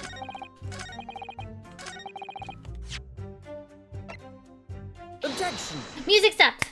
Yes. This just was deposited at Windibanks on Magna McGilded's instructions. You knew that, and you were there with the intention of obtaining it for yourself. Objection! Conjecture again. And in any case, the disc was taken into custody by the police that afternoon. The witness had no reason to visit the pawnbrokery again that night. Objection! Objection. Sorry, my learned friend, but that's not true. I loved Inosuke using that phrase back at Van Zykes. That's great. What? Mr. McGilded had another article in pawn at Windibanks. As this second pawnbroker's ticket proves. Ugh. There were 2 articles belonging to McGilded in the Windibanks pawnbrokery. And the reason you broke into the shop that night was to recover the second one. Together with your 2 accomplices, the Skulkin brothers. Ugh. This is the second ticket, is it? What has the man deposited? The article description reads, 1 small box. Rather vague description, it seems to me. Are you suggesting that I broke into the pawnbrokery with these clowns in order to steal some trinket box? Yeah, that's a good description for at least Emmy. When do we get the clown job for Emmy? I believe there are adequate grounds to suspect that you did. This is absurd. Why on earth would I do such a thing? Once the articles had been forfeited, I could simply walk into the shop and purchase it. There would be absolutely no need for me to resort to theft. That's a good point. Indeed. The witness makes a solid argument. He needs to pass the bar exam to be So that means that for some reason, this grading fellow needed a small box that very night, does it? Objection! It's time to put an end to this nonsense, my lord. Would you be a little less cryptic, Lord Van Zykes? I do hate to ruin my learned friend's argument, but the truth is quite incontrovertible. On the night in question, the small box was taken from Windibanks pawnbrokery. And rest assured, the prosecution can prove it. What? Good gracious. Inspector, show the photographic prints to the court, if you please. Yes, sir. What prints? These prints were taken from one of the detective's security cameras. Hurley's red-headed recorders again. previously explained using this plan of the shop layout. Yeah, the 2 automatic cameras. One set to capture the counter when Mr. Mango received his customers, and the other was set to capture the shelves on which the articles were placed for sale once forfeited. According to the information on this ticket, McGill, the small block had been forfeited already. 2 days before the incident, at 9 PM on the 13th of April to be precise. Which means it would have been on the shelves of the forfeited items in the shop front. Now, what I have here is a print taken of one of the cameras about 2 hours before the incident. It's 11 PM on the 15th of April. Okay. The victim certainly had a very full shop, it would appear. And here we have another print. Oh, we have to do the stereoscope bullshit again. I see. So you have 2 pictures to compare. Oh! I'm just gonna do this by hand. Can you guys want to play Spot the Difference? You want to play Spot the Difference? We're playing Spot the Difference. If you guys can cross your eyes and make it work, you're better than me.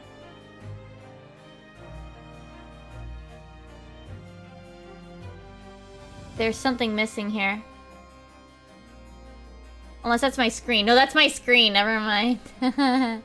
That's my monitor. No! Not that part.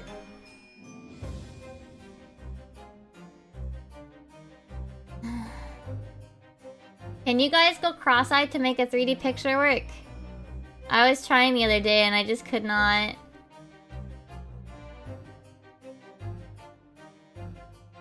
I'm gonna try one more time, okay?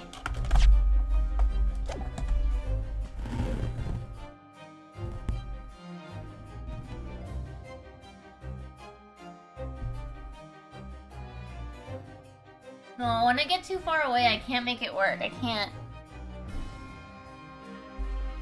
It does work. I can't do it. You guys see the difference? I don't know if I actually want you guys to tell me or not. Tell me if you see it. If you see a difference. I don't want to know where it is.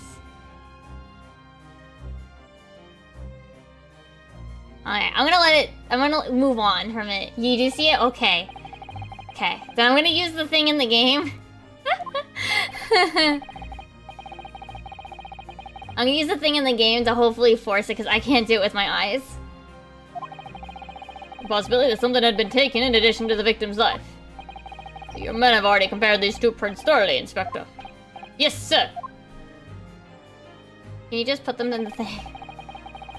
Can you just put the thing in the things?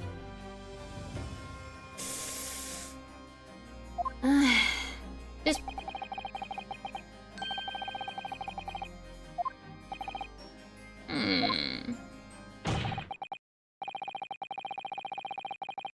Okay, put it in the thing.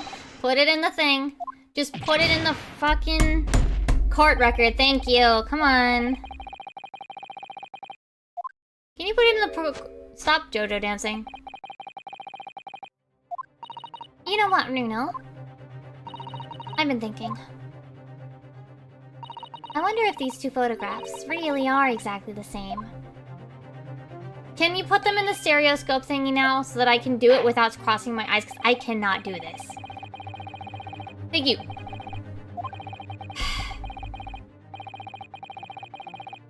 Come on. No.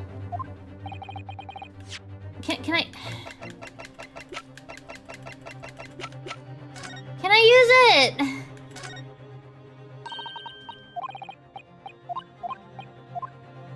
Please!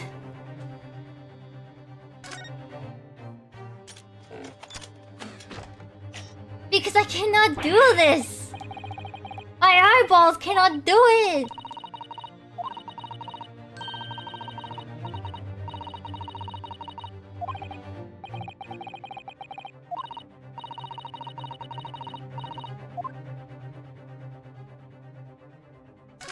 Can you put the picture there? Please? I'm dying. Something's there and I can't! There's a disc. Use a piece of evidence, please. Thank you!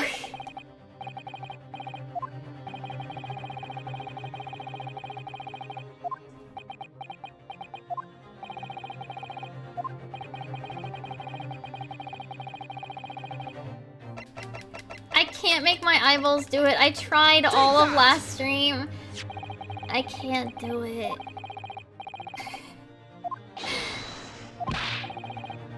If only I was playing on the actual 3DS.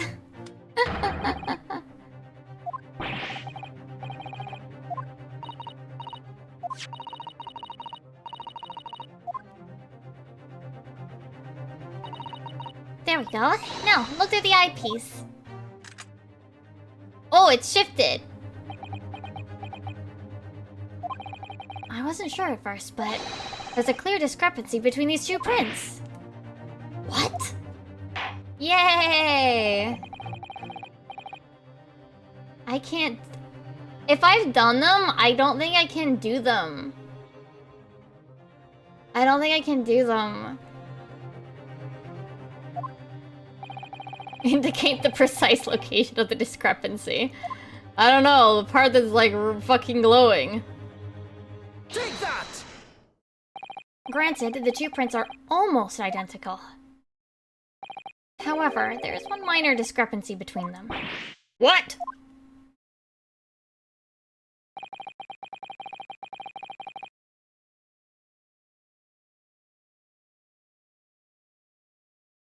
They just make it fucking glowing. The box has moved. Wow, look at that zoom in! This is some high technology.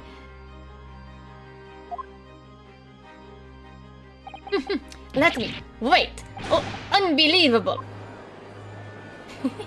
I love how Van Zykes... Everybody else makes their eyes cross, so Van Zykes cannot do it either. Van Zykes refuses to cross his eyes. By Jove, you're right! How extraordinary!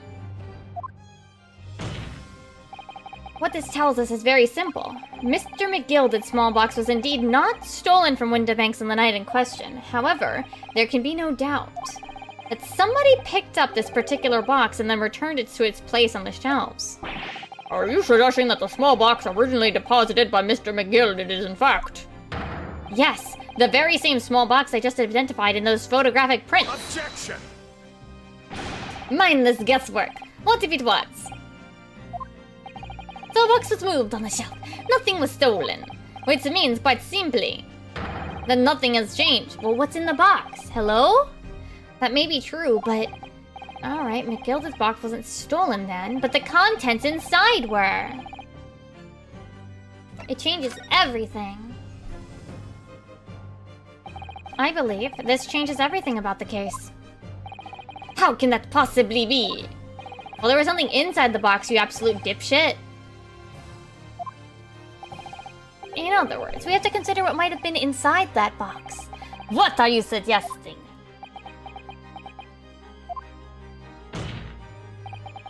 I'm suggesting that we need to examine that box as soon as possible.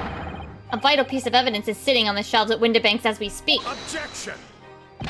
That won't be necessary. Some little box belonging to a man who died 2 months ago can't possibly be relevant to this trouble. We just proved it was, though.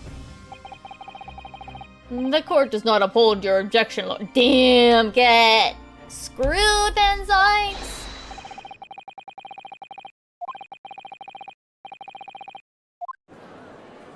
Literally get screwed.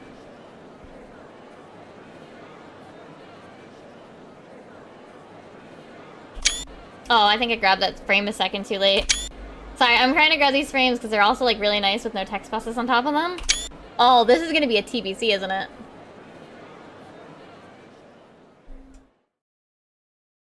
No? Okay, or not. I don't know. We should have a report within half an hour. I think perhaps we should recess for a short while until the evidence is brought forth. Be hoodwinked by such a farce. Disappointing. I beg your pardon, Mr. Lord Van Zykes. I don't know why I said Mr. as well. This is nothing but a smokescreen, a Nipponiese specialty, it would seem. What are you trying to say, you racist fuck? I'm kidding. My learned friend has persisted with the same line of reasoning from the very beginning. That this witness's intent was to steal an article belonging to Mr. McGilded from the pawnbrokery. Yet common sense tells us that none of the articles have value enough to be worth stealing in the first place. Exactly. It would be beyond absurd to break into a place for the purpose of stealing such commonplace property.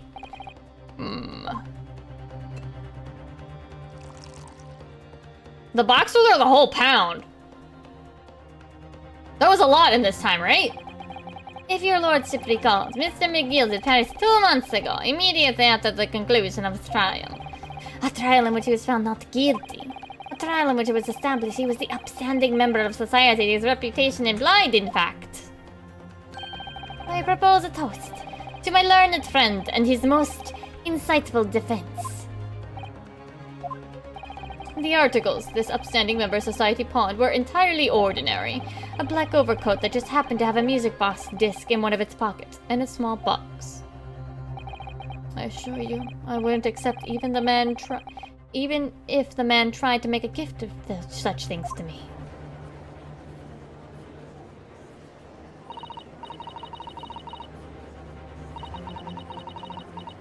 We don't know what it was in it!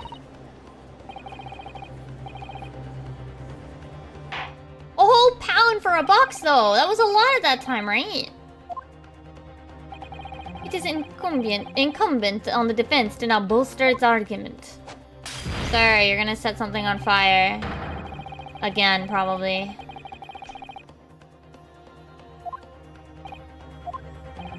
Well, counsel, is your argument in fact demonstrable? Are you able to show proof that the disc or the box intended to blah blah blah blah blah? Oh, what's the matter, Runo? We know that they're related, don't we? They're both vital pieces of evidence. Yes, of course. You and I both know that. We know McGilded's true character, and we know the disc is significant, even if we don't know why. But if we explain all that to the court at this point, we'll have to acknowledge that McGilded's acquittal 2 months ago was a mistake. That the defense's argument was flawed, based on false information. Oh no! And that would mean admitting that Gina committed perjury. But Ginny... Could it be that Van Zyke knows? Is that why he's doing this now? Because he's anticipated everything. But maybe... this could be a great opportunity for us. Sorry? What do you mean, Iris? Well, what is it you always say, Runo? Sooner or later, the truth comes out. Every time. Alright, the exact significance of the things that McGilded deposited with Mr. Windibank is something that only Gina can explain to the court. But if I put her on the stand to testify about that, it could critically damage our chances of winning this case. What's the right thing to do here? We have to have her testify. We have to. It sucks, but we have to, don't we? My lord, the defense would like to make a proposal. Oh? What proposal, counsel? While the court awaits the arrival of Mr. McGilded's small box, I would like to call the defendant, Miss Gina Lestrade, to the witness stand. The defendant? To what end? It's to do with the various articles deposited at Windibanks by Mr. McGilded, my lord. Miss Lestrade has information relating to them. I believe it would be beneficial for the court to hear what she has to say. It will prove the significance of the articles in question once and for all. Well, well, things are becoming interesting. I presume you've considered the implications of the testimony you're proposing. In particular, the impact it will have on the accused's standing, and indeed your own. I have. Lord Van Zykes, would you care to explain that last remark? No. The prosecution accepts the defense's proposal. I move to interrupt the cross-examination of the current witness and hear from the accused herself. Very well, if you have no objection. Oh, I need water. Judge's voice is tiring my throat.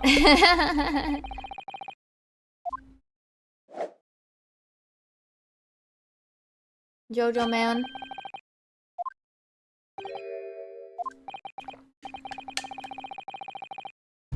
Oh, he has to stay in the stand while Miss Lestrade testifies. Who absolving the case? Hopefully us. Alright, Gina, it's time. I know this will be hard, but please put your faith in me here. Good luck, Bruno. Hopefully we absolving the case. The articles that Mr. McGilded had deposited in Windibank's pawnbrokery are intimately related with the omnibus case, the trial of which was heard in this courtroom 2 months ago.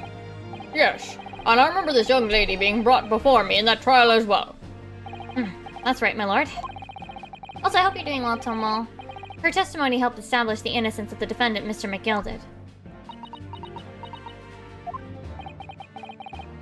The omnibus case was intriguing, to say the least.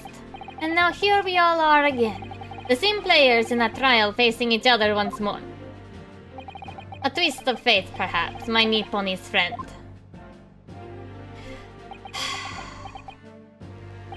Allow me to recap the events of 2 months ago. An old brickmaker was stabbed to death in an omnibus running along London's winter streets. Apart from the victim, there was only one other person in the carriage, Mr. McGilded. Naturally, he was the prime suspect for the murder. But as the trial progressed, another possibility emerged. That the murder, in fact, took place above the defendant's head in the roof deck, with the body then being dropped through the skylight into the carriage below. It was Miss Lestrade whose testimony brought that possibility to light. At the time of the incident, Miss Lestrade was concealed under a seat in the carriage, hoping to pick the pockets of unsuspecting passengers. Then, immediately after the trial, having been acquitted of the murder... Oh, really? I see. I hope that one's going well, though. Mr. McGilded died in this very courtroom, in the most extraordinary of circumstances. A mystery that remains unsolved even now, 2 months on. As indeed did the omnibus murder itself. Be that as it may, I recall neither the disc nor the small box being mentioned in the course of those proceedings. Miss Lestrade. Would you tell the court now, please? What really happened in the omnibus 2 months ago, I mean. I don't know what you mean. I said all what I know.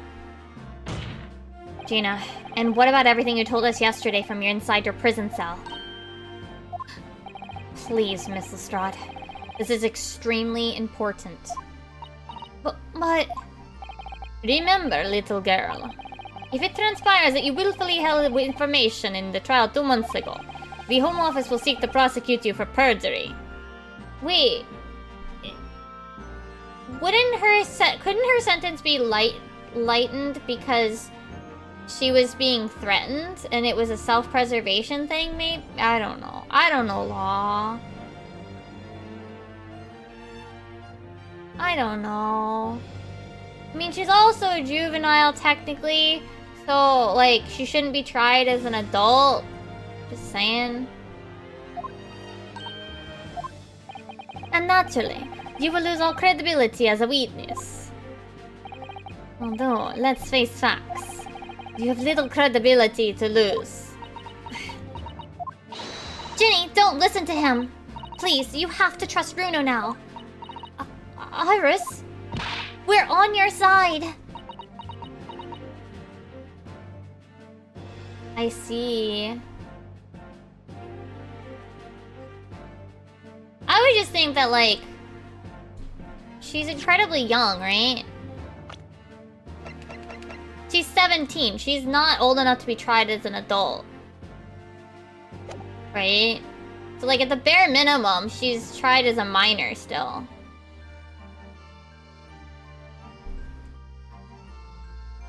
But, like, in this case, she was threatened with, like, bodily harm.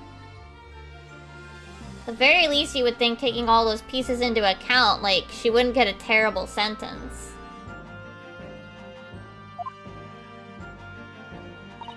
Alright then. I'll talk. It's the right choice, Gina.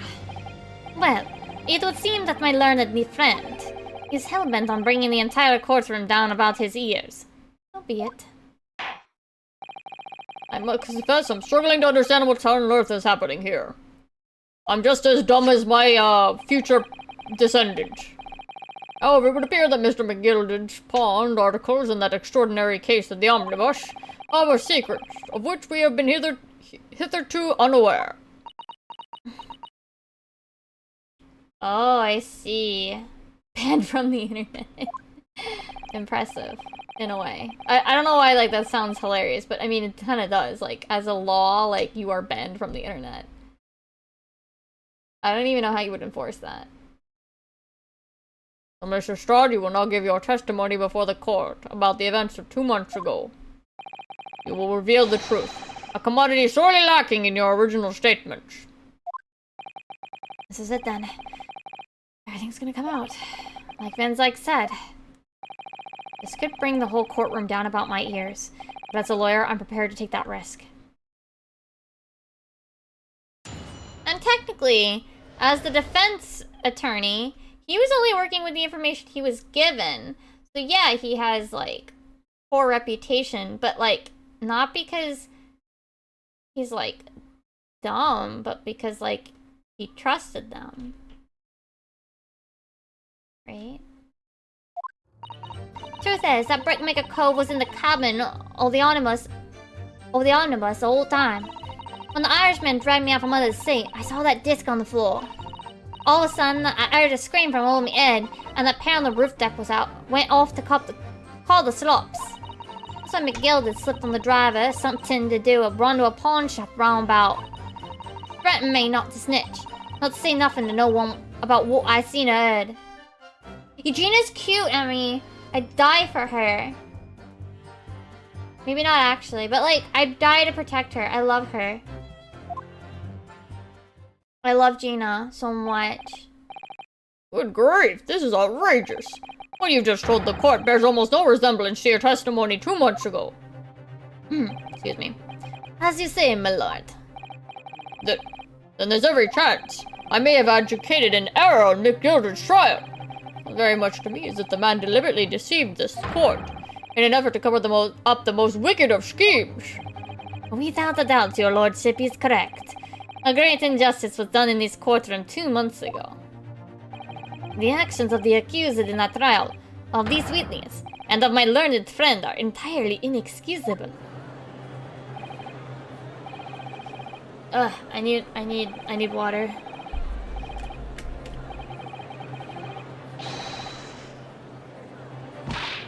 You're wrong, the lot of you! Mr. Naruto, the lawyer there, he don't know nothing about it.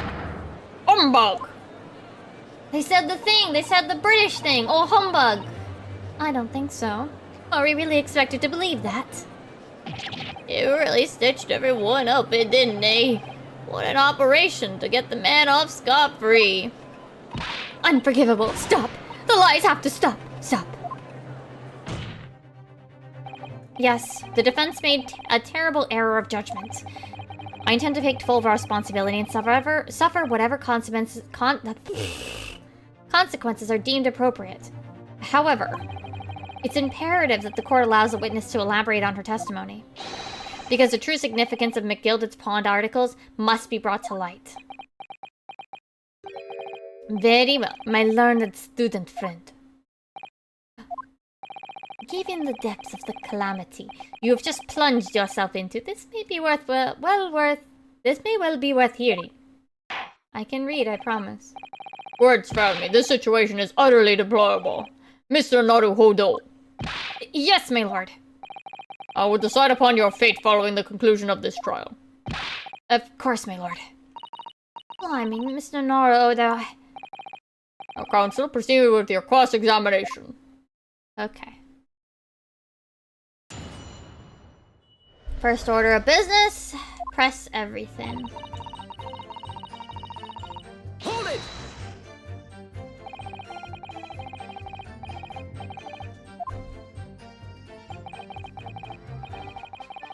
What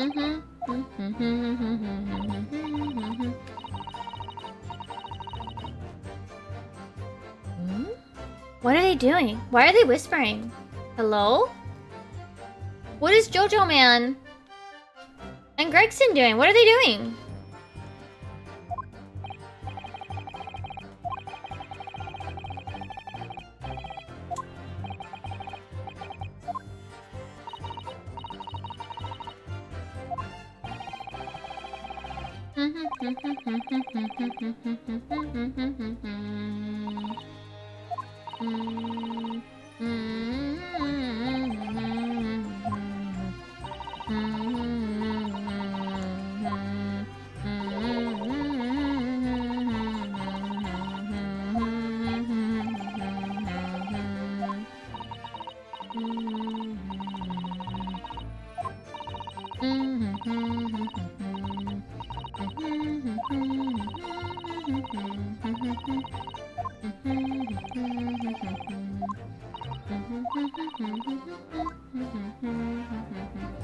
I don't read all the press, but...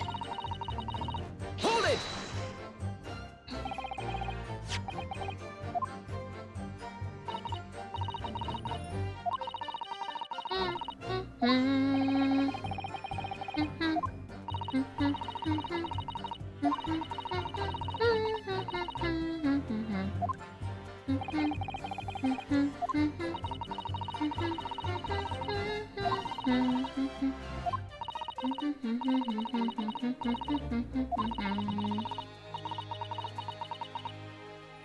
Exactly, she was being threatened.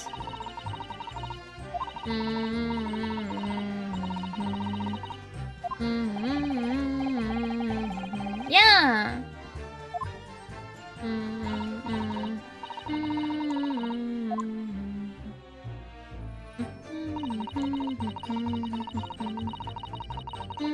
Hold it!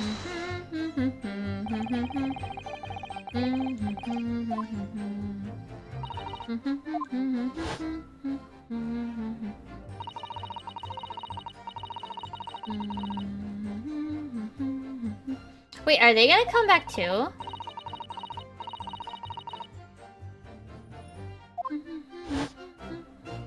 I know we had fair play as a juror last case, but... Fair play... Wait, fair... Was fair... No, that was fair play. First, was he somewhere?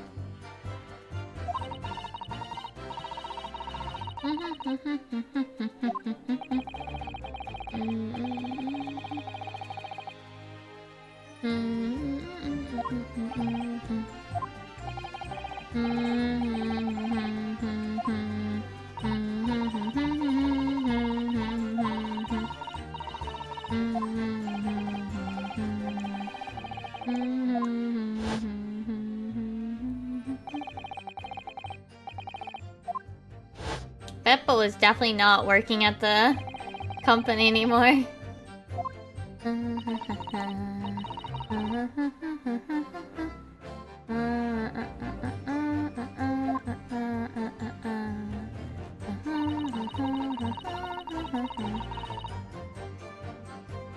Hold it!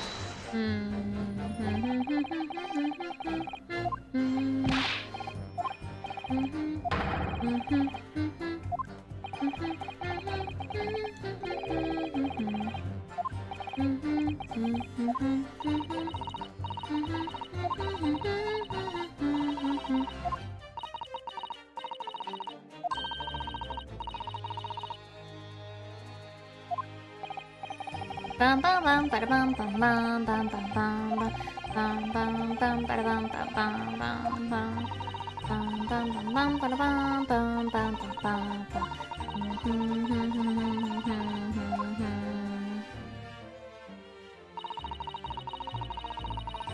Okay, so now that's the last press. Now I have to figure out what to do.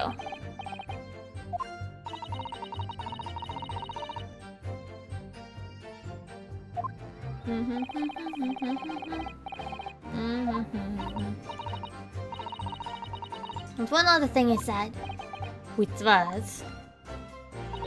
He told me I'd have to hang on to the ticket from the pawn shop and make sure not to lose it. The ticket? Well, I never. That he didn't show up to get the ticket off me before 2 months passed. I had to go to the pawn shop and pay the money to keep it in luck. Stop it from being forfeited. He left me with some brass to pay for it. But really? Why on earth would Mr. McGill did have done such a thing? Depositing an overcoat with a pawnbroker before the arrival of the police. It makes no sense at all. There would seem to be only one logical explanation, my lord. What Mr. McGill did, how the driver deposited Windibanks, was something he didn't want the police to see. Something very important that he needed to hide at all costs. Anyway, after that, you let me go. I liked it before the coppers showed up. Well done, Gina. It can't have been easy to tell the truth like that. Gina's really putting her faith in you, Bruno. Yeah, and to thank her, she'll have to face a charge of perjury once this trial's over. Well, that sucks. So we need to use the time we have now to get as much information out of her as we possibly can. It's time to really go for it. Press her on every statement. I already did that, Iris. Oh, and another thing. What's that? Take a look at those two. Isn't it strange that they've been whispering to each other the entire time? Yeah, that is strange. It looks like they're having a secret discussion about something. I'm not sure I'm completely comfortable with that. I wonder if there's anything I can do about it. Hold it! If I press her... Come on. Excuse me. Excuse me. Is there something you'd like to share with the court, Inspector Gregson and Mr. Graydon? You guys want to talk to us, or what? Inspector, Mr. Graydon! Ah! Blimey, you trying to give me a heart attack? You've been whispering to each other for quite some time now. Tell us, what is the discussion about? Discussion? With this fella. Follow the other one, Sunshine.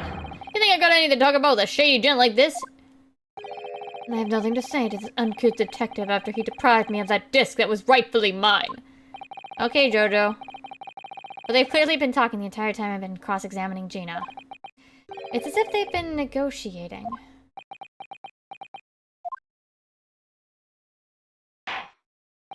Thank you, Miss Lestrade. Thank you, Counsel. I've had enough.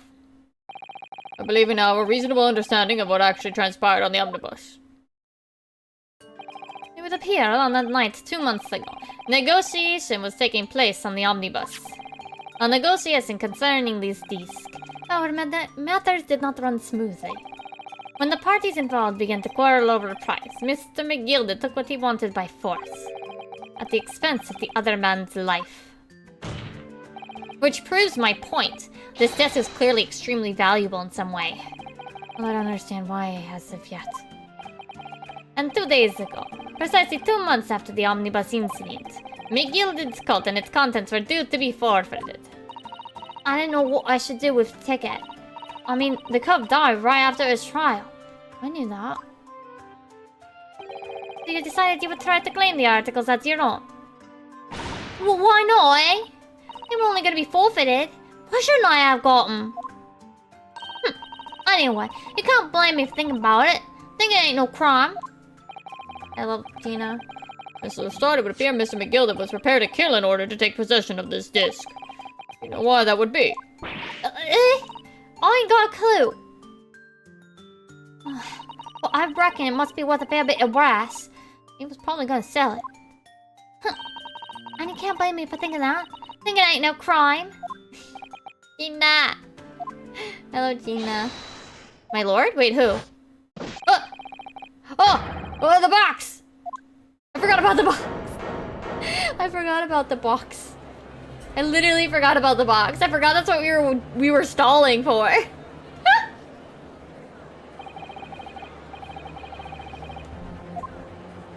Emmy's in the box.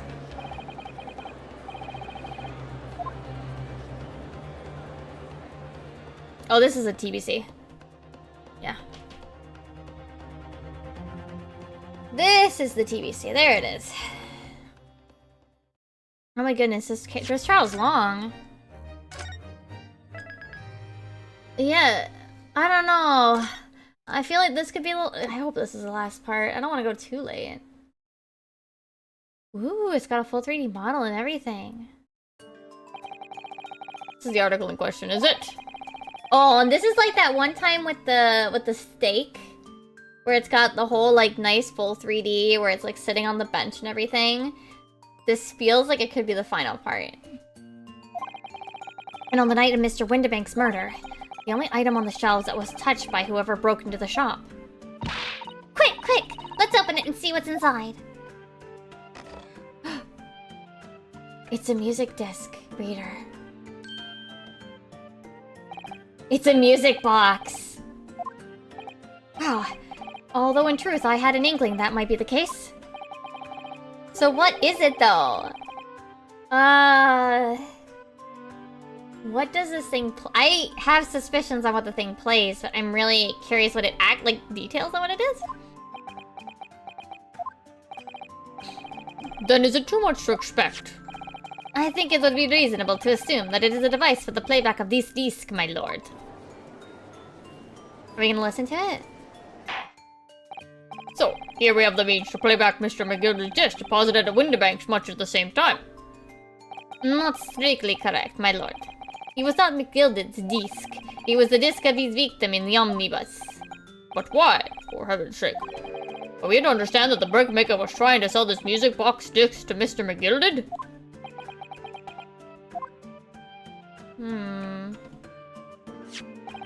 I believe the answer will become clear if we listen to the music on the disc, my lord. Yes, very well. Let the court now listen to this curious disc at last. Whoa! Gregson? Good grief! What is the meaning of this, Inspector? The music box and the disc are, unrelated to the case. No need to spoil the somber atmosphere of the courtroom with some silly bit of music. Objection! This disc may very well have motivated the culprit in this case to commit murder. Clearly, there's every chance that it's fundamentally important to understanding what happened. The prosecution has no objection. But no! That piece of evidence is public property now, you can't... Clearly, Scotland Yard has some vested interest here. But it is policy of this prosecutor to leave no avenues unexplored. And you, Inspector, have no jurisdiction here to prevent that from happening. Yeah! Oh shit, he spilled his chips. He spilled his fish and chips. Oh. He can't reload it anymore. Dude, I think his fish and chips thing is broken.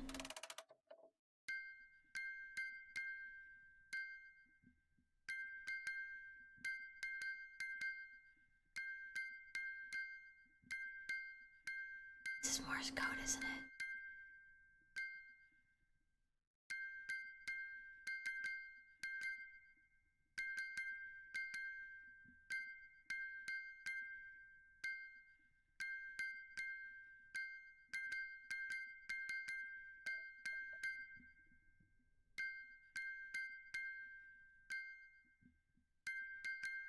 This is definitely Morse code. This is definitely a telegram thing.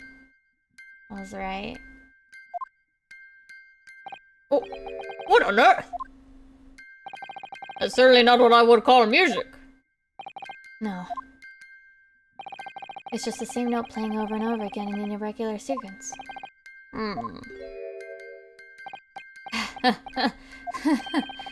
Mr. Graydon? This really is priceless. Jojo. Jojo man. After all that, the music box is broken. Broken? It can't be, can it? Well, obviously. In fact, I wouldn't be surprised if the officer sent to fetch it didn't drop it on the way back to the courtroom. Well, with much regret. I feel the court must accept this music box offer little in the way of clues. Oh, come on, can we ask the juror? We're ready to move on, counsel. No! Come on. Yes, alright, it does sound as though it's completely broken, but is it? Could this music even possibly be a new beat? It could be a clue! It's exactly what I thought it was!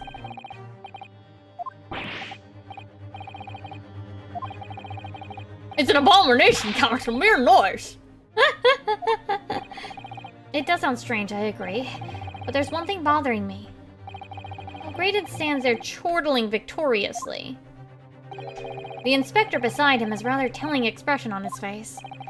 It's as if Gregson recognizes the sound, as if he's familiar with it somehow. And that's making him appear extremely on edge. If that's the sound of the defense, my Nipponese friend, answer me this. Oh!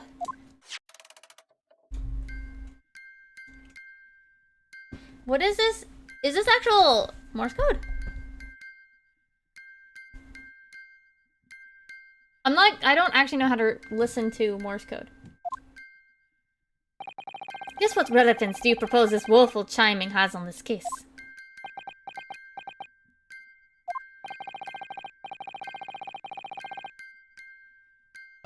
Not supposed to be music. Just because this is a music box, it doesn't necessarily mean the sounds we're hearing are music. Look at that. The smile vanished from Graydon's lips as soon as I said it. I'm on the right lines here. I must be. Making deductions based on how people react to what you say. You're acting just like Hurley, Runo. Objection! The sounds we're hearing aren't necessarily music. Well, now that you've told us what they are not. I'm sure the court would like to hear what they are. You enlighten us, my Nipponese friend. Well, do you have an idea in mind? Because if not... the Hurley comments to the statement. Maybe both. It will be the death of your ill-formed argument. Exactly. The music box is clearly broken. Refusing to accept that fact is pure foolishness. They've got me. I don't know what the answer is. Yet. Runo. I've just examined the music box very thoroughly. And I'm fairly certain that it's not broken at all. Really? Really? The way it's been made, it can only produce a single note anyway. Thank you, Iris. I know what it is! Alright, well, the music box isn't broken. It must mean that the sounds it's producing have some significance that isn't musical. Come on. Runos, realize it! Put it together! Ah! Could it be? Is that what these sounds are? Something's just struck me, Bruno. I feel like recently, in the past few hours even, I've heard another sound very much like this one, the one this music box makes. Yeah, it's a familiar sound. Actually, Iris, I was just thinking exactly the same thing. It's a telegram! But I don't know what it says. Because I don't know Morse code. Telegrams use Morse code, right? Then what the devil is it, Downshoe? All the evidence we've seen so far, all the testimonies we've heard. It's all pointing to one single answer now. The prosecution demands that my learned Nipponese friend presents proof now. Tangible proof that this latest wild speculation. Wait, evidence? Wait, no, I don't have evidence. I just know what it is.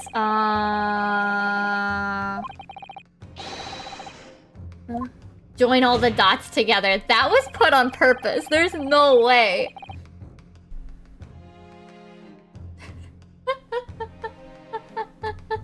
That was written that way on purpose.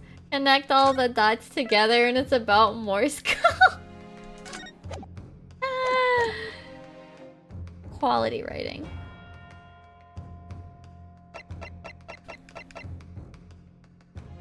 Take that! Today's paper, Counsel.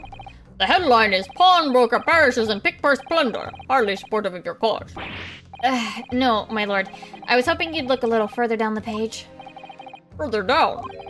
Ministry Mole. Classified secrets may have been leaked overseas from Ministry of Justice. Wait a minute. That would make... What's his face? Strongheart.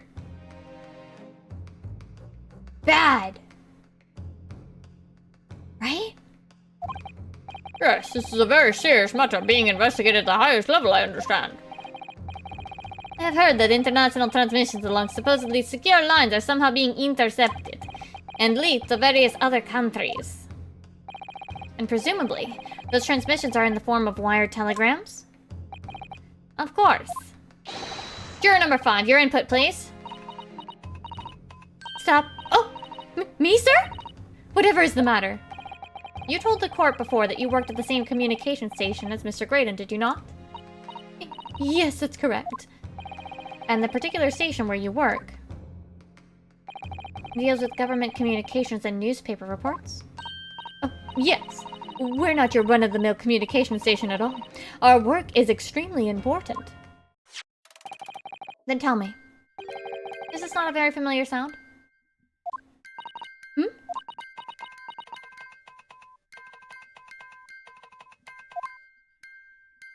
You don't mean to say, is it? That's right, madame. It bears more than a passing resemblance to the sound made by your telegraph machine as you tap it. I believe it's called Morse code. Can we know what it is now? I don't believe it! Now, correct me if I'm wrong, but when it comes to leaking telegrams from government departments, there could be nobody more perfectly placed than a highly skilled communications officer. Are you suggesting that the music box disc contains stolen government secrets in Morse code? Yes? Yes.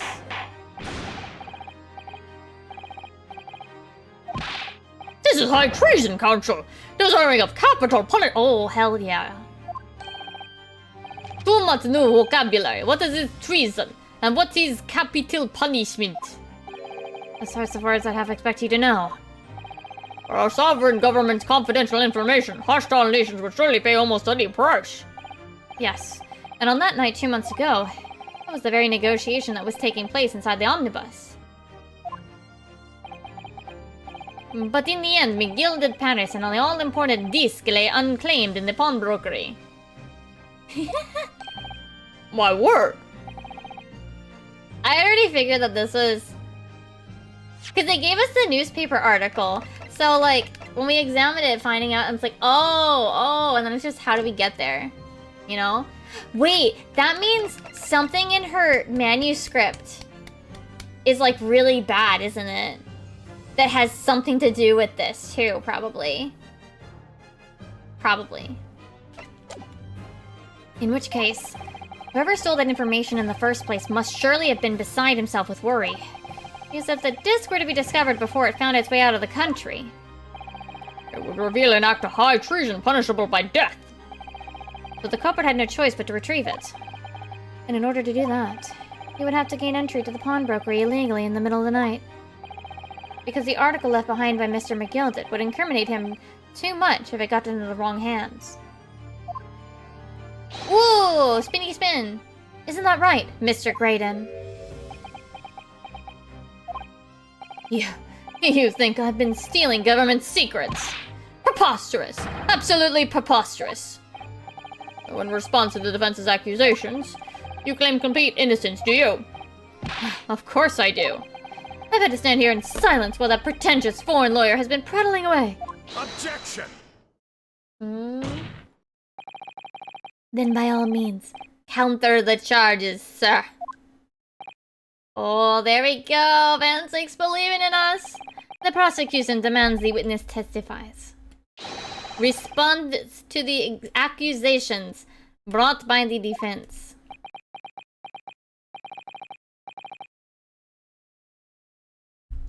Delighted, I'm sure.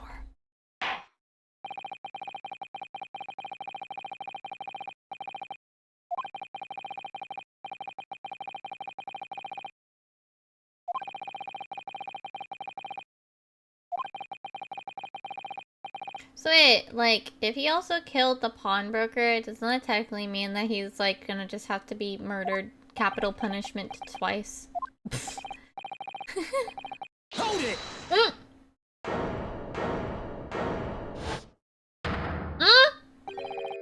You gotta let us have a Robert and Porky, Governor.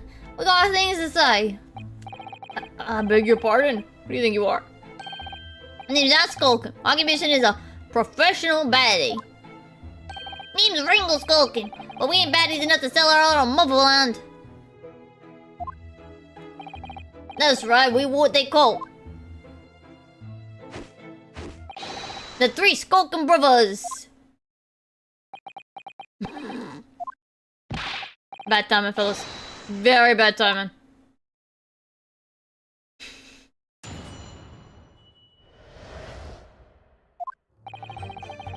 A mere communications officer couldn't possibly steal confidential government information. Besides, the sounds produced by that music box aren't even Morse code. It was some low-class brickmaker negotiating with Mr. McGilded anyways, was it not? I've no relation to the man. Look, all we done is break into the gap the other night like what he told us to do. If we'd known there was dodgy government secrets involved, we wouldn't have touched it.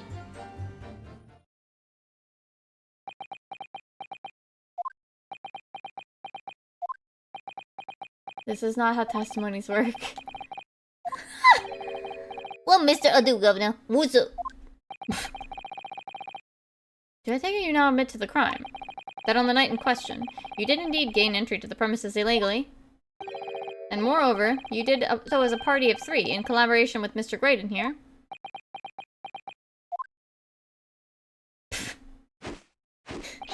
We did, Gov, we did!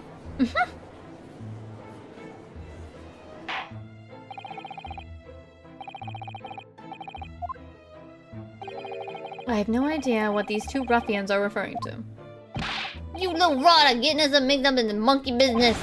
He never said nothing about no government secrets. It was supposed to be a straight-up job. And what about that geezer whose shop it was, eh? Poor bro didn't have to die, did he? Nice to know who your friends are. Whatever these men say, I deny the accusations. Indeed. Well, I certainly wasn't expecting this little music box to become so significant in the proceedings.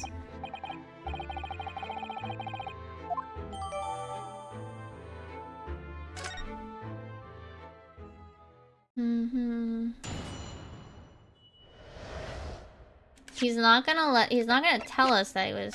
Can I get it to play?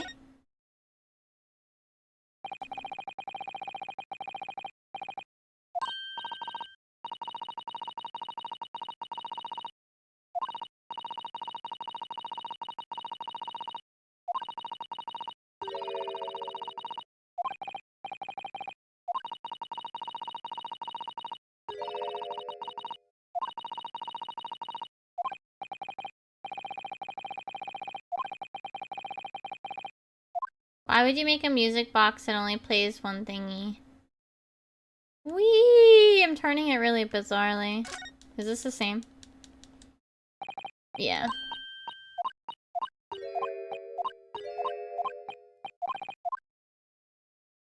Whee! Oh, wait, what is this?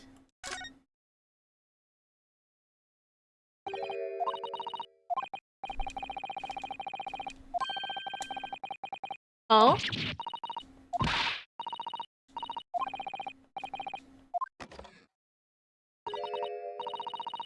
Wait, what?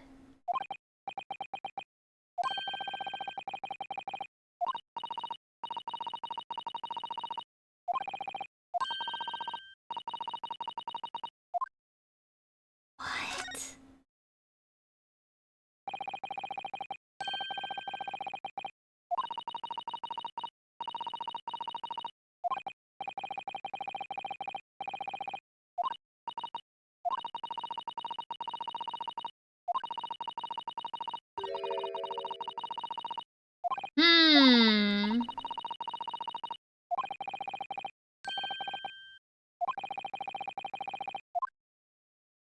That's weird. It looks really neat, though. Oh, whoops. Emmy did it? Oh, damn.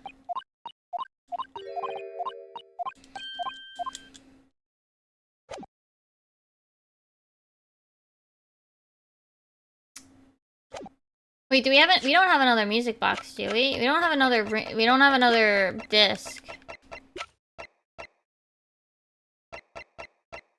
Damn it.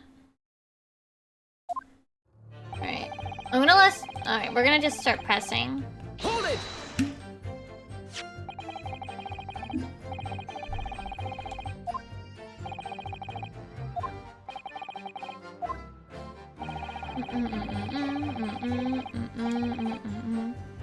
Yeah, and the lady on the jury said that you're really good.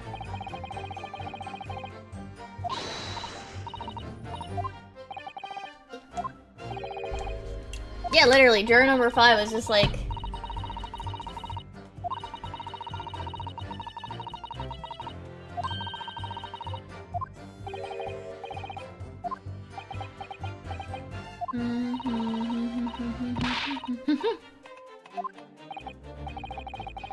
This person really respects Mr. Graydon, but I don't know if she should respect him anymore.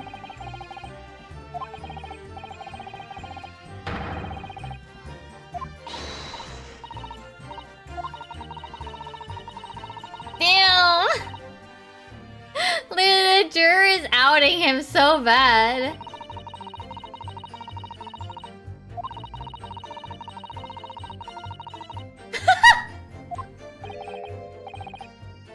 The juror is outing him so bad.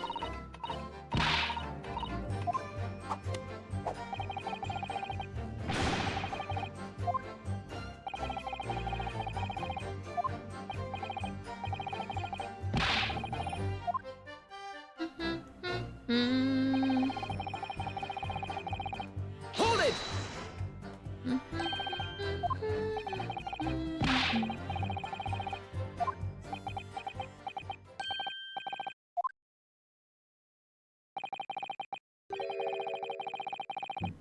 I mean, I know about Morse code. Yeah, please, because I barely know anything. Oh, it does need 2 tones.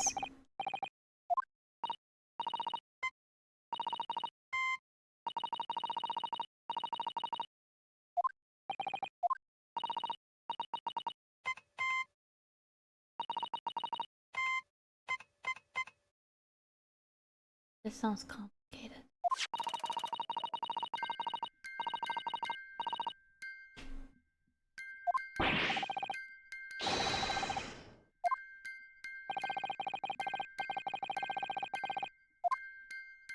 It just means it's half of it. It means it's half of the Morse code. Oh my god.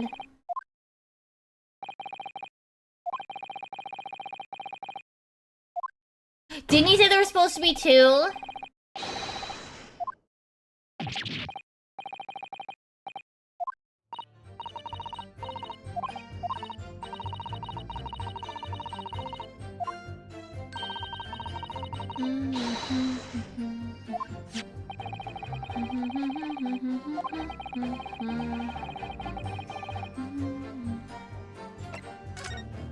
Yeah, it would be possible.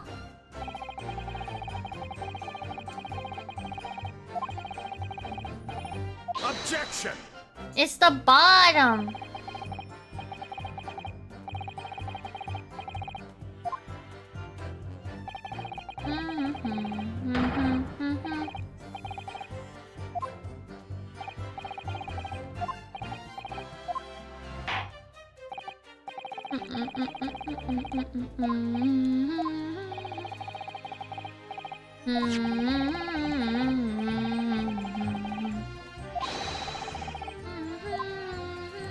Open it up.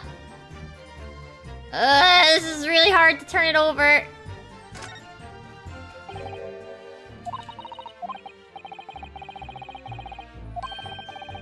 Come on. Come on, go faster.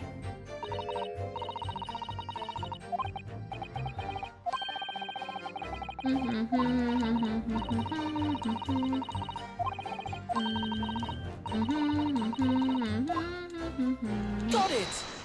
Got it. Yes. Brayden is so pissed. In other words, you can put 2 discs in this music box, and the sounds will both play back at the same time. Good heavens! As the chord is heard, Morse code comprises of 2 tones, a short dot and a long dash. With a second disc in place, this music box could be used to generate Morse code and convey a message. Bum, bum, bum, bum, bum, bum, bum, bum, bum, bum. This is beyond a joke. I'm sorry? This poor excuse for a lawyer has absolutely no evidence to support his claims. Though, of course, if my learned friend were able to present the court with a second disc, that would be another matter. Well, I can't at the moment. And may I remind the court that as the witness has pointed out, he was not the one in the omnibus with McGilded 2 months ago, striking a deal over discs, over the disc or discs. Indeed, that was Mr. Mason, the brickmaker. Exactly, I had nothing whatsoever to do with it.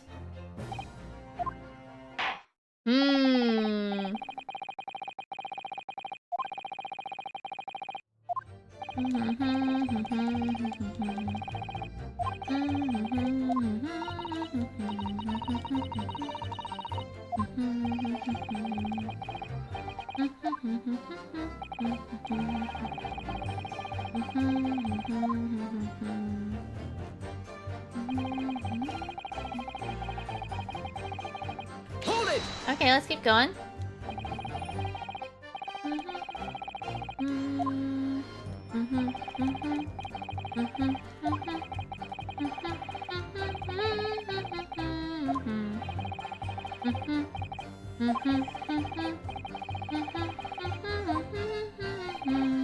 How indeed with that smug smirk on his face.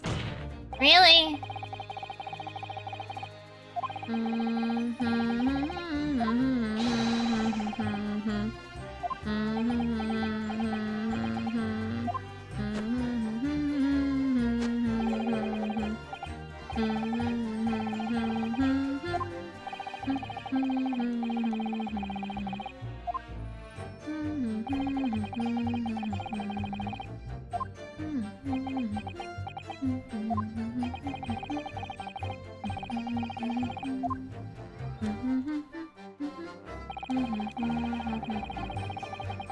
Hold it!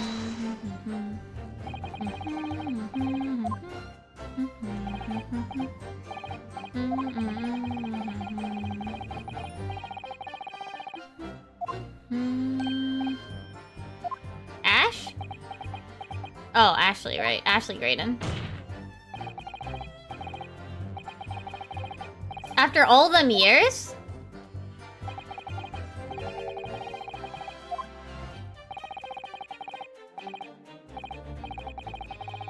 Oh! Excuse me.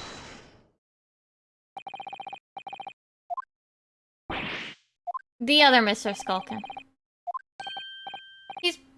He's playing with his pudding cheeks.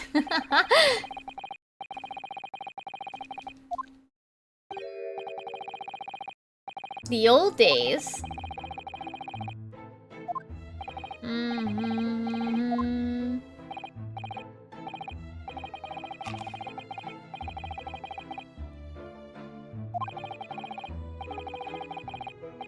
Ah.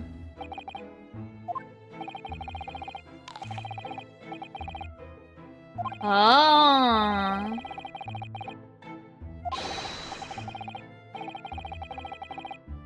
Milverton and Skulkin's Milk Run?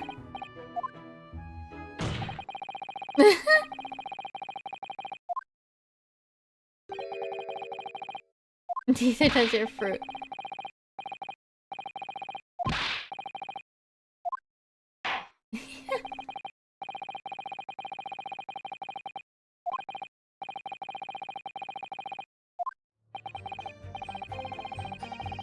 It's relevant! If it asks me if it's relevant, it's relevant!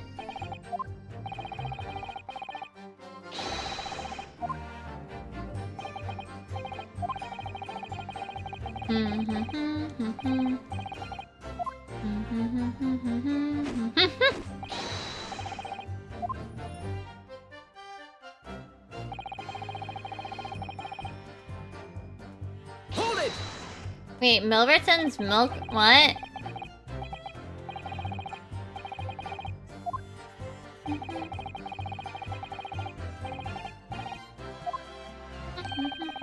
Delivering fresh milk to the locals?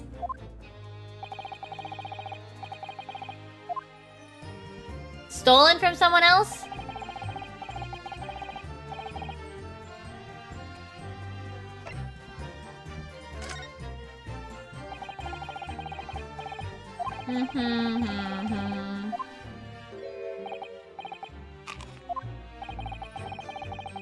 Milverton?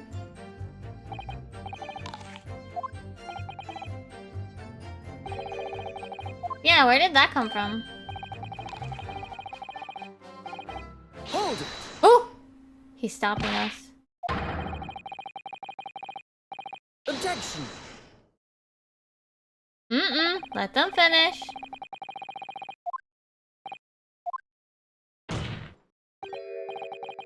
Why is it that was only at the mention of the name Milverton that you decided to interject? Because well... It weren't the happiest homes that one came from. This old man was struggling for money so much his wife walked out on him. She took the name Great and then see. But Ash will always be Milverton to us. Milverton? So that used to be your surname, did it? Of course not. This is all bunkum. I've been Graydon since I was born. Do you really think you can rely on the testimony of these two thieves, You're a communications officer attached to the civil service. As such, your personal details will have been thoroughly checked at the time of your appointment. It would be a very simple matter indeed to subpoena these records, Mr. Graydon. Well, it would appear that Mr. and Mr. Skulkin's testimony has been reliable, for once. You were born Ashley Milverton, then? Is that correct? Very well. Yes. Oh... How many different names does this man have?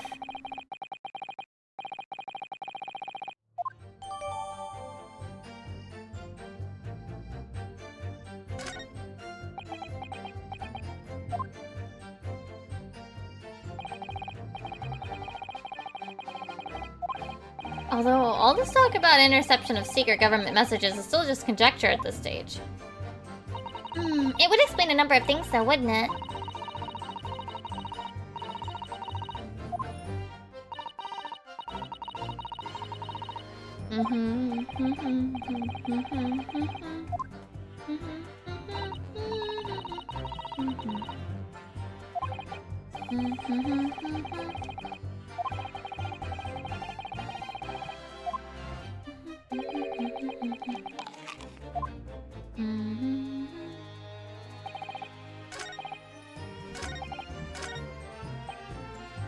Blonde James Blonde.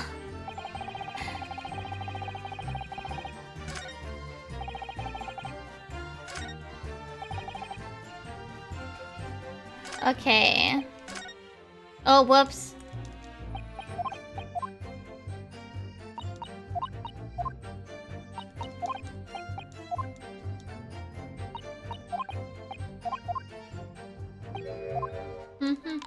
You failed me? No, it's fine. It's fine. It was just a bad pun. Okay, so what can I do with this?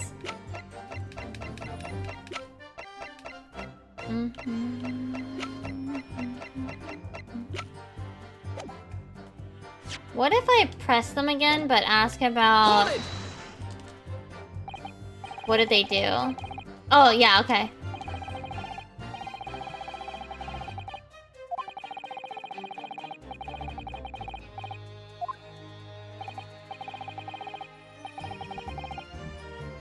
So, we swooped in on the action, got people to sign up with us. We promised to deliver milk for half the price of the other geezers doing it. People couldn't wait to sign on the dotted line. We were raking it in, we were. So, did you live on a dairy farm or something? Poor and Bennett, are you off your rocker? We had nothing. We were too poor to have a farm. Alright. Now, what we had going on was simple once you had the idea. We just switched them over, see? Our customers' empties with the full ones from anyone who wasn't on our books. A doodle, right? I think you meant to say a diddle. And that's a crime. It was just a harmless bit of fun, that's all. Milking the general public in such a fashion is most certainly not harmless, as you put it. Well, it was him who came up with the idea. I was just an evil genius. You mean Mr. Kratom? Damn.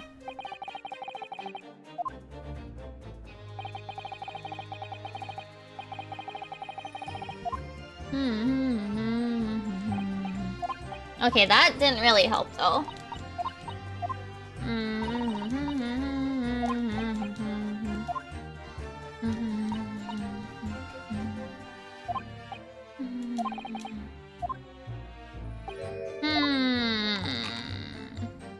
How do I do this?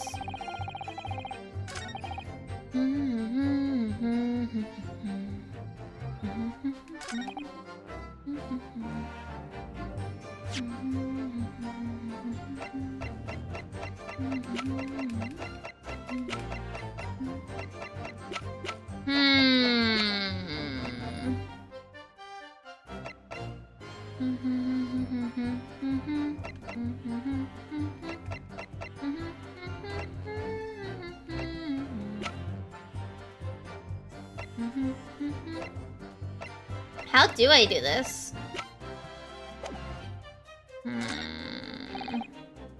I pressed everything.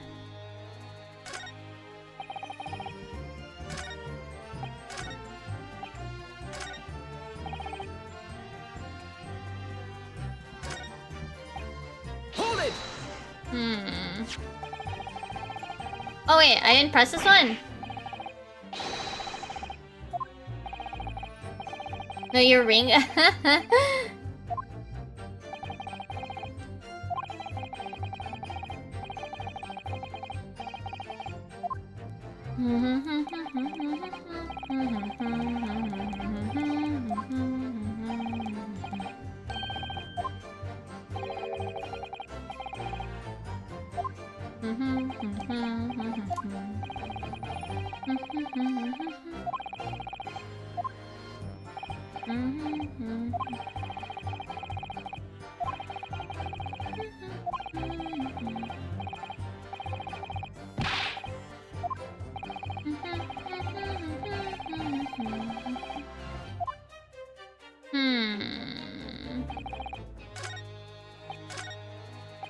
Hold it! I did do this one, right?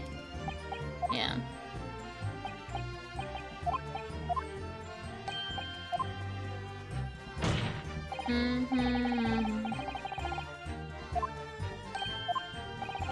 Oh. He's got lines I haven't seen.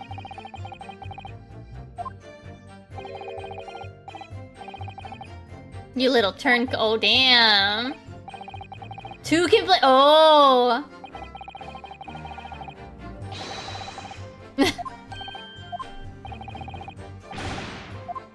Now they're just getting mad at him.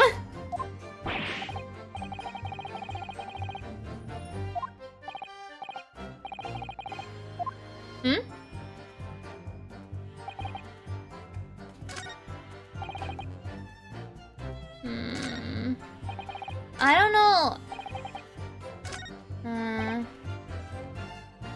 Hold it! I press him now. We know that his name is Milverton, right?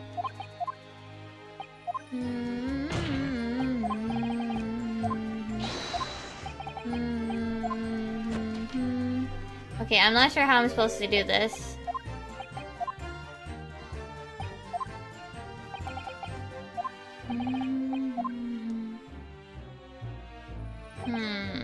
Hold it! Are there any other lines here? I'm not sure I follow where I'm supposed to present something. I don't know.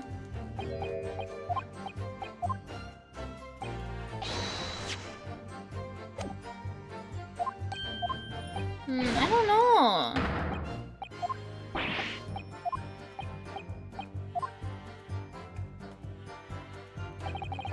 Hold it!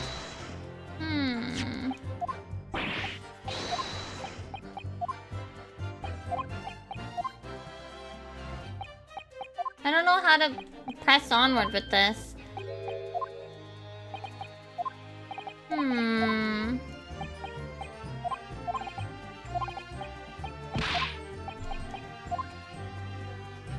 And I pressed him for details on this, right?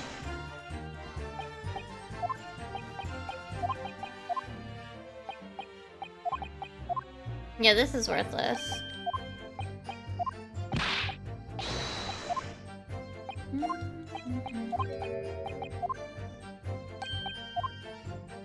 I don't know. What do I do?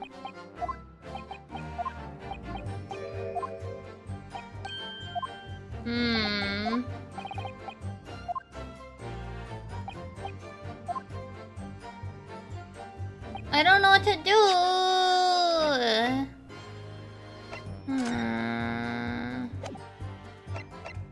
I don't know.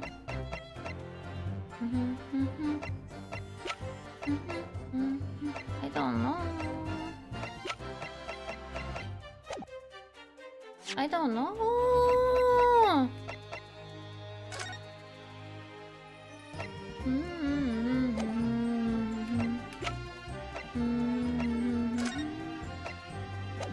I don't know what to present.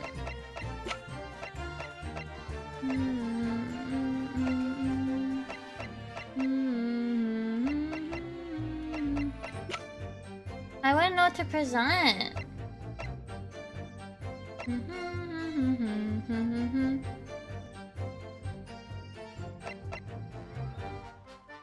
Right? We don't even have the coat yet in here for some fucking reason.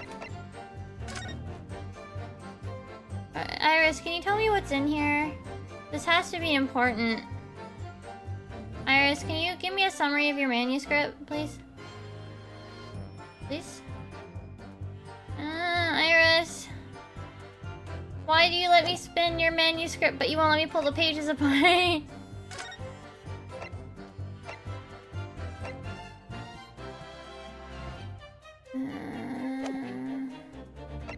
And this isn't valid in the fucking courtroom.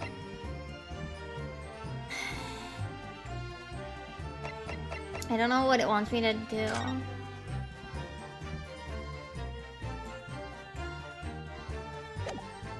I don't know what it wants me to do.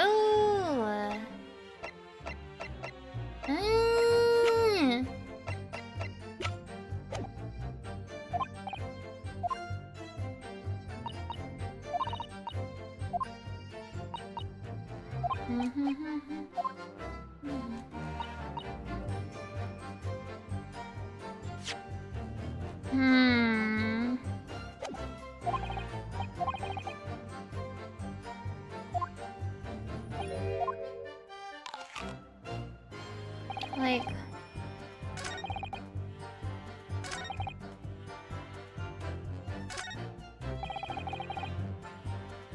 I don't know.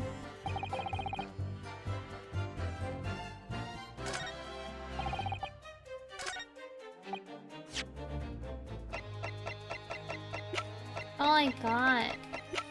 Objection! Oh, music didn't stop. I should have saved.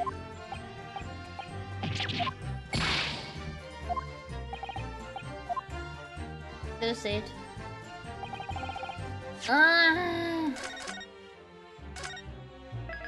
Well, I still have 2 more shots, so as long as I save before I make anything risky.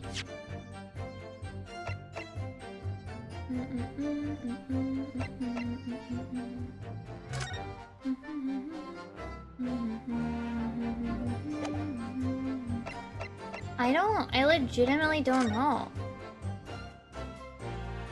Wait! His last name is Milverton? Objection! I totally missed that.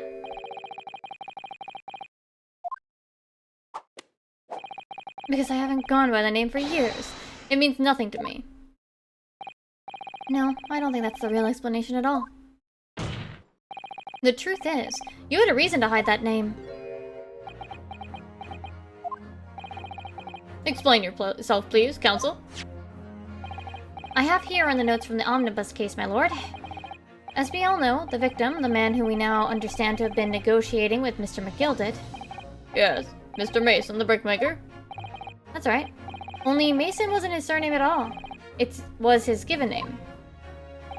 His full name was Mason Milverton. Milverton?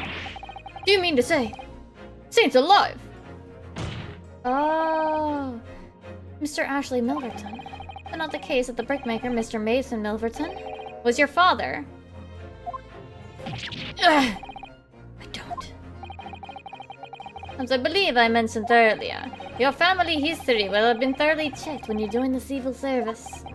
And it really would take no time at all for the court to subpoena these records. The truth is, you've been illegally acquiring highly confidential government information. Damn.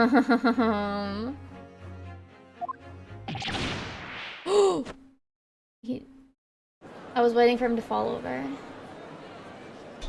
Come on, man. Jojo die. Jojo death. The truth, you say? That you collaborate with your father, Mr. Mason Milverton, in illegal dealings with Mr. Magnus McGilded. By dint of this music box, you mean, Counsel? Yes. Stealing information being sent in secret government communications and selling it on to Mr. McGilded. Mr. Graydon concocted this elaborate scheme of using 2 music box discs to encode the information.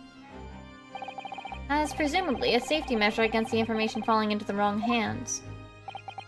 And a very effective one. I shouldn't have given the scheme any credence whatsoever. Credence, whatever. But the deal with McGilded went sour, and the brickmaker met his end. Yes.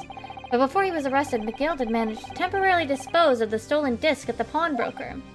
Then, having learnt of the situation, you appeared at Windibank's 2 days ago, in an attempt to recover the 2 articles McGilded had placed in pawn there.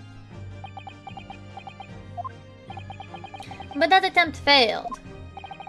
One of the discs was seized by the police, and the other, you never found. So that same night, you enlisted the help of the Skulkin brothers and broke into the pawnbrokery. This time, determined to recover the second disc.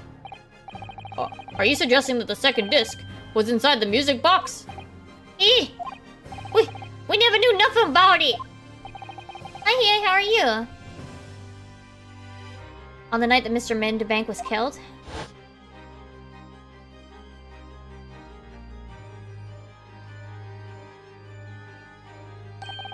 the intruder to the pawnbroker touched one item and one item alone. The music box. A rather ingenious demonstrated using the 2 prints of the security camera, indeed. So, the question that naturally begs answering is this. Why was only that one article disturbed? The answer is obvious. Because it contained the second disc, which the intruder was desperate to retrieve. Since, if it were to fall into the hands of the police, it would be proof of high treason. Ding. Well, Mr. Graydon, do you deny all of that actually began on that fateful night 2 months ago? Come on, Jojo Pose die. I refuse to accept any of this nonsense. Well, yeah, of course, I guess. Sir? There appears to be blood seeping through the sleeve of your jacket. Oh, shit! That wasn't there last frame.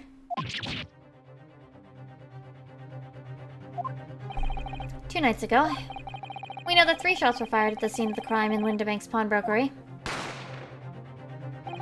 1 took the life of the pawnbroker himself.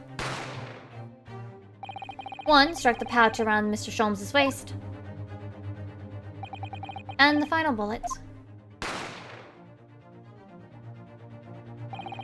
struck the calendar on the wall of the shop, having first pierced the arm of one of the intruders.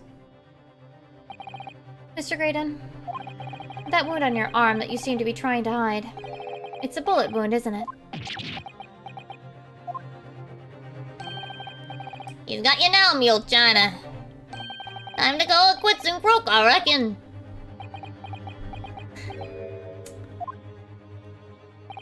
Don't acknowledge my presence there under any circumstances whatsoever. Those were my terms, remember? And I paid you handsomely to comply. Clearly, I was a fool to think I could trust some common-back slum thieves. Fine, I admit it. I was there in Winterbanks that night. I paid this pair 10 guineas to accompany me.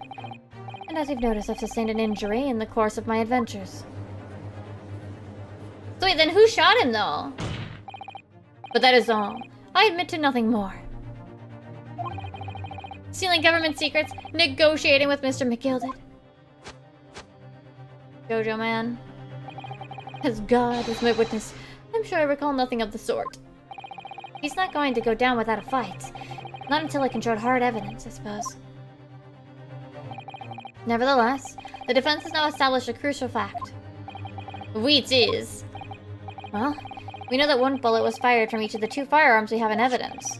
The bullet from the Skull King Brothers' gun hit the pouch around Mr. Sholmes' waist. And the bullet from Mr. Winterbank's gun clearly must have been the one that caught Mr. Graydon on the arm. Indeed, it must. We can rule out the possibility that the man shot himself. And that leads us to only one conclusion.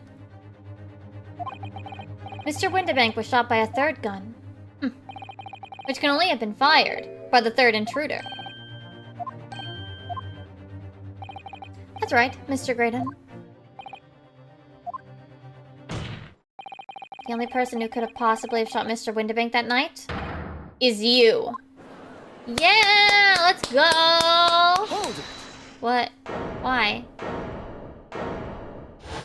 Why hold it?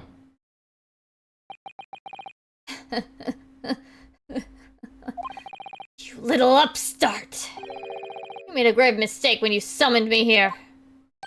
What? What's that supposed to mean? Yes, as you rightly say, I was there at the pawnbroker's. I did my best to hide the fact, naturally. I had no intention of ruining this distinguished career I'd built for myself at the communication station.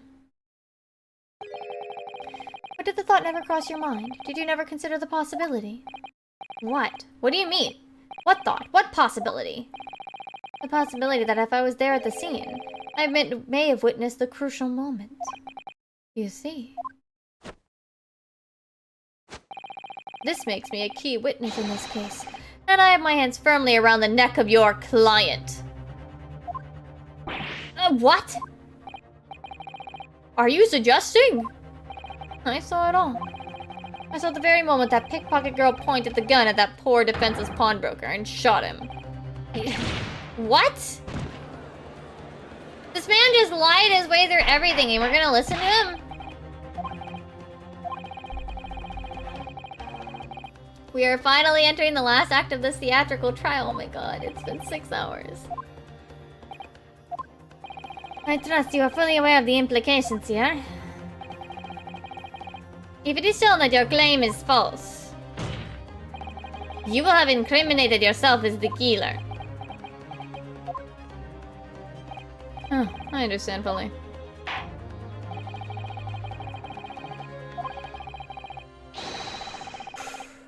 Okay, that said, I'm gonna make some tea. Okay, I will be right back.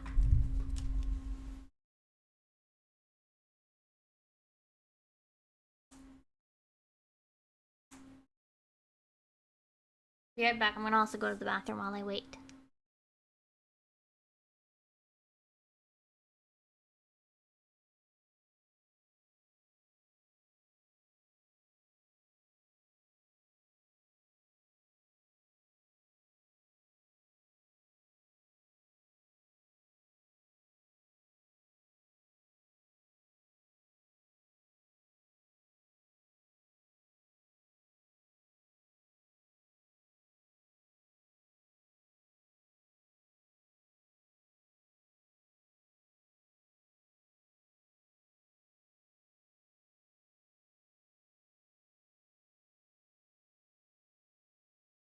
Oh, my tissue box fell over.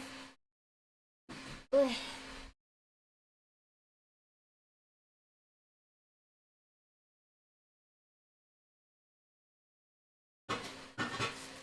Oh, I gotta open the tea bag.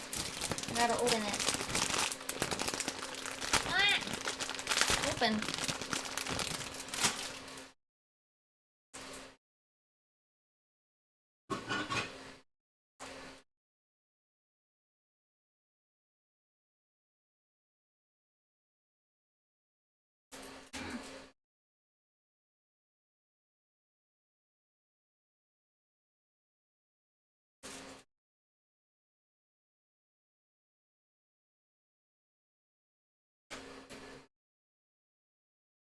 What?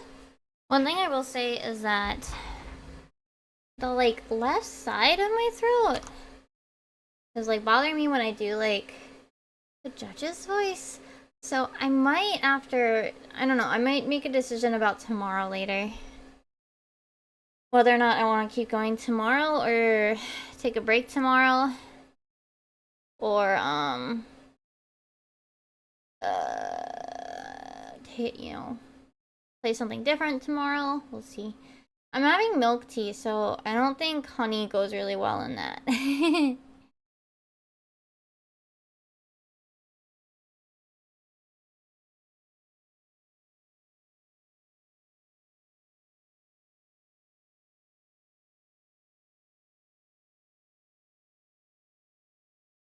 Oh. I think I got a bug bite on my leg. Yeah, I do, I think. Be right back, my tea's ready.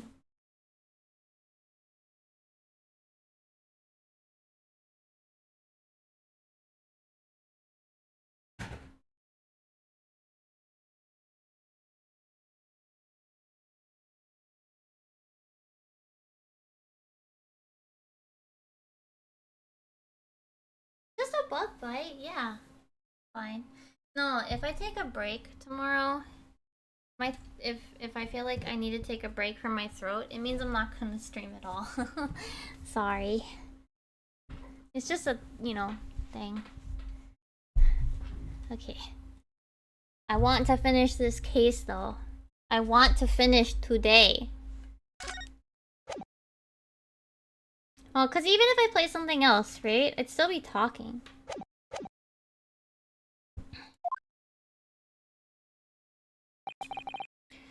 Nothing would give me greater pleasure. Yeah, I'll see how I feel in the morning, but yeah. While these ruffians were jostling with the broker, I was still near the entrance to the shop. When Windibank threw Nash over the counter, I felt a sharp pain in my arm. I pursued the man, but he shut himself in the storeroom. I could see him through the peephole in the door, though. The accused, in a black coat, shot the man in the back as he was trying to flee to safety. She was in there, though. How? I saw the blood spattered all over the wretched girl. Then she tossed the gun out the peephole, so I picked it up and made my escape. None of that matches literally anything. Yeah, this is quite extraordinarily wrong, Judge. You smug motherfucker. Judge, why are you believing this man? We have photographic evidence she never threw the gun outside the window.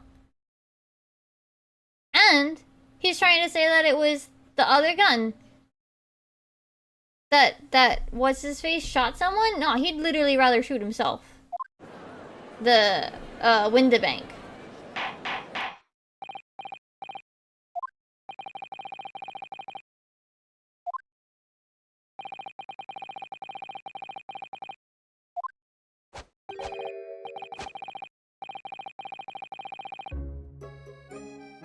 Sussy music. This is the equivalent of in music.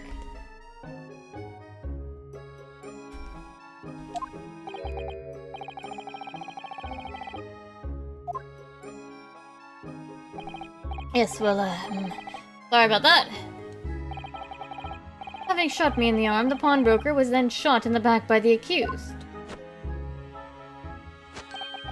And as I said, she was showered in his blood. You say the blood splattered all over the accused coat. Are you sure on that point? Oh yes, quite sure. All over the black overcoat that pickpocket girl was wearing at the time. Really? If her coat could somehow be shown to harbor vestiges of blood, that would be conclusive evidence here.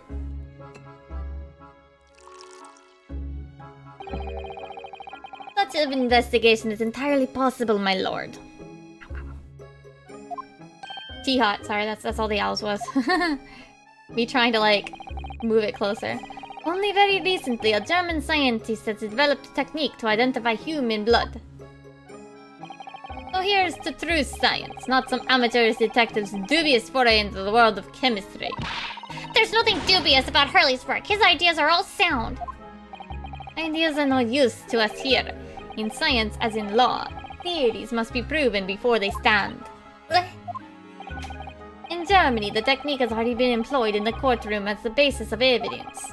Scotland Yard has a small quantity of the chemical reagent used. With your lordship's permission.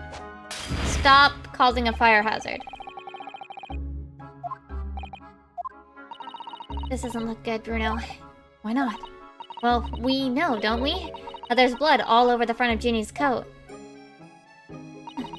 They test it with their chemicals. Oh, help, you're right.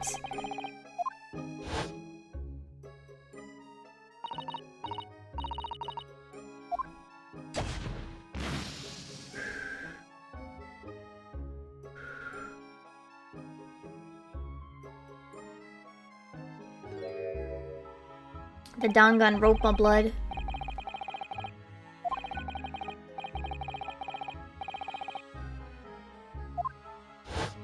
But also, wouldn't we want to check her regular clothes, too?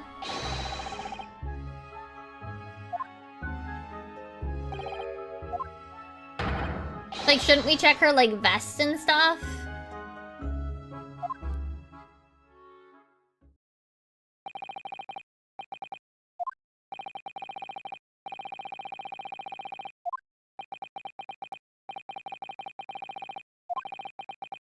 Gina will be...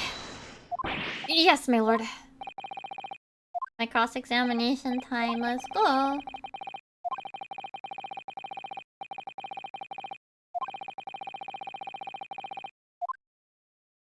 Let me, like, save.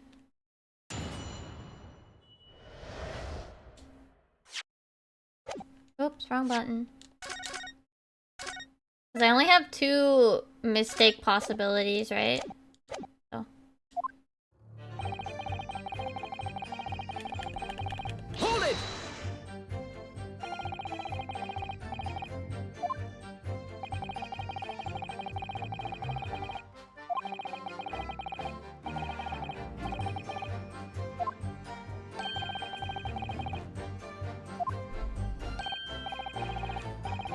Mild-mannered burglars. We don't like violence. Then why do you have a gun?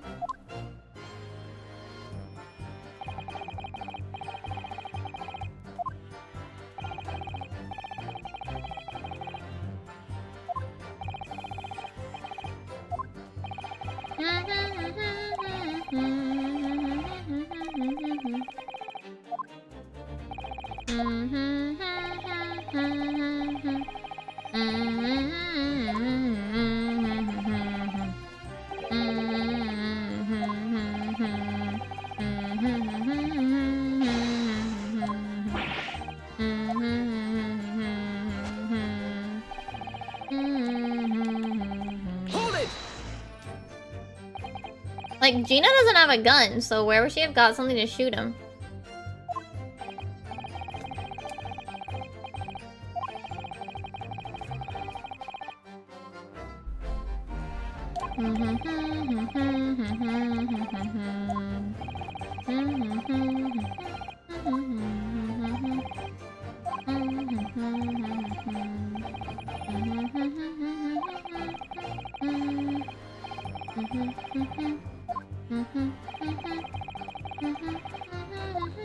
You know, if you didn't do your JoJo poses, maybe you wouldn't still have a bleeding wound 2 days later.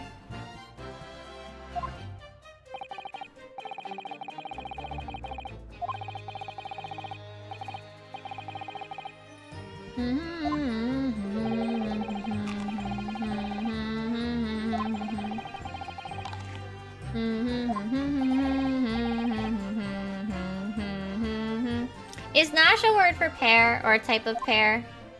Because we have Ringo, the apple. We have Nash, and he's eating a pear. Hold it! Is it a type of pear?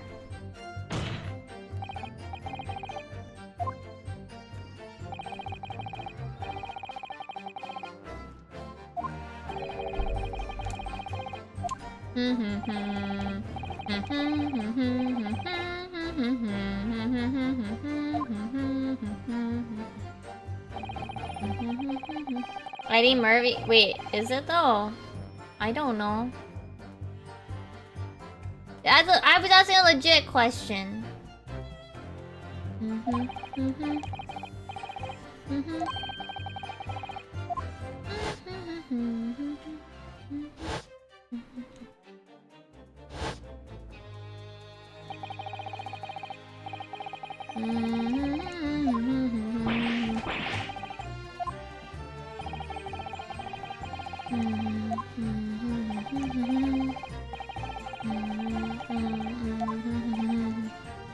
Nashi? Oh, then that's probably... I know, I'm just wondering, because I legitimately don't know why they'd be called Nash and Ringo. Ringo makes sense. So there has to be some reason. Like, Ringo makes sense as far as he's eating an apple. And then Nash is eating a pear, so I'm like, well, there has to be some connection there, right? So then Nashi pear, yeah, would make sense.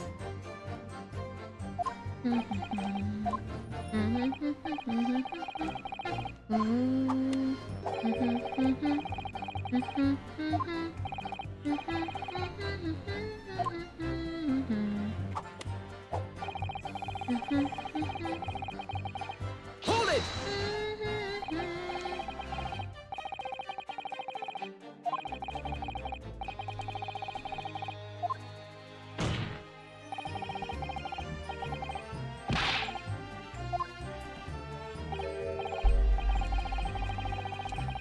What?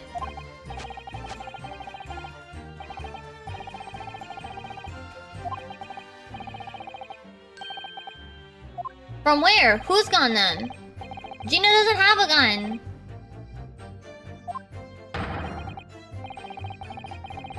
Gina literally doesn't have the money for a gun. Objection! And if Gina had it, then it would have been found at the scene, you absolute buffoon.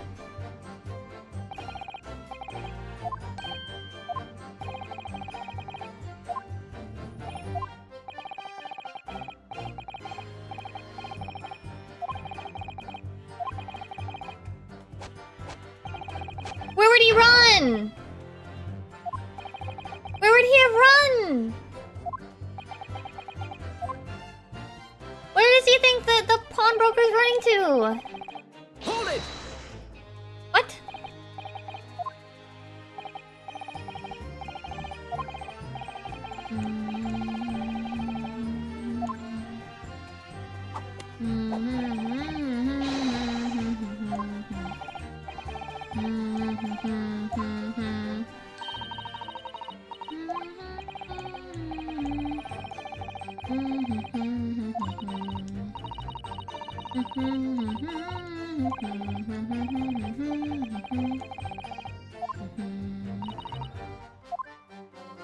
So like,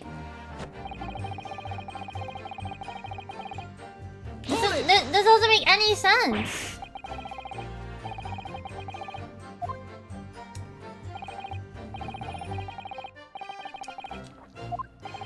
She fainted.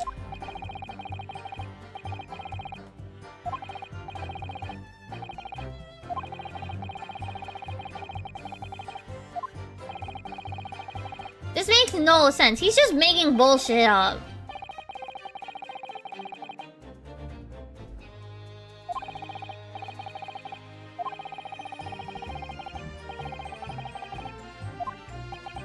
He's literally just making bullshit up.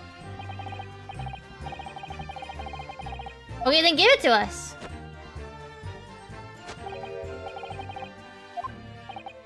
Then present it to the court, sir.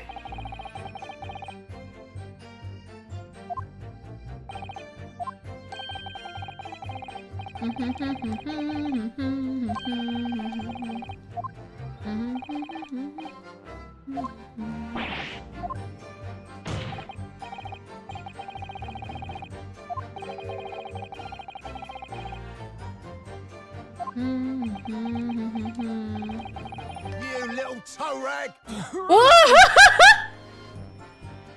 happening here? Wait, what's happening here? You little toe rat.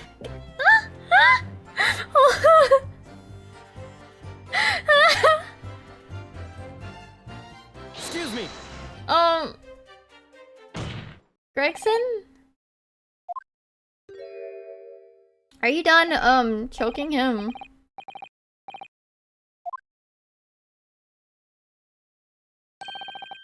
Wrong, Sunshine. That should be my line. You do realize you were just violently shaking Mr. Skulkin. Well, he's a bit of a hooligan, ain't he? What's going on just now? He grabbed me a whistle. What are the blazes, he said. Didn't you mention the third gun when we got you down to the station? And why didn't you? 'Cause we didn't know nothing about it. Or that flaming peephole in the door. Sorry about that. I can be prone to losing my rag sometimes. Not hurt, are you? God blimey. See the way he's looking at me, I'm telling y'all, this D's giving me the willies. That was strange. The inspector doesn't normally get quite as worked up as that. He wouldn't normally grab someone. No, that wasn't like Rexy at all. He's normally all sweetness and light, no matter what I say to him. Yeah, I think you might be a special case, Iris. Well, anyway, this is definitely out of character. And back he goes to his fish and chips. Oh! Ah, fuck.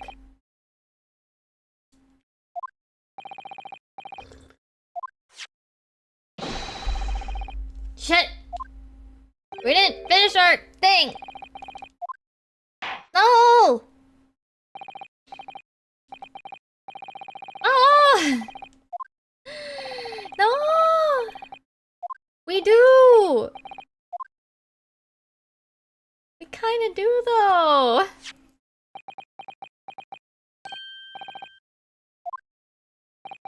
The report, please, Inspector. Yes, sir. Traces of human blood were found on the overcoat of the defendant, Miss Gina Lestrade. From the extent of the stains, it would appear that they were the result of spattering following a gunshot wound. End of report. No, they're from a stab wound.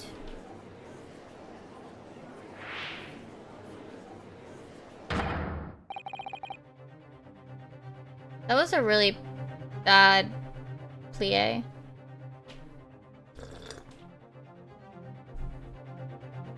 Objection! Sir. No, the blood on that coat is not Mr. Windibank's. Sir Magnus McGilded. Just before his coat was deposited at Windibank's, McGilded had fatally stabbed Mr. Mason Wilverton. So the blood on that overcoat is the blood of the brickmaker from the omnibus case. Objection!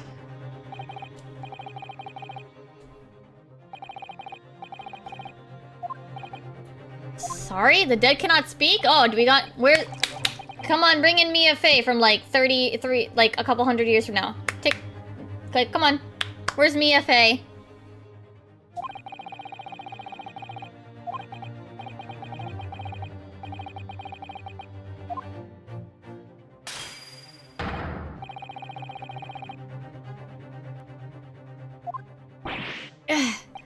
But that was... Mia Fey isn't born yet, yeah.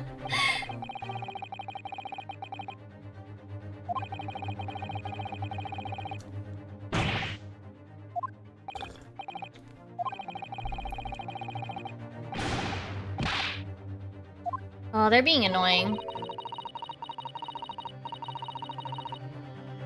Yeah? Probably. I held up Piroshki to Starving Boy, and he ran away. What does that have to do with this? Herlock Sholmes is barely more than a figment of the public's imagination.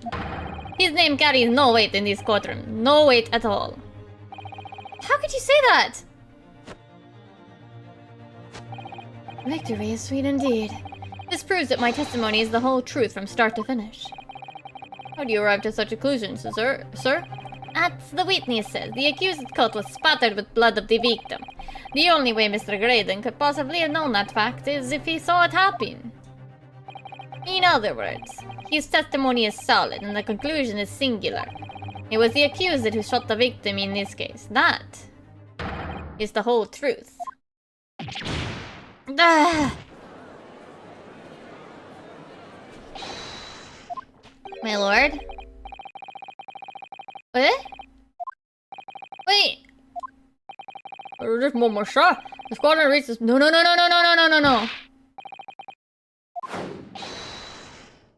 Guilty. Guilty. No! Guilty.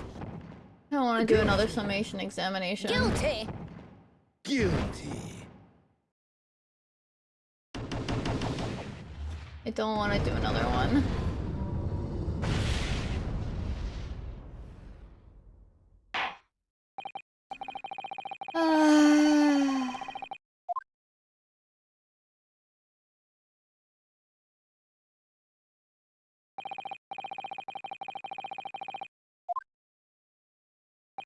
Yes, to any attempt you may make at unpicking the judge's decision being equally successful.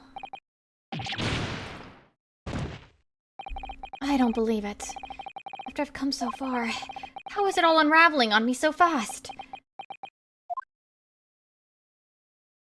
Like, all the answers are there! Where did he run away to? Oh, is that Sholmes? That's Sholmes! Yay!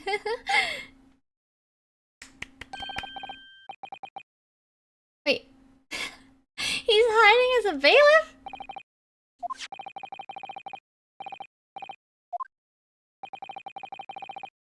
Mr. Nuthuddle. That scientific truths are determined not by science, but by none other than the human mind. I know that voice. Am I going mad? Ah!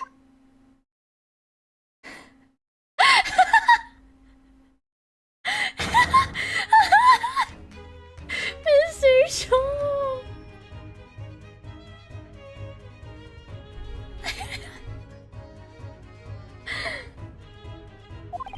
What? What is the meaning of this? Sholmes, your coat is clipping.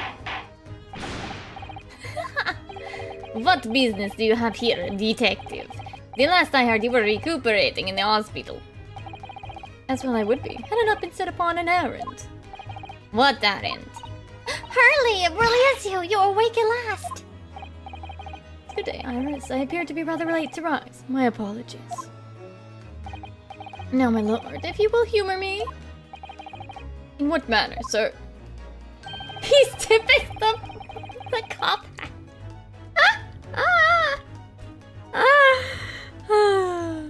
I have something of great importance I wish to give the young lawyer over there.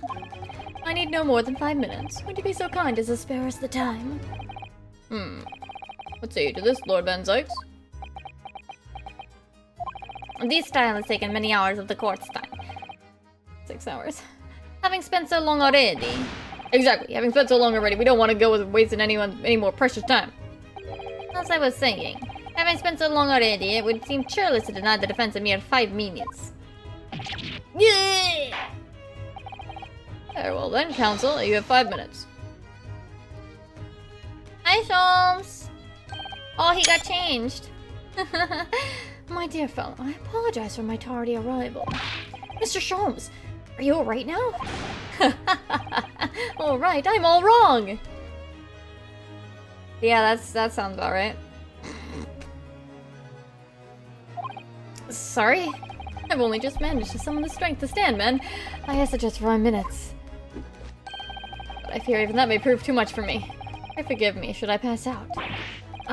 Let's make this discussion as short as possible then. Literally, haha, I was just shocked. Hurley, this place is full of idiots. None of them can see how wonderful your chemical blood analysis is. Oh well, that concoction of mine really was just a bit of sport to assist me in my investigations. I never took the trouble to refine it for appraisal by the scientific community. An oversight on my part. Right. Modesty? Surely not. But enough of that. I'm here to give you this. My dear— oh, that's Susato's! What's that? From Miss Susato. From Miss Susato? If possible, matters were to be settled without me giving you this. Those were her instructions when she asked me to do her this favor. I don't understand. I love how dumb Sholmes is.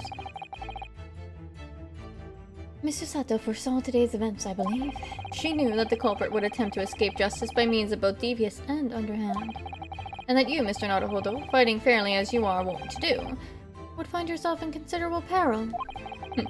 At that very moment in crisis, you were to be given this small parcel. Those were the dear lady's instructions. A leaving present from Susato-san.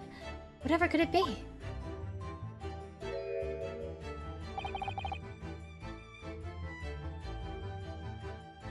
Wait a sec.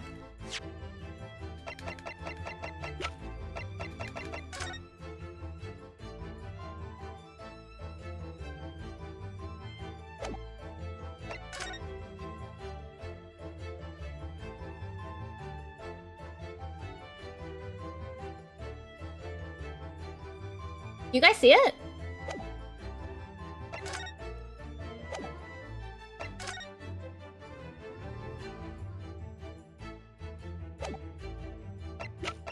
Why did he steal that from us?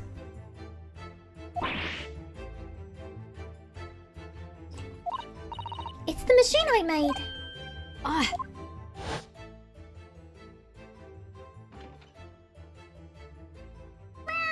Magahai!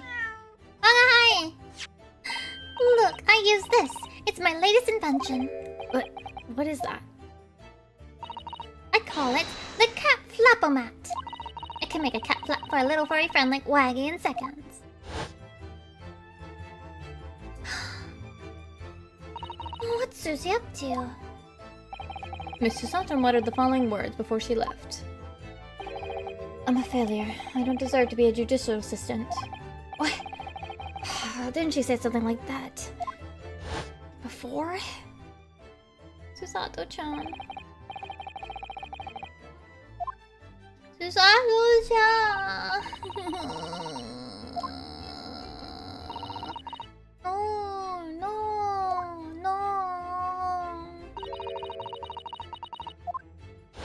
Susato-chan! Whatever did you mean by that, Mr. Sholmes? That night, when you left Windibanks in pursuit of the thieves, Miss Susato made use of this contraption for a certain purpose. That is your answer, my dear fellow. Not at all cryptic, then. Susato-san used this cat flapomatic that night. Why? The cat was not important, but the cat flapomatic was important. How do you think it would functionally work anyway? Does it just have like hinges built into it and like some sort of knives?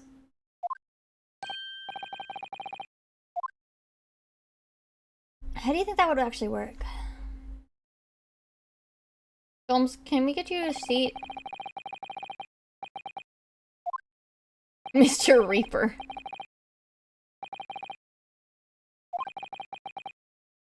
The die is cast. Is it really? The jurors are unanimous in their leanings. No doubt my learned friend will consider a summation examination. But any attempt to alter the verdict now would be utterly futile. I wonder. Mr. Naruhodo? Yes? The rest is down to you, dear fellow. What is your plan? First it's down to me. I need to be careful here.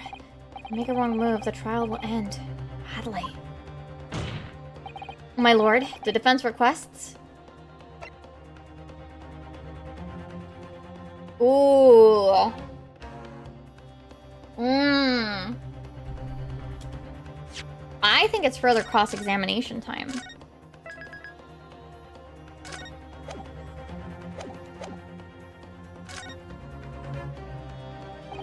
Further cross-examination. Objection!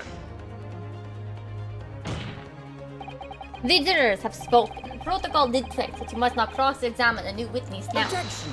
I'm not doing a new witness, you dipshit. Defense is not asking for the cross-examination of a new witness. Rather, to continue with the one of an existing witness. What? It would appear that a rather important detail has escaped your attention, Mr. Reaper.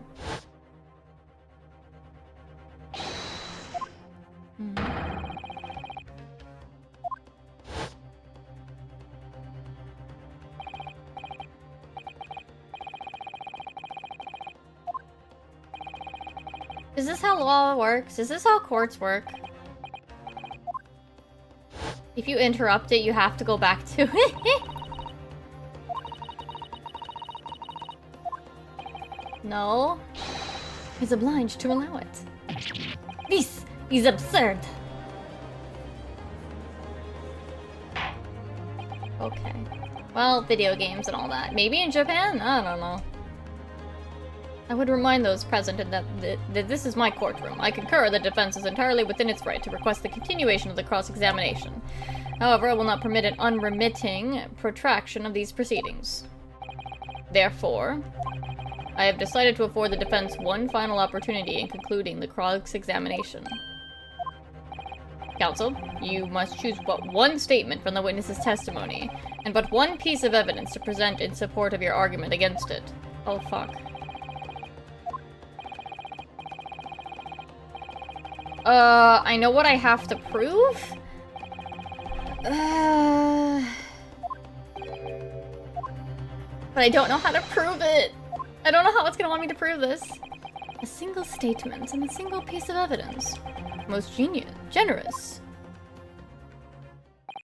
Well then, Mr. Naruhodo, it's high time I fell in a dead faint. I leave this in your capable hands.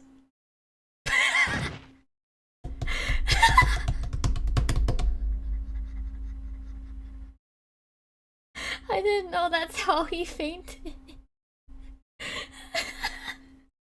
That's not how real people faint, by the way.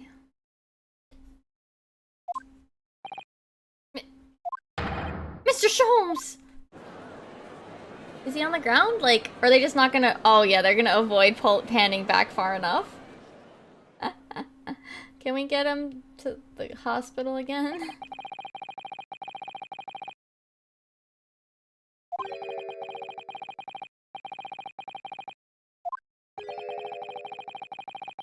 Imagine he's feeling very little now. Strike him when he's down, why don't you? No, I'm not. But I know what I have to prove.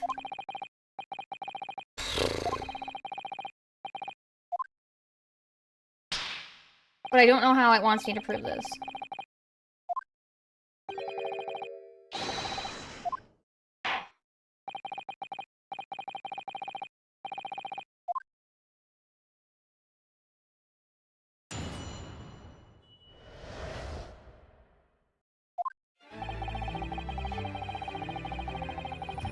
Oh.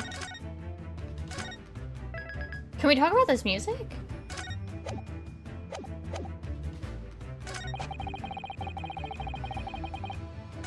Damn. This is the statement I think I want to present against, right?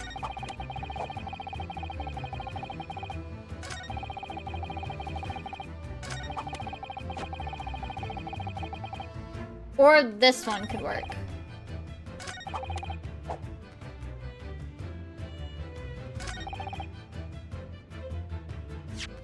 The question is, how does it want me to present it, right?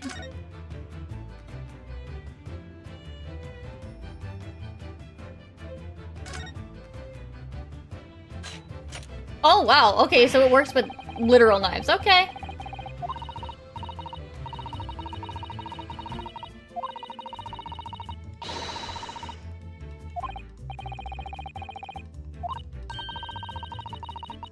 Oh.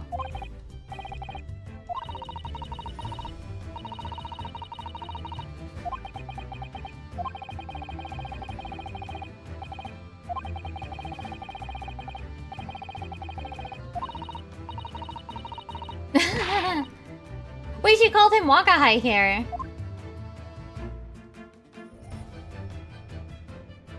Cute.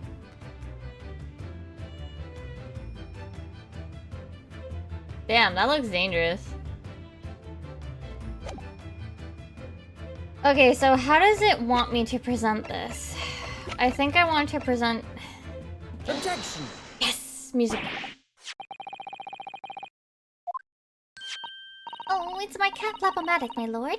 It makes a way for cats to go in and out of a room. It can cut through any door you can think of, and make a new little door in the middle of it. That's right, my lord. It's a device for creating so-called cat flaps.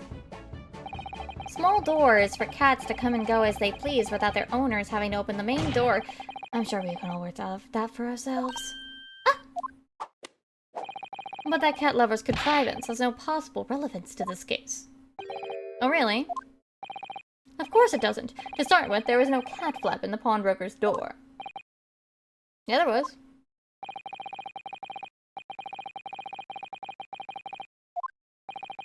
Perhaps it would help if I described its function another way, then. This contraption is able to create a peephole in any door you can imagine in practically no time at all. Oh, I beg your pardon. A peephole, you say? 2 nights ago, we arrived at the scene only minutes after the murder of Mr. Winterbank had taken place. That's right. According to the paperwork in the yard, it was you, your Japanese assistant, and Schultz. Yes, the 3 of us were together, and it's recently come to my attention that my assistant made use of this device at the time. Your assistant did what? There was a peephole in the storeroom door. I can attest to that. Because I looked through the peephole myself in order to see the inside the locked storeroom. This is ludicrous. What are you trying to say? Of course there was a peephole in the door. I said as much as in my testimony. How else could I have witnessed the crime for pity's sake? It wasn't there before, sir. Yes, how could you? What? Alright, it's time. Time to strike the final blow. What I mean is this, my lord. My assistant made the peephole in the storeroom door. And until such time as she did, the door had no hole in it to look through. What? No! Objection! This is a farce. Are you really suggesting that the peephole in the door was... Yeah, it was created only after the incident had taken place, by my judicial assistant using this device. Your assistant tampered with the scene of the crime scene with us being fully aware of the gravity of our actions. Serious act of vandalism. For which I humbly apologize, my lord. It was in the few minutes that I left the scene in order to pursue the Skulkin brothers and alert the police. Nevertheless, in the light of this new information, it becomes apparent that Mr. Graydon's testimony is riddled with holes, much like the door. Yay! I can be funny, right?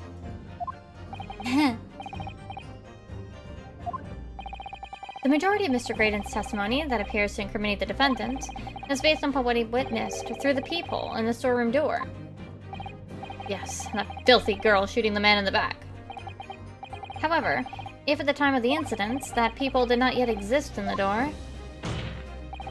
there's no possible way that you could have seen what you claim to have seen. In short, your entire testimony is a pack of lies.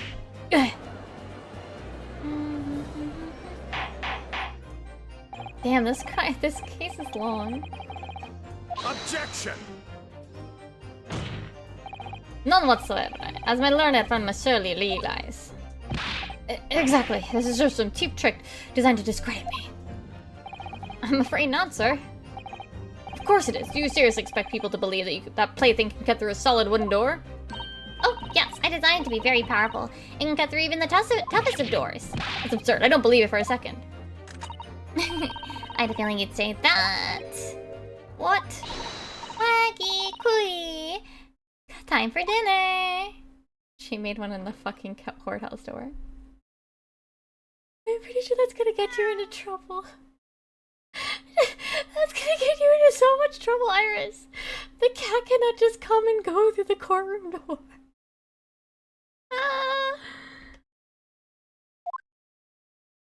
Well. Young lady, this is the Old Bailey. One does not make a cat flaps in the old paneling at the Old Bailey. Montoya, don't worry.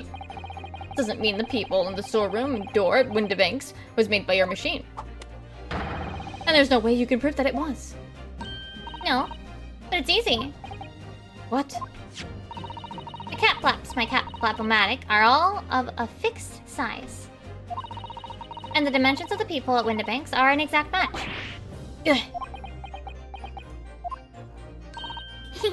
Old Silky's at a loss for words.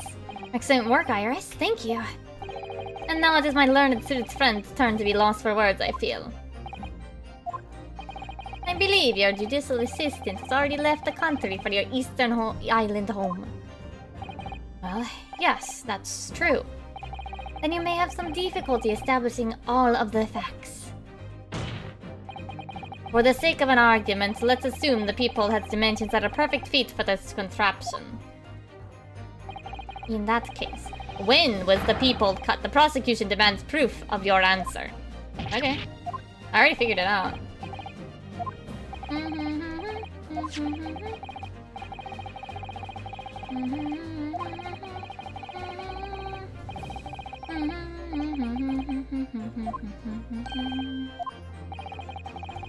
And for as long as the defense remains unable to prove when the people was made, my learned friend's claims amount to nothing more than a baseless accusation.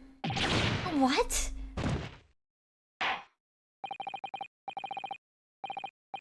Well, counsel, Don't give up now, Nuno. This is the time to create your own opening and force your way through it. I don't know if I can do this, but I do know one thing. Susato-san is the greatest judicial assistant in the world. Yay! Yay! Susato-chan! Susato-chan! Okay, let me just give me your fucking proof. Come on. Take that! Here it is. What are you? Print from the detective's infernal cameras again. My judicial assistant, Miss Susato Mikotoba, is an extremely intelligent and capable woman, which is why I never had any cause to doubt that she would have considered this scenario and made sure I had the necessary proof. And the necessary proof is in this photographic print, counsel. Well, look at the door, dipshits. Look at the door! Hello? Are they all dumb? Agreed. And it also shows the accused mercilessly wielding a gun in the direction of the defenseless broker. But more to the point, it pictures the storeroom door in the background. Let me see that print again. I don't believe it. This really is quite remarkable. The door to the storeroom is completely devoid of a people of any description. Mr. Graydon, you couldn't possibly have witnessed the crime as you claim to have done, because at the time that it happened, there was no people in that door. In other words, your testimony is a catalog of lies. Hell yeah! Oh, come on, do it. Yes! He's dead.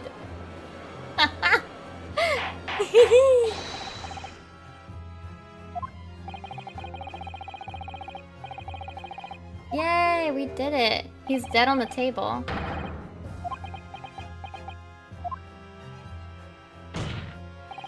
That's not the only thing we now know beyond all reasonable doubt. My learned friend's assistant's guilt can no longer be denied. The women tampered with at the crime scene. But more importantly... Good lord, there's more, Lord Van Zuyx. The defense may have established a reprehensible instance of perjury. But that is no proof that this man is the victim's killer.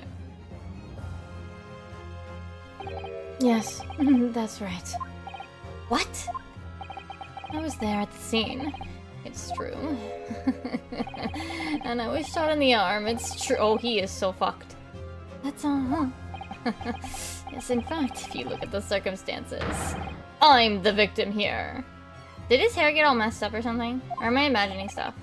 Oh, please, no! I don't believe this. But they're right. As it stands now, I don't have any definitive proof that he's the culprit. Still, he can't worm his way out of it now. Iris? You know what they say. There's no point locking the cat's door after the cat has bolted. Oh. Isn't that right, Bruno? What? As Hurley always says. One lie begets another. No, wait. That might have been a line I wrote for him in one of my stories. Well, no matter who said it first, you're right. Mr. Graydon, not only did you give false testimony to the court, but the lies you told make no sense. Make no sense? What do you mean by such a remark? What you said in your testimony reveals that you know something you shouldn't have known. In other words, there's a fundamental inconsistency in your statements. What? Objection! This is provocative talk, counsel. Won't you enlighten the court? Explain this alleged inconsistency. Iris was right. One lie begets another. Well, I mean, how did he even know about the peephole, right? Namely... Oh, the bloodstains on the coat. That's far more important. The bloodstains that were present on Miss Lestrade's coat. That's right. The victim's blood splattered all over when she shot him. But how could you possibly have known that? Obviously, because I saw her do it through the peephole in... the... Damn. The point is not that you lied in your testimony, Mr. Graydon. It's the nature of the lie you concocted that is so revealing. You're not making any sense. Then let me ask you a simple question. How is it, Mr. Graydon, that you knew of the existence of the peephole in the storeroom door? That too. What? Well, obviously I,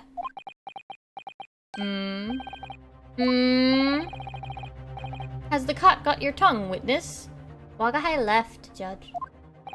The peephole in the door was made after the incident occurred. And once I returned to the shop having failed to catch the two burglars, Scotland Yard's investigators arrived immediately. Since that time, the police have been at Windibanks constantly carrying out their investigation. Isn't that right, Inspector Gregson? Yes, of course. The place is chock full of pawn articles, and my lads have to thoroughly examine them all. The poor burglars.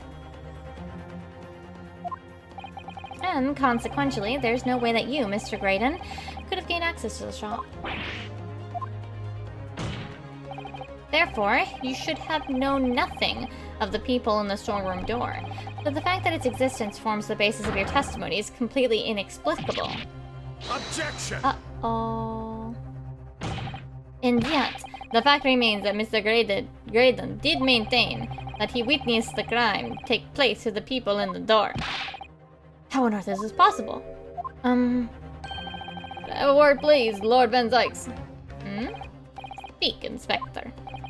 It's just that I really ought to be getting back to the station now to put in my report. There's really nothing more I can add to this testimony if it's all the same to you. Permission denied. Oh. It's not all the same to me, Inspector. Not at all.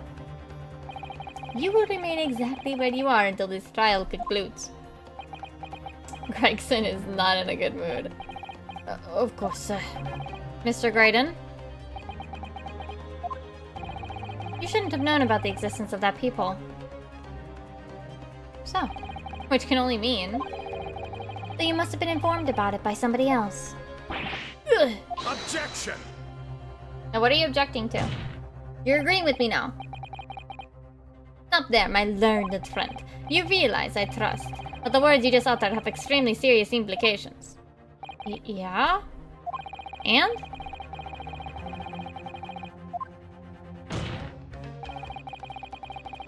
By a certain person before his test. Uh-oh.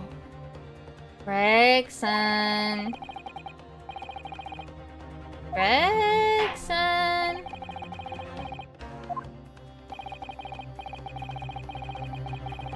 Gregson.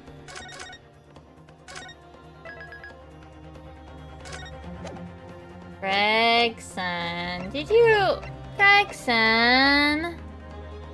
Gregson? Take that! The truth is, it can only have been you, Inspector Gregson.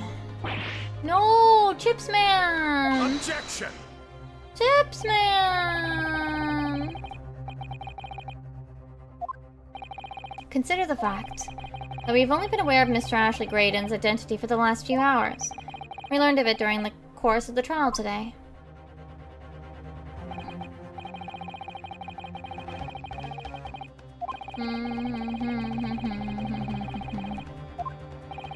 And until that time, Mr. Graydon would have had no idea. No inkling that he would suddenly be required to appear in court.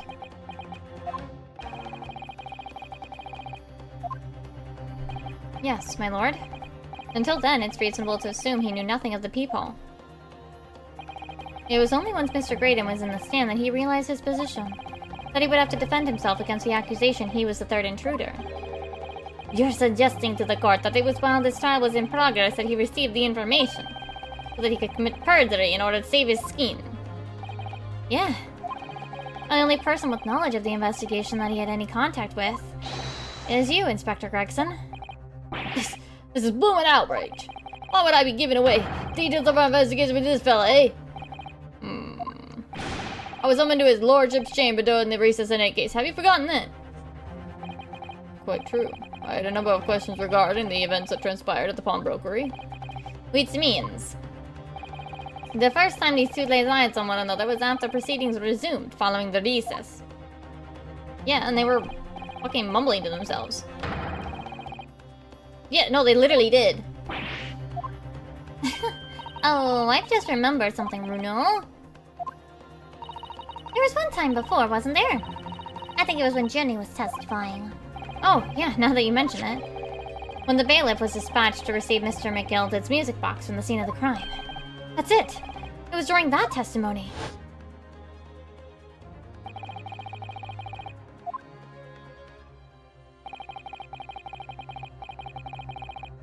Secret discussion. Gregson. Gregson. Why'd you do this? He called us a toe rag. What the heck?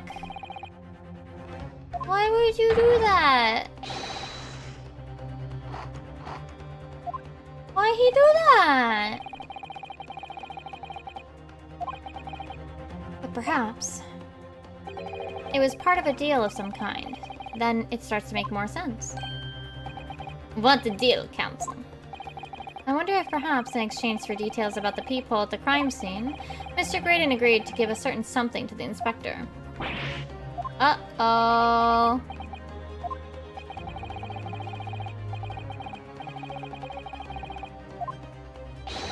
Uh-oh, malfeasance. Objection! Uh-oh, uh-oh, spaghettios.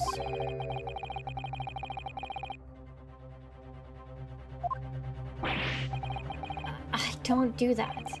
But with the stakes so high, the prosecution is not prepared to listen to these baseless charges. It is incumbent on the defense now to present evidence in support of this diabolical claim. Evidence? Just what are you proposing that the inspector demanded of the witness in return? The court must see proof of this alleged deal. Okay, how am I supposed to tell them about the other thingy? Then logically, there's only one thing he could have asked for. That must be it. Bruno, do you think it could be... Yes. It's the missing link that would join all the dots together in this puzzle.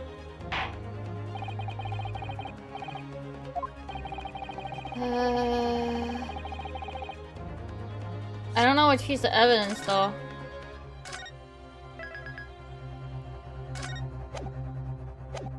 Is it this? I feel like it's this. Take that! Yes, music, thank you. Thank you for confirming my worries.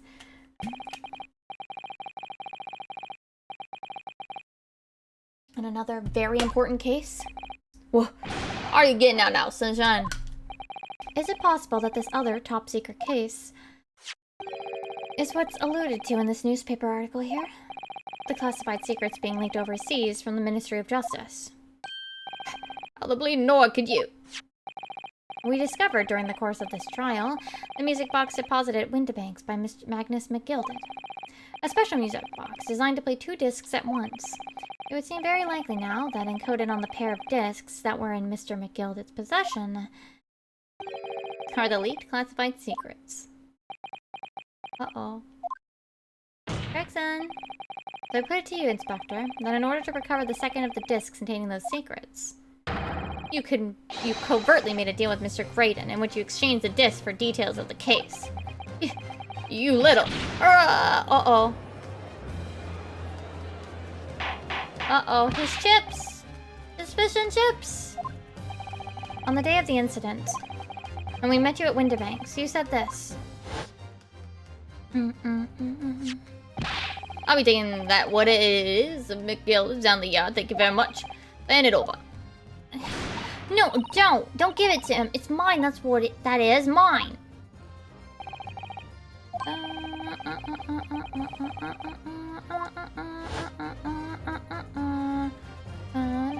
Scotland Yard already knew at the time, isn't that right?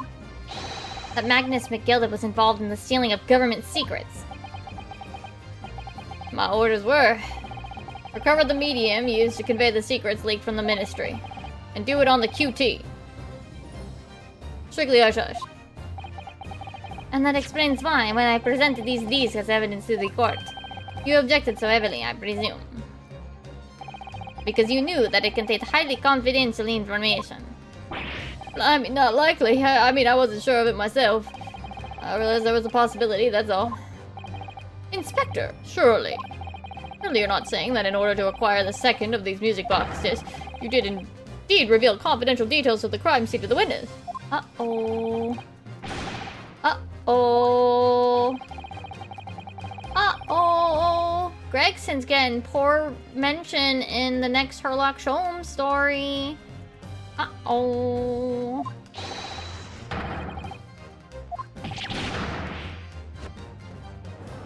I like Jojo Man's stance when he freaks out.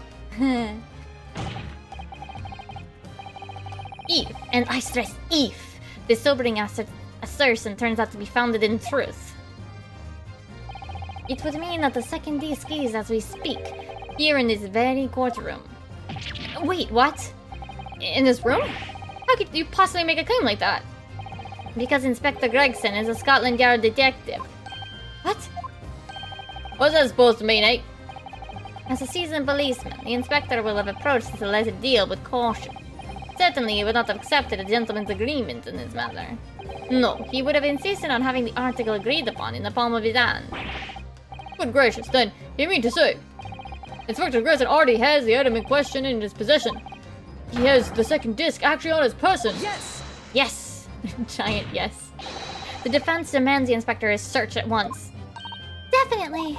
They could only have stuck a deal with each other when Jenny was testifying before, and Gregsy hasn't moved from the witness stand since. My lord, please, order an examination of his personal effects immediately. Well, Inspector? Gregson, why you do this? The young lad wants to tone down his imagination. He has insulted me and my profession quite enough. However, if it'll put this matter to bed and dispel any doubts about my involvement, then I'll happily submit to a body search. He's gonna agree to it?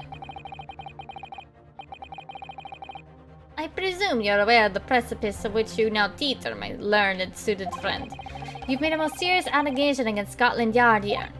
If, following the search of the inspector's personal effects, no disc is found, You will be deemed unfit for court service. This trial will end, and my country's government will formally demand of yours that you are severely reprimanded. That sounds serious. Yes? Indeed, a visiting student made such defamatory remarks about our country's most senior police force. It is not something Her Majesty's government will be able to overlook. You're just threatening Runa because you're scared. The accusation is beyond serious. You must be prepared for grave consequences. It's true. I can't imagine Gregson would have accepted a gentleman's agreement for something so critical. The disc must have physically changed hands, which means the inspector should have it. But somehow, something doesn't feel quite right here.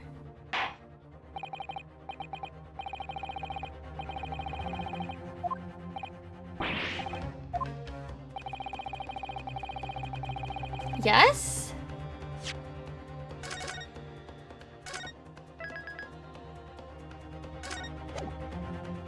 Why are there 3 options? Oh, search someone else.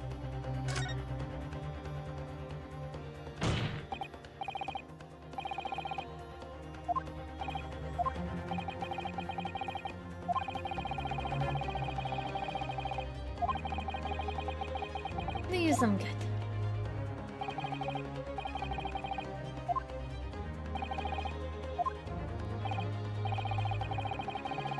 Objection! The wet slab returns! But not of Inspector Gregson. What? Now what's all this? I'm the one you're accusing, ain't I? I'm the one you wanted to search me. No, Inspector. Not you. Somebody else. Wait. Holmes.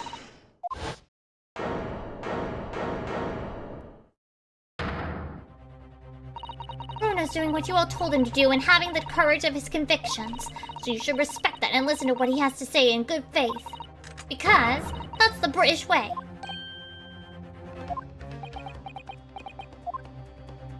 Cute.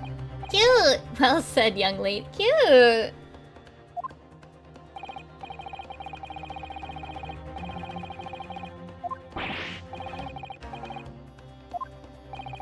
If I'm not mistaken about the things I've seen in court today, I'm fairly certain I know who has this disc at the moment. There's only one person it can be.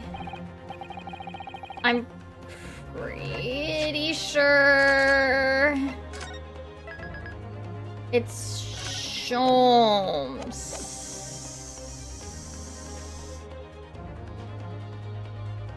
Take that! Nope. It is not Sholmes. Save scumming.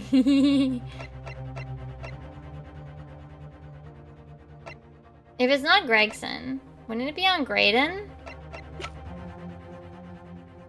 Or like these guys? Take that! Mr. Actually Graydon, my lord. The defense demands that he be searched at once. Sir, you're gonna break your arm. Au contraire. Why Sholmes? Because they had to take him out of the courtroom. He could easily have slipped it into Sholmes' like billions of pockets as they took them out. Duh.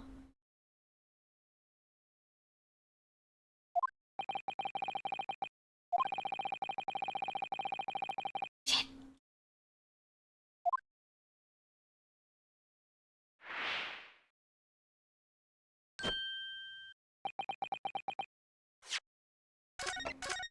Well, it sounds like a typical thing. It sounds like something that could be possible in this game. Look. Look. Wait.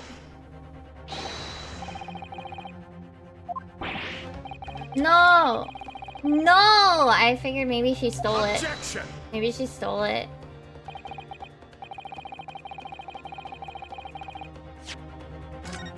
Maybe she took it.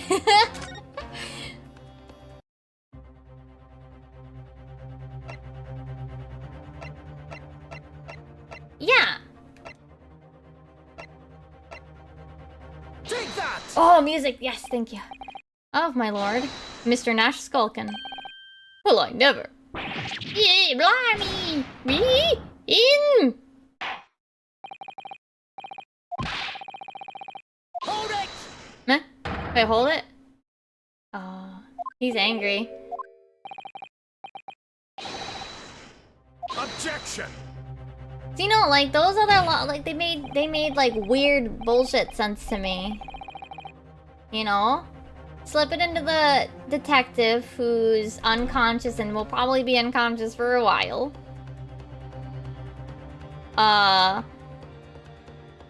Gina pickpocketing it just because she thinks it's gonna be worth money. There was some logic in it.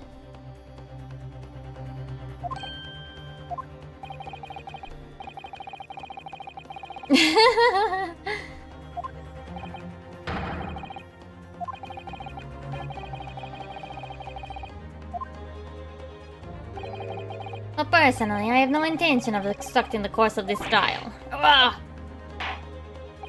Bailiff, carry out the search. Now, hold on a mo. I didn't know nothing. Nothing about no disc. Cut it out. Ah! Here, my lord. In the witness's pocket. I found this. Good lord, that's... Another music box disc. I don't know nothing about it. Nothing. Uh-oh. That is the second music box disc left behind by Magnus McGilded. Ooh, spinny spinny! Is it not, Mr. Rickrix? Uh-oh. I didn't want Gregson to be a bad guy. What the heck? Hold a minute, I mean, just, hold and flame a minute. That's what I didn't know nothing about that disc. Oh, it's too hard. Counsel, would you please explain what exactly is going on here? The alleged deal that was struck between this witness and this detective, no? Without question, my lord. I mean, so does any government thing. Then for pity's sake, why on earth was this man in possession of the disc that the inspector traded for information? Inspector Gregson is a shrewd, calculating man who rarely loses his composure.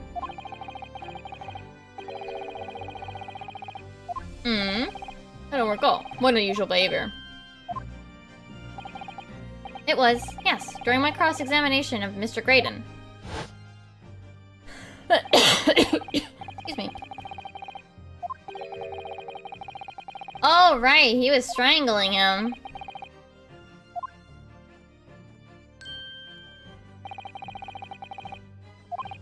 The inspector appeared to have grabbed Nash Skulkin by his coat and was shaking him violently. Oh, that's what it was. He didn't know.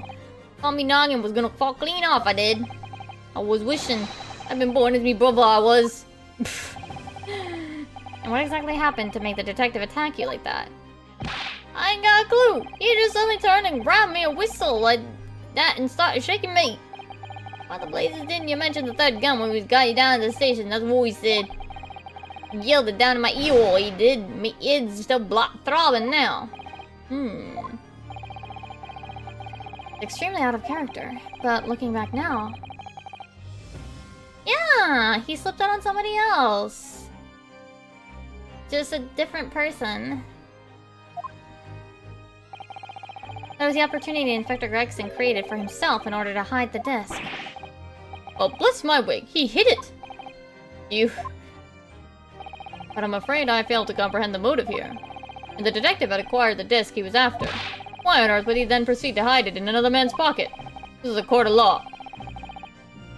He literally doesn't want it to be evidence, Judge.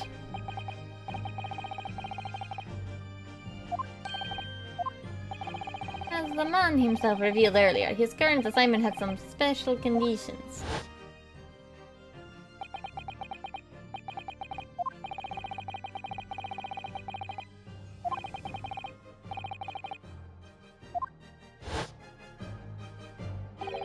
Hush, hush, a top secret assignment, is it? As far as we are aware, the information stolen comes from confidential government communications. It would seem that if information were to be revealed in court as evidence, it would be problematic. Does that sum up the situation, Inspector? I'm operating under direct orders of the Ministry. I'm afraid I'm not at liberty to answer that question. So, realizing there was a chance that you may be searched here in court, you took steps to hide the disc you had acquired from the witness. Oh, is this me? He only pretended to attack Mr. Skulkin in order to get close enough to him. To slip the second disc in his pocket. It was all a pretense. Uh-oh, Gregson, you're gonna get fired. Gregson, you're gonna get fired. Gregson, you're gonna get fired. I feel bad. He's silly. I liked Gregson. Mr. Graydon. Clearly our Eastern visitor has an uncommonly active imagination. However, there's no proof that I passed the disc on to the inspector. Objection! We literally just found it, bro. But then, how do you explain the reason why you knew about the peephole? I'm under no obligation to explain. What? Yes, I lied in my testimony, that I admit. So sentenced me accordingly. That is all I admit. Murder, leaking government secrets, making a deal with a detective. All of it is this young Eastern man's fancy. I have no idea of what any of this is about. You... What? Is he gonna get his arm looked at, or what? Well, what about you then, Inspector Gregson? Do you admit to making a deal with Mr. Graydon in order to acquire the disc? Ladies and gentlemen of the jury, Scotland Yard Inspector will declare this and nothing more. I'm acting in the best interest of the country. Whatever I've done, it's been in the name of justice. So, as a member of the public of this fine country, I'd like to think that justice will be your guiding light when you're making your decisions.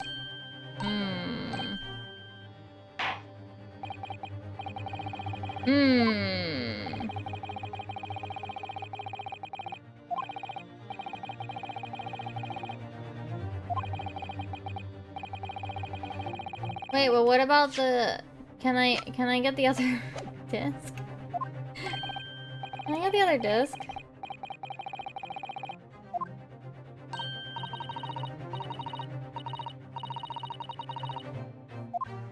No, don't... No, look, I didn't want to... Oh.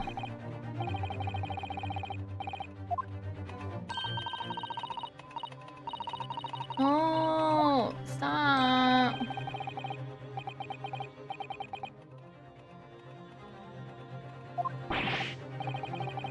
What? Is Jenny gonna be found guilty? He's supposed to be a surgeon.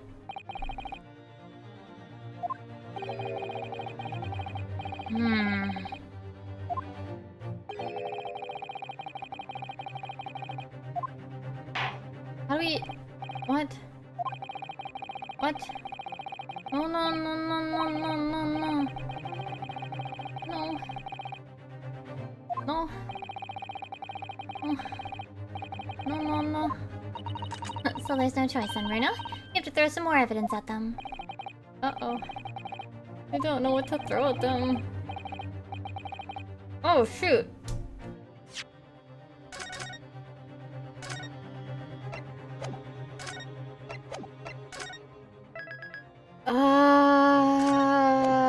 We have to either prove that Gregson...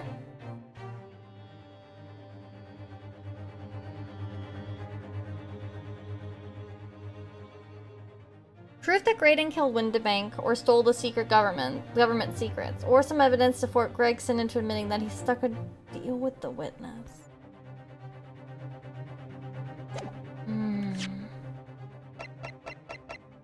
We still haven't used this, have we? I have one thought about it. And I feel like it might be a little outlandish. But... But... Hear me out. Hear me out.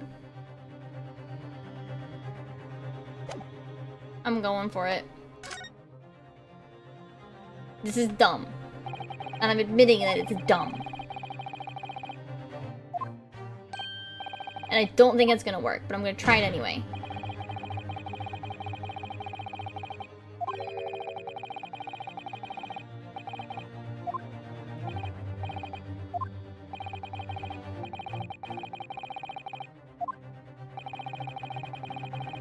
Look, I want to give it a shot before.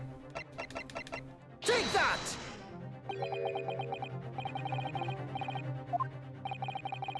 Okay, good.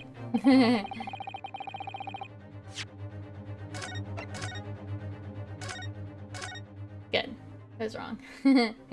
Look, I wanted to make sure it was wrong.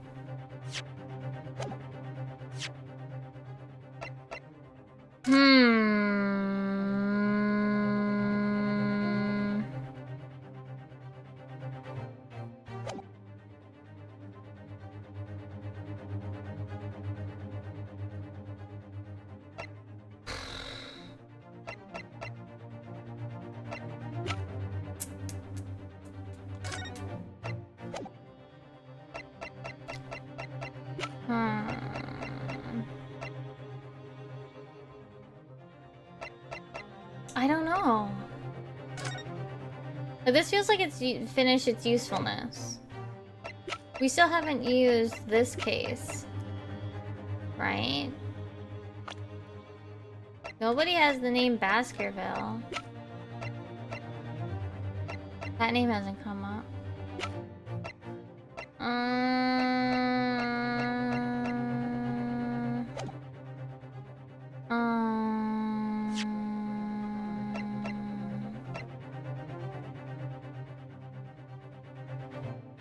So what we need is either evidence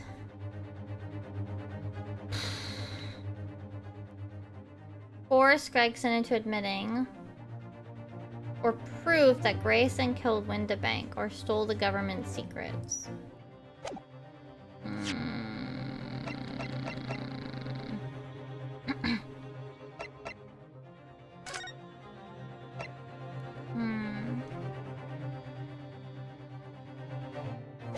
I don't know.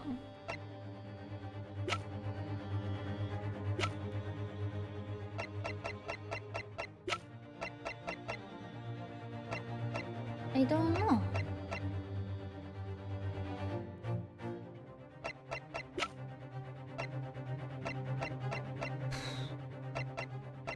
I legit don't know.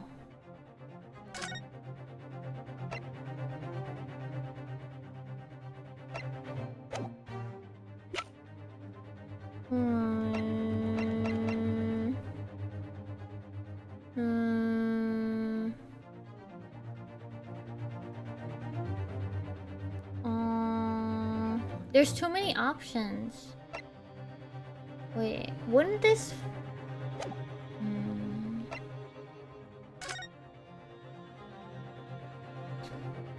I feel like Gregson is more likely...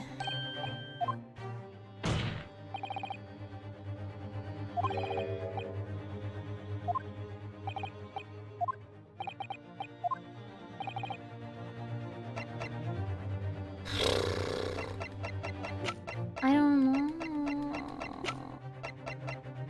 Take that! Oh! Oh right, they don't want us to look at this either. Ready to play. I think perhaps now would be a good time to listen to the sound produced by the music box again. Only this time... Whee! With the second disc we just discovered set in place as well. Goodness, this disc counts. Hold it! No, wait, I can't let you do that. Why not?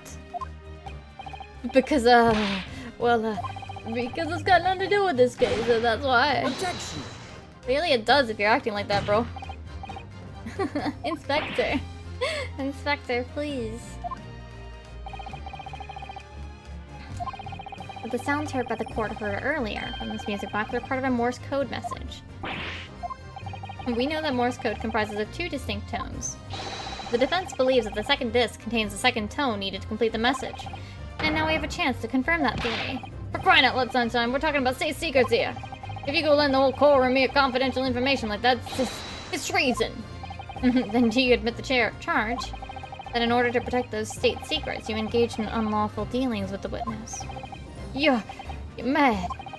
You let that secret information out of the public domain. You'll be making an enemy of the entire British government, you idiot. Objection. Let's not forget, Inspector, that you, a Scotland Yard officer, leaked confidential case details with the witness. That you continue to lie to the court, and all because, by fair means or foul, you're determined to do your duty. Well, by fair means or foul, I'm prepared to do mine. Damn. Don't you dare. I will stop at nothing to protect my clients. I don't care who I make an enemy of. Oh? My lord, if you please. The court must hear the sounds made by that music box. For one's sakes, for Pete's sake, stop him! Objection. Put your foot down. Inspector, you should know my methods by now. I'm a prosecutor. I'm no Scotland Yard puppet. In this courtroom, my duty is to the law. So let me propose a toast. To uncovering the truth. By fair means or foul. Ooh. Are you guys ready for some British state secrets? You guys ready?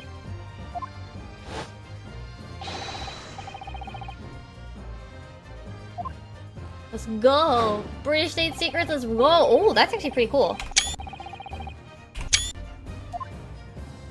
Let's go! British state secrets! I don't know Morse code though.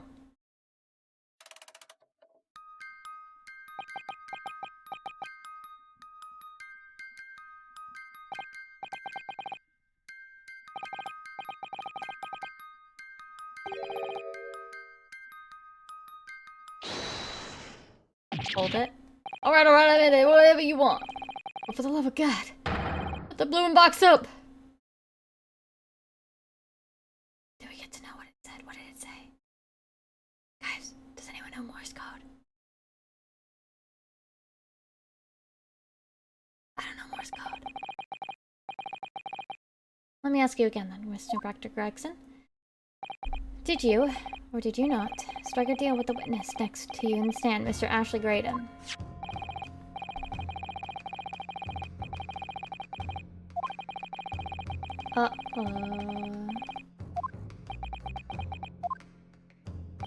I did. Stop! What are you doing, man? It's all exactly like the young Easton lawyer said. When the trial resumed after recess, and we were stood up in the stand together, that's when he approached me with the deal. Shut up, you imbecile! Shut up! Oh, he is pissed. You're the detective who turned up at the pawnbroker the other day, aren't you? We have something you're looking for, Inspector. Me at this very moment. So, how about a trade? I suggest you accept. More information that may make certain individuals uncomfortable will soon become very public indeed.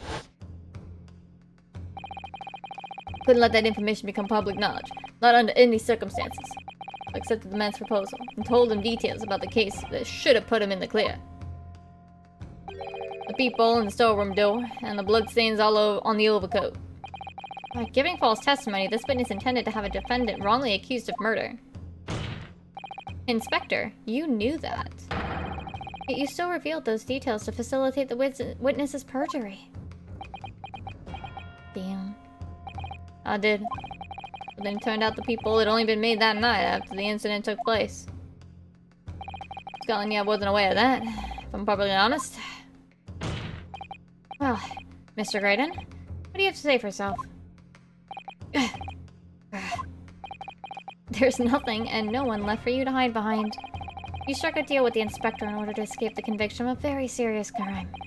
Namely this. You are the third intruder who broke into the pawnbrokery on the night in question. and you perpetrated the murder of the proprietor, Mr. Pop Windibank. You... Oh! Oh! Oh! No, no, no, no, no, no, no, no, no, no, no! Oh my god!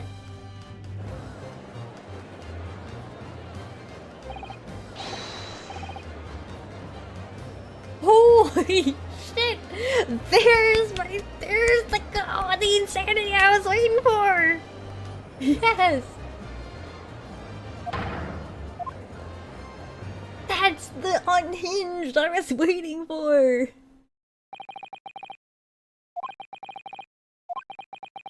Yes! Okay, anyway. The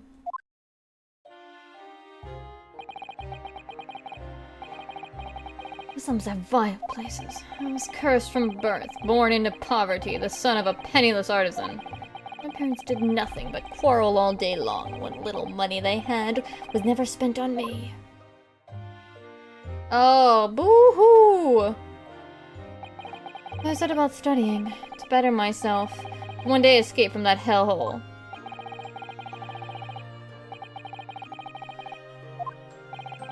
But then you decided to try to sell government secrets? Bruh. Why?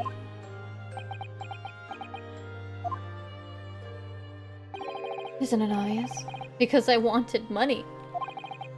Even now, years later, the nightmares of my life in the slums wake me in the small hours. I wanted to drown them out with more money than anyone who lived in that squalor could ever imagine. And one day, I met him. Mr. Magnus McGilded. You're a fiend with a queer talent to your eye. I've money to throw your way if you're interested. All you need to do is go along with me little plan now. What, am I supposed to feel bad for this guy? I was to steal the Ministry's telegraphic message logs, and McGilded would buy them for a handsome sum. As I was responsible for inspections of the Ministry's communication office, it was a simple enough task. The allure of the devil's offerings. How easy it is to succumb. But you must surely have realized the seriousness of the crime you were committing. For that reason, I took great lengths to ensure that my actions were untraceable. By using the music box. My father was a brickmaker, though my mother divorced him when I was still a child. Yeah, Mr. Mason Milverton. That's right, he was very skilled with his hands. He'd once been a music box maker's apprentice. I imagined his skills would be sufficient to create a machine that could generate Morse code. So I sought out my father again, to employ his services. It was the first time I'd seen him since I left the slums 10 years earlier. What, am I supposed to feel bad for this guy? Look at you, Ashley. What a fine gent you've become, eh? He was a different man to the one in my memory, a thin, frail old man. But poverty had never broken him, never corrupted him like it had me. I was so sure he wouldn't help me if I told him the real reason. I made up a story. I've got some work for you, Father. I need some music box discs made. Music boxes, eh? A musician friend of mine has written some music he wants to sell to the public. I brought the score with me. There are two, actually. I'd be delighted, son. It's been 20 years since I did any work like this, though. Fetch me my tools, would you? They're in the loft. That's how I had to make the two discs. Thereby splitting the information in two. You were taking considerable precautions indeed. It was to protect myself as much as anything. It meant that I could deal with McGilded in two separate transactions. The first involved the first of two discs, and the music box for playing them. I exchanged them with McGilded for 10 guineas. Then, on receipt of the second disc, he would pay 1,000 guineas. Oh, what happened on the omnibus 2 months ago was the second part of a deal. The exchange of the second disc. Yes, I sold the man information that way a number of times already. But it seems he became reluctant to part with his money. Well, that doesn't quite make sense, Mr. Graydon. Why was it that on... Why was it on that on the omnibus 2 months ago? Your father, Mr. Milverton, was the one dealing with McGilded and not yourself. When I received 1,000 guineas after my first completed dealings with McGilded, I decided to give 200 to my father for his troubles. Oh, well, at least he did something nice. When my father realized something was amiss. In time, he worked out that I must be involved in something dubious, and when he did, he said to me, Next time there's an exchange, you'll let your old man do it, understand? Otherwise, I won't take your money anymore. "Oh, He probably feels guilt about it. that was my father's way of dealing with it, I suppose. Climb into the omnibus, hand over the second disc, and take the money from McGilded. That's it. He had no idea what was actually on the discs I'd asked him to make. He never knew. Just like I'll never know why everything went so horribly wrong that night. All I know is that the disc was taken from him, and he never returned home. That's kind of sad. But you're still accused of, like, high treason, bro. Like, that's all depressing and all. But you still committed high treason.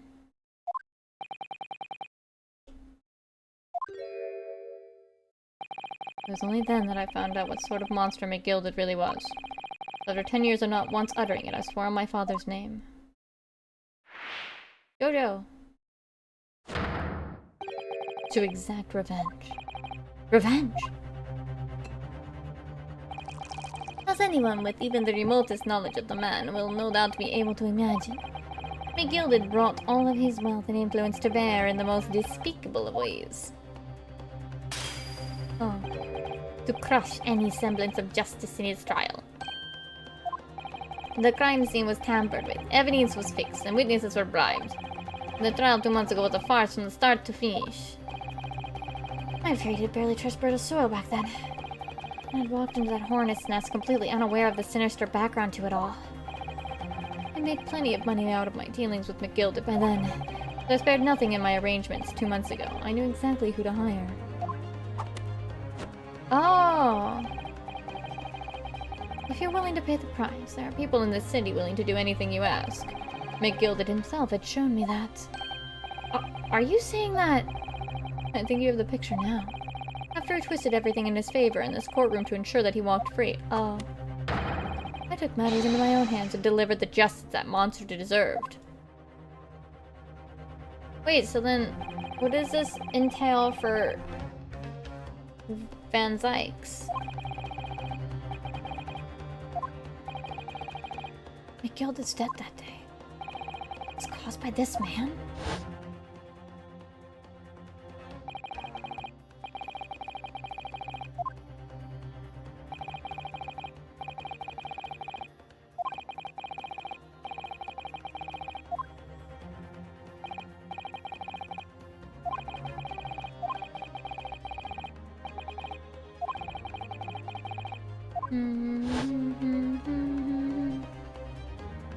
So that policeman who came to tell McGill that he could examine the omnibus again.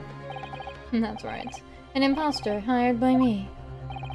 McGilded used his wealth to manipulate the trial. He paid people to adulterate the omnibus with all manner of false evidence. He threatened witnesses to lie in their testimony. Oh. But doing it back doesn't make you, and it makes you literally the same.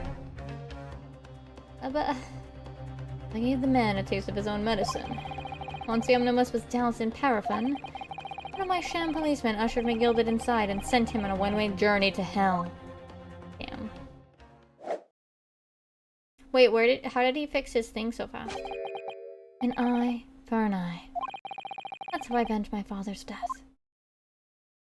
Well, okay. But that wasn't the end of it for me. There was a loose end, you see. A loose end? Yes, I should think it's obvious. The second disc, which my father had taken to exchange with McGilded. Ah, yes. How's the baby? There's no baby. There's no baby here.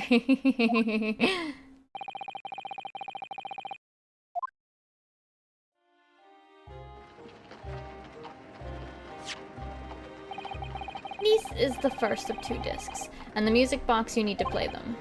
Well, look at that now. What an ingenious little invention. So then, as promised, I'm guineas for you, young man. What's this? Winterbank's pawnbrokery? Aye, there's a pawnbroker's ticket, so it is. You can use it to redeem any articles I've deposited there for ye. There's no need to give a name. Just hand over the ticket and tell the fiend the watchword. I put the jewel in pawn for ye. It'll fetch a good 10 guineas if ye sell it, so it will. I've never heard of a pawnbrokery being used in quite that way before. Have you not, Mr. Graydon? London's pawnbrokeries are very useful places, you know. Each one's like an extremely secure vault.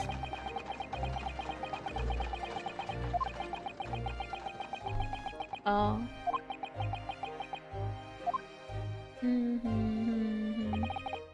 I knew that if he'd taken steps to hide the disc, he'd be in that pawnbrokery somewhere. And on that night he killed my father, he must have entrusted the ticket to someone. Yeah, to Gina. I remember now. And when we first met you at Winterbanks that afternoon 2 days ago, you had a description of Miss Lestrade written down. How did you know who you were looking for? From the trial, that pickpocket testimony was clearly peculiar. Anyone could see that. I realized immediately that she was another of McGild's pawns, and he must have threatened her somehow. Oh, Gina.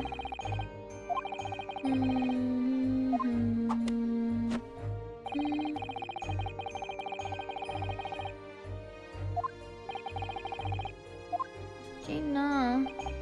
And yes, sure enough, she did. All I needed to do was wait until the girl went to Winterbanks to redeem the articles, but unfortunately, she redeemed only McGild's overcoat and the one disc that was in its pocket. The all-important music box with the second disc inside was missing. Because it had already been forfeited 2 days earlier. But I was unaware of that fact. Had I not been, I could have avoided my nighttime excursion. Oh.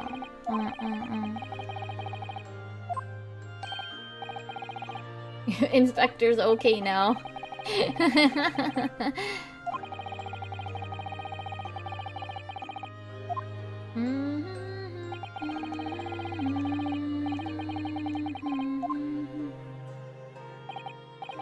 Is anybody gonna look at his arm?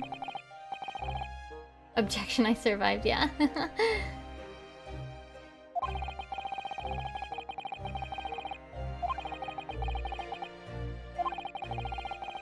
Okay. I love how they like spell everything out at the end.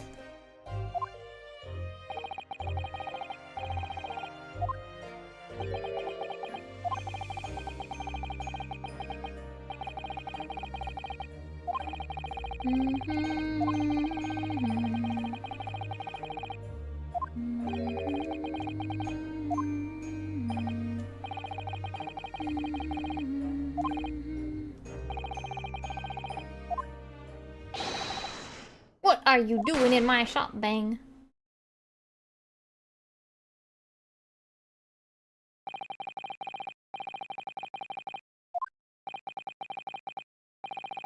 So wait, where is the third gun anyway? Oh, his own gun.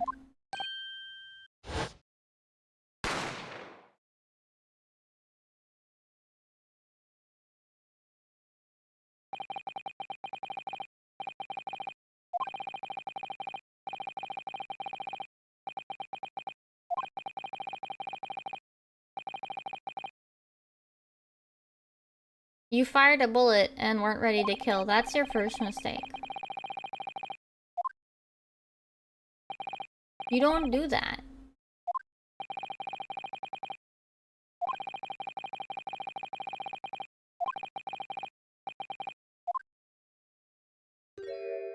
Oh no, poor rich man. Poor dude that literally tried to choke an officer, killed a man, committed high treason, perjury. Oh no. Oh no. Poor Mr. Graydon.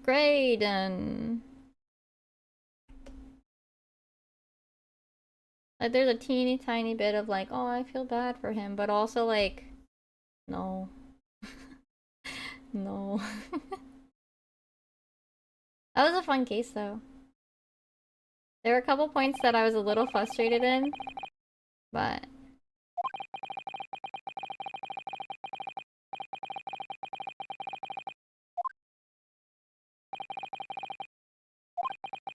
What you have done? What you have done is exactly the same. You've become the very monster you saw and despised so deeply and me gilded. Damn. Something something, either you die a hero or live long enough to see yourself become the villain. Yada yada, right? Faye. Faye's so late to the... Hi Faye. How you doing? Again.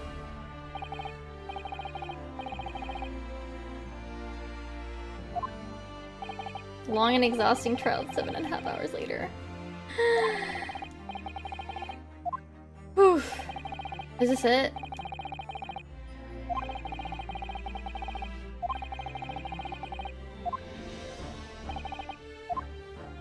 Am I free? Oh my god, that was such a long trial. That was so long. That was 7.5 hours. And we're technically not done.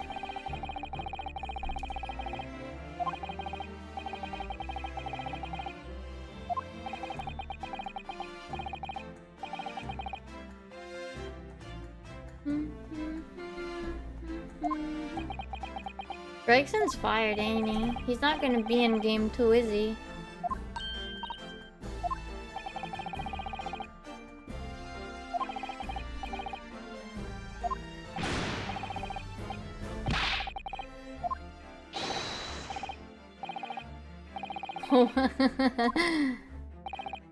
I'm not reading as much because my throat has been starting to bother me. Not guilty. Not guilty. Not guilty. Not guilty. Not guilty.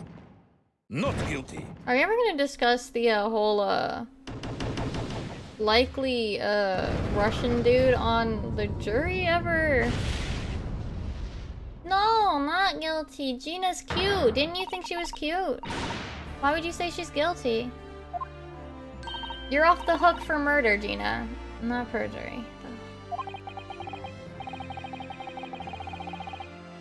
Guilty of being... Okay, that's fair, Emmy.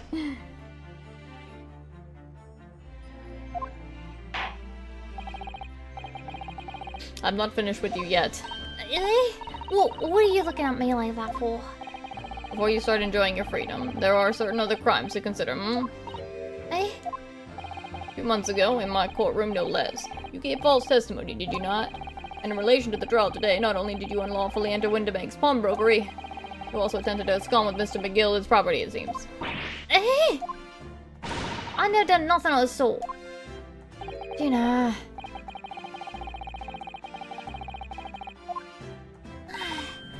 Oh, just when I was getting excited about throwing a party for Jenny this evening. Good defense. Determining that, when played together, the music box, disc containing a message in Morse code was...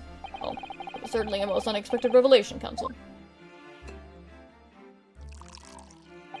Quite so, my lord. The prosecution was caught entirely off guard. In fact, I think we should applaud my learned friend's courage here today. I propose a toast. Will you actually toast? Or smash it? My girlfriend's singer decimated before the entire... Oh, we had to destroy it. Very sorry about that. It was the only way that I could get Inspector Gregson to admit that to what he'd done, so... Eh? Isn't that... It's, about the sounds produced by the music box before. I do wonder if that was really Morse code at all. What? What are you saying, madame? Oh, well, it's just that I'm really rather fanatical when it comes to Morse code, you see?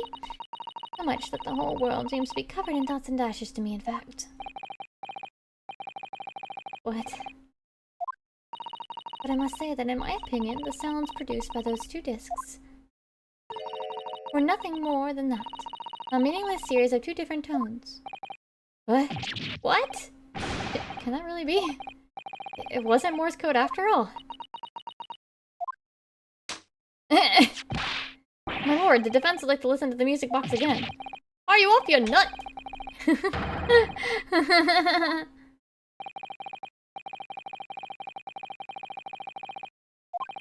What if they're just on the wrong spots?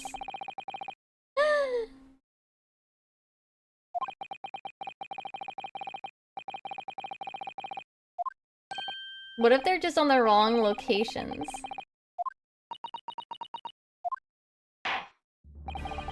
What if disc 1 and 2 are on the wrong spots?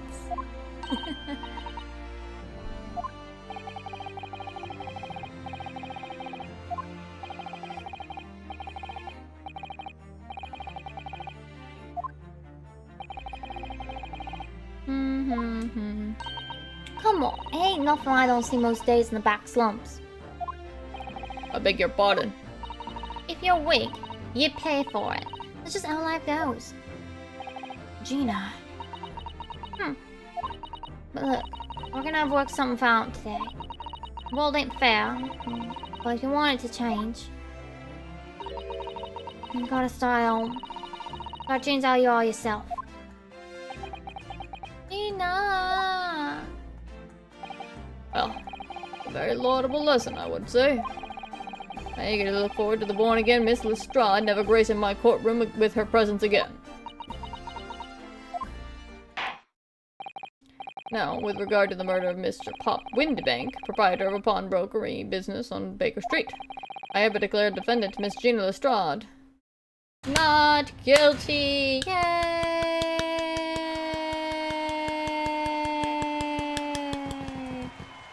Pa, pa, pa, pa.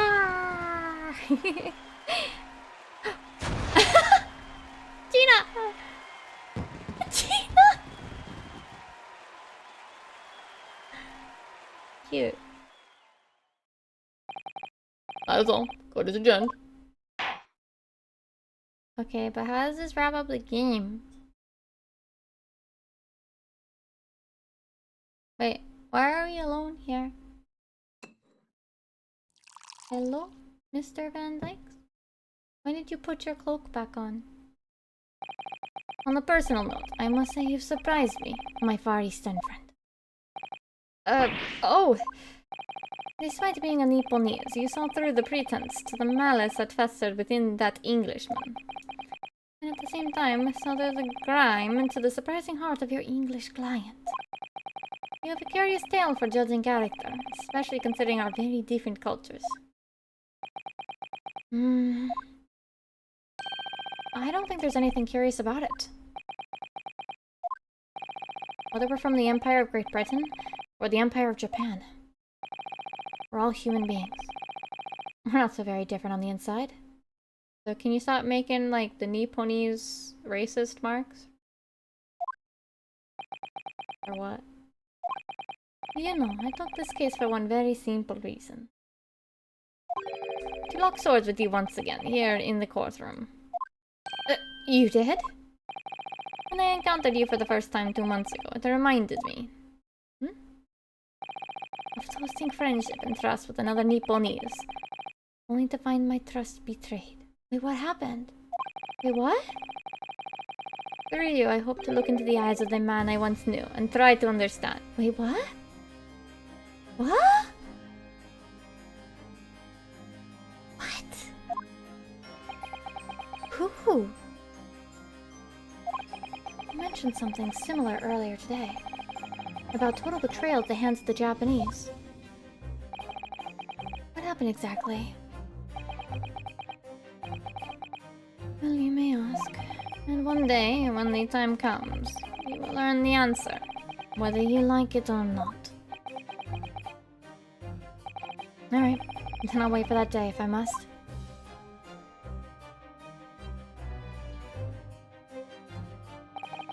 I mean to be known as the Reaper of the Bailey, and my retirement from service 5 years ago. It gives me cause to wonder if our meeting has some deeper purpose.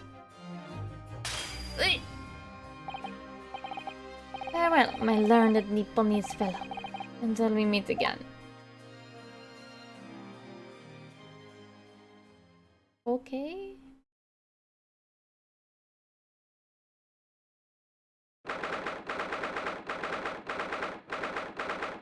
Oh my god, are we almost... Oh, please be almost done. I'm tired. It's done. It's over at last. But... where's Cyrus disappeared to? Gina! Congratulations, Gina. I knew it all along. I knew that you were innocent. Of murder, anyway, not perjury. Well, you did what you said, Mr. Naruto. You believed in me, right up to the end. You're as odd as your name. What's odd about it? I told you I'd faith in you, didn't I? Whatever has before, see? Never promise, I mean, properly. It's awful. I figured out something out today. All my life, growing up in the slums, never trusted no one. And that's just because I've been scared of being stabbed in the back. Oh, I mean, the more you trust someone, the more it is when they let you down. Yeah, I think I can understand that. After all, I had a taste of it in that trial 2 months ago. I chose to trust someone, and paid for it. That betrayal left a big scar. You know, though, Gina, I worked something out quite recently too. Trusting in someone else is really an exercise in learning to trust yourself. And when your gut tells you it's the right thing to do, and your trust is rewarded, there's no better feeling in the world. I think I have you to thank for reminding me of that valuable lesson. Gina! Well, if you say so. Will make a lot of fat law of sense to me, though. I'm trying to say that putting my faith in you, Gina, has been a real pleasure. Ugh. For crying out loud, pack it in! I suppose... I still feel the same way. Cute, I love her! And sometimes trusting someone else is, you know... alright. Thanks. She's so tsum-tsum, I love her. This is the way I see it, Ryunosuke. A defense lawyer is only as good as his faith in his client. Oh, we got one more last Kazuma nose line movement. And that comes down to how much faith he has in himself. After this experience, I'm starting to feel like I understand what you mean. Kazuma, am I living up to your expectations? Am I turning out to be the lawyer you believe I could be? Pardon the interruption. Holmes. Holmes. But what the deuce does a man have to do to be noticed around here, my dear fellow? That voice.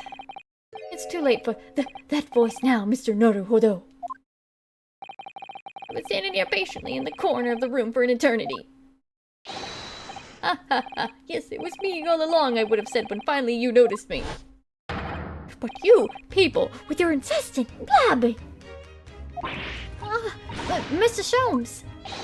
Ha ha ha, yes, it was me all along, you see? Holmes. Shouldn't you be resting? Sit! I'd assume you'd be taken back to the hospital, to be honest. Indeed I was. But I managed to escape this show. This man's an idiot. Oh. I happen to be aware of one or two foibles of the doctor who was tending to me. I merely made my knowledge of them known to the man, and he happily issued with me with a leave of absence. How very above board. But of my adventures. It was a fine victory, Mr. Naruhodo. Your tireless efforts are justly rewarded, I feel. Congratulations are in order. As a close friend, I tip my hat to you. Thank you. Some great detective you are. Great at being cold as ice, maybe. Have I irked you in some way, Miss Lestrade? Well, you've been having a snooze in your nice soft bed. Some of us have been fighting for our lives. Well, that bullet did cause me to lose a substantial amount of blood, it's true. I've indeed been feeling somewhat cold. Not perhaps cold as ice, but, well, Have a feel.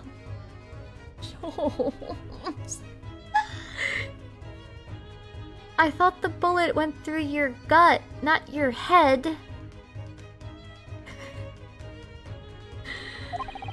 Could you take your hands off my neck, please, Mr. Sholmes? And in some way, I suppose congratulations are in order for you too, Miss Lestrade. What's that supposed to mean? Why so half-hearted? Well, naturally, it isn't my intention to alarm you, but... an acquittal in a trial with that particular prosecutor is perhaps a little precarious. Well done, Mr. Sholmes, not alarming in the slightest. Oh, the Reaper, you mean? So anyone's found not guilty in trial, he was walking up, winds up dead anyway, is that it? The very point I was trying to make. As exemplified by the fate of Mr. McGilded, in fact. But of course, I pay no attention to such irrational drivel myself. Yeah, well, didn't bother me. Oh, really? Of course not. The way I see it, the Reaper's a bit like him upstairs. Huh? Him upstairs? You mean capital G God? Yeah, him upstairs and what, right? He knows what people are like on the inside. He won't have got the wrong end of the stick. There's some coves like that bog trotter or rotten to the core. At the end of the day, him upstairs make sure they get what they deserve. I suppose that's one way of looking at it. Fine justice is one thing, though. The Reaper taking matters into his own hands, and claiming lives is another. Well, I ain't like the McGilders of this world, so I ain't scared. I got principles, see? I love Gina. I love Gina so much. A trait in you which is to be admired, Miss Lestrade. Oi, just give it a rest, alright? As I was saying, congratulations are in order. The news of your acquittal was very welcome news to me indeed. Let me express my heartfelt congratulations, Gina. Wait, is that like the first time he's called her by her name? Well, there you are, Hurley. How long have you been here? Honestly, I went to the main entrance especially to meet you there. Iris, my dear, I apologize. But wait until I tell you what happened. This pair made utter fools of themselves. What happened? As you know, I have a penchant for disguise. I was hiding in this room dressed as a bailiff. But these dolls didn't notice my presence at all. They had no idea. Can you imagine, Iris? Would you credit it?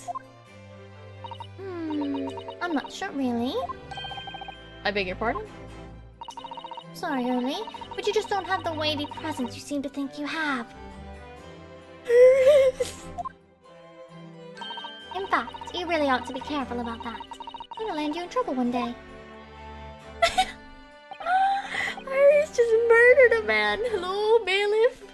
I think we have a murder here. Bailiff, can you arrest her for emotional murder? I'll be careful. Ouch. Anyway, it's such a shame. So hoping to throw a party for Ginny tonight. But you won't be able to come, will you? Don't look like I'm gonna be going nowhere for a while. You are the judge's patter. Got stuff to make amends for, apparently. All them old fences. What was that again? Breaking and entering, taking the bog trotter stuff what was in the log, blah blah blah. Yeah, I think you'll find that basically being a pickpocket is the main offense. Diving ain't an offense, it's a job, ain't it? I don't think so.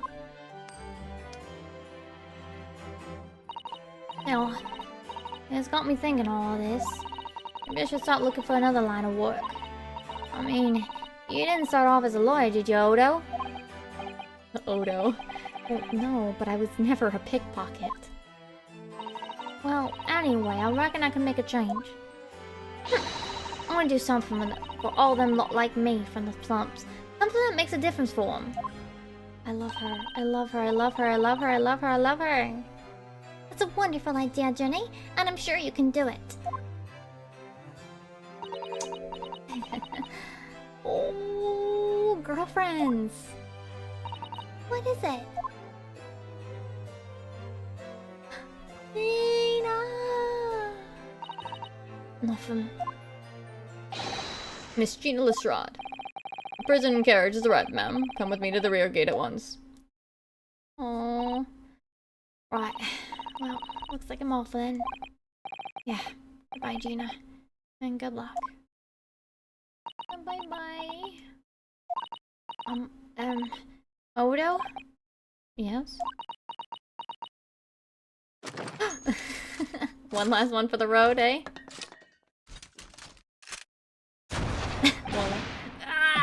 What was that for? I don't know. I mean, I don't know what to say, so... Ah, indeed. Perhaps the situation calls for a phrase hitherto missing from your vocabulary, Miss Lestrade. Eh? On occasions such as this, I would recommend a simple thank you. Oh. Oh, yes. It's good advice, Jenny. Right. I see. Well...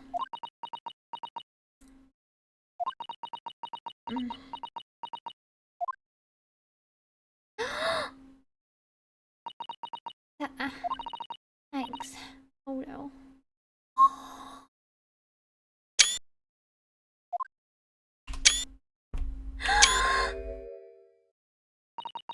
Thank you for everything, what you done.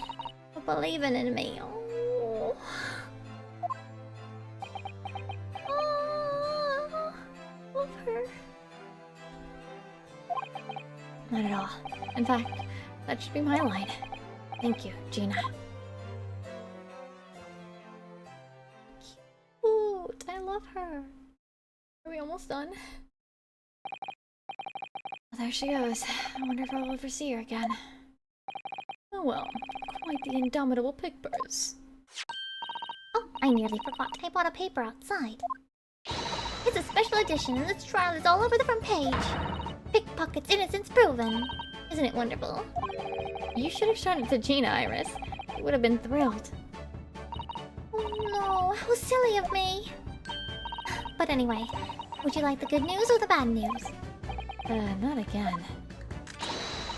What do you say, Bruno? Early? As usual, I think I'd rather get the bad news out of the way first.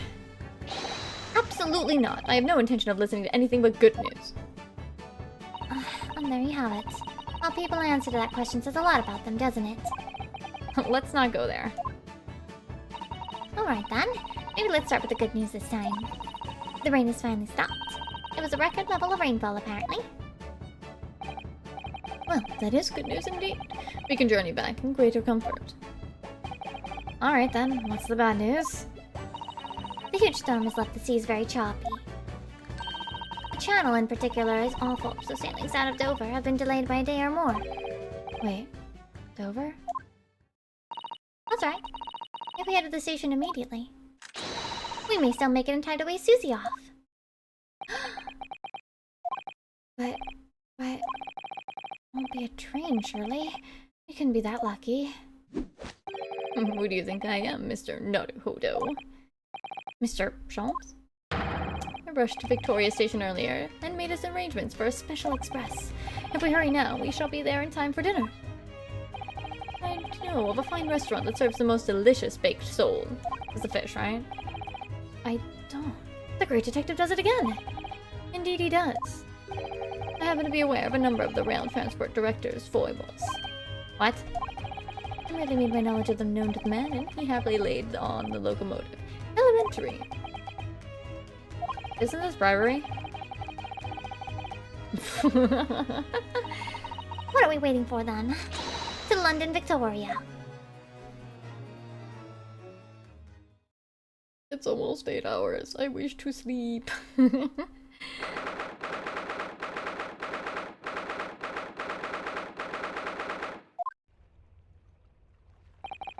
took someone longer than I had anticipated.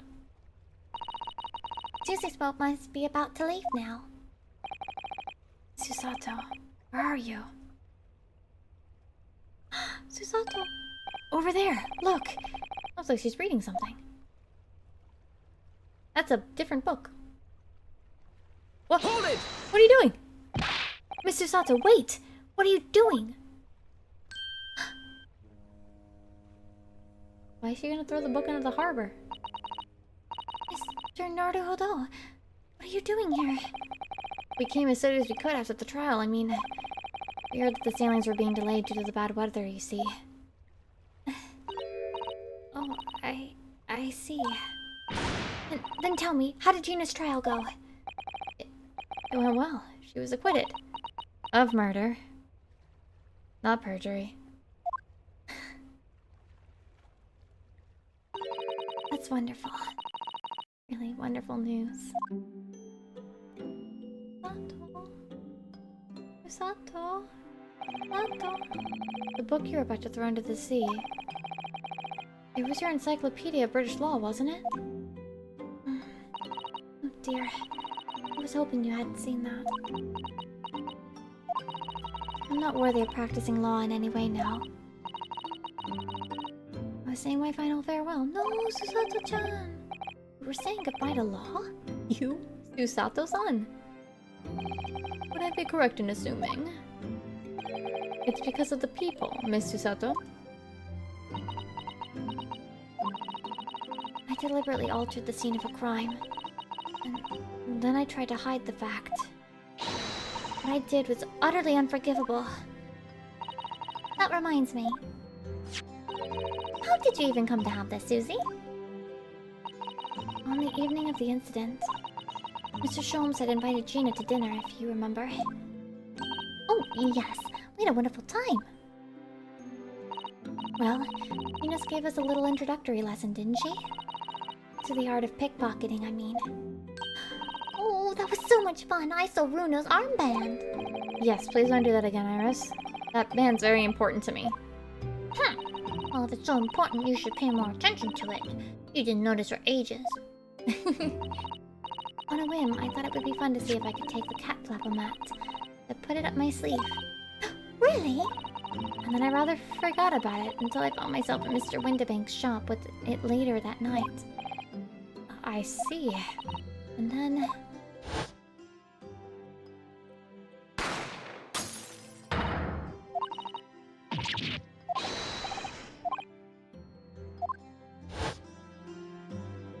What did possess her necessarily to do it? I started to think. The door started to play on my mind. The storm door, you mean? Yes. If Gina was anywhere in the shop, I realized it could only be behind that door. And in that moment, that little device I had up my sleeve sprang to mind. So worried about Gina. I simply had to know. So you used the cat flepomac to make the peephole in the door? As captured in photographic print of the shop. By one of Hurley's red-handed recorders. Indeed, it was of the first importance, that point. Precisely when the peephole was made, that information would prove to be Mr. Naruhodo's greatest weapon. Though naturally without proof, it would have amounted to nothing. But when I looked at the hole in the door... the sight that met my eyes made my blood run cold. Sato! Thoughts started running through my mind. I remembered that the trial 2 months earlier...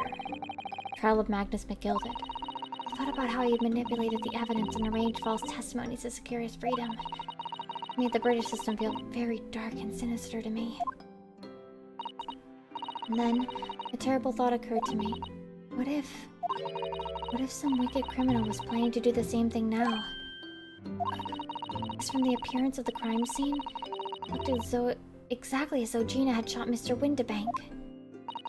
Even though I was sure she would never have done such a thing. You were worried that the true culprit would try to frame her for the crime? That's right.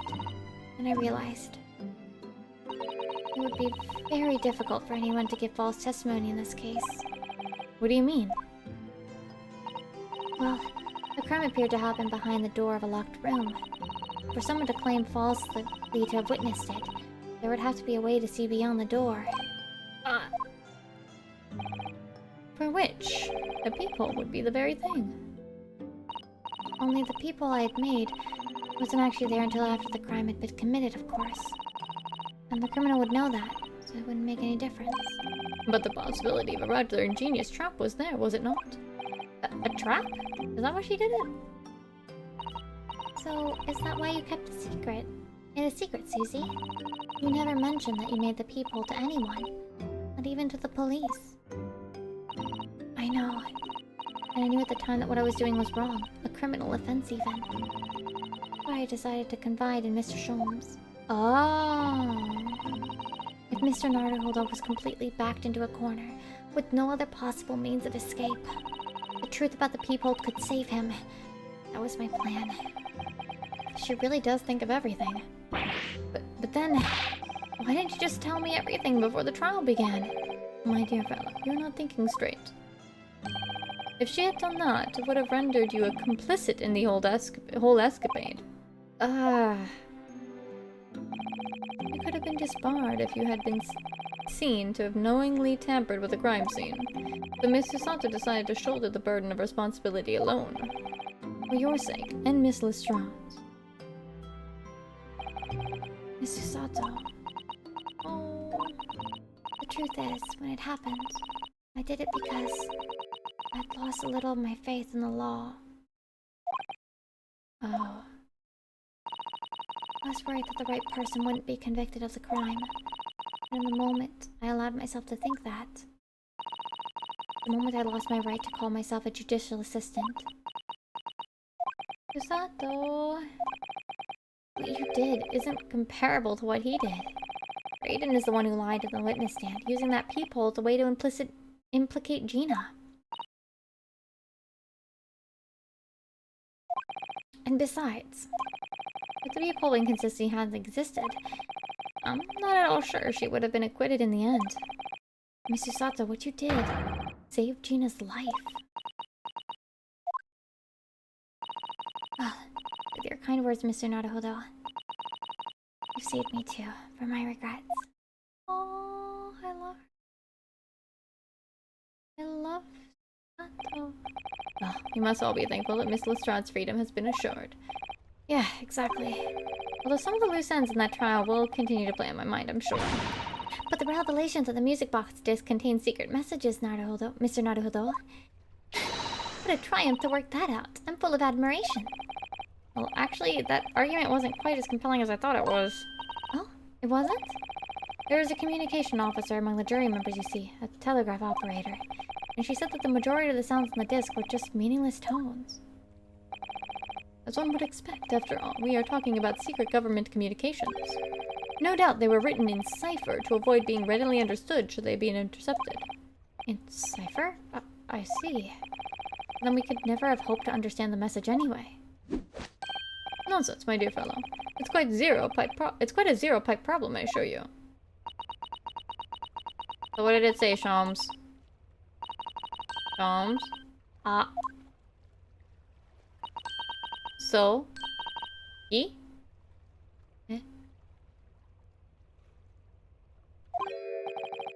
What? Well, that can't be a real word, can it? How funny. Wait! Iris, what did you just say? Oh, I just said Asuki. Does that word mean something to you? Means something. Asogi was the name of my best friend. What? But how? How did you know that name, Iris? I wrote it down during the trial before, when the message was playing from the music box. She transcribed it on the fly? Really is a genius. And she could figure out the cipher? I thought the message probably wouldn't be written out in plain Morse code, so I tried various ways to interpret it. Whenever I tried, the words just didn't seem to make any sense. That is, in English at least. It suddenly occurred to me, you see. There's more than one Morse code, not just the English variety. Various countries around the world have altered and added Morse code to use it in their own languages. I don't believe it. Are you saying? That's right. I've only actually seen a chart of Japanese Morse code once before. Damn, Iris. But I think it's based on the Iroha Pangram, isn't it? And you mean to say that in Japanese Morse code, the message says Asogi? Yes, I think so. Sorry, but I don't remember all of the Japanese Morse code. Iris, would you let me see that? Miss Susato, do you know it? You know Japanese Morse code? Yes, I spent some time studying it. Because I'm quite sure Morse code will become ever more important for international communications. Well, she's not wrong on that. And might I recommend, my dear madame, that you focus your efforts on the English version.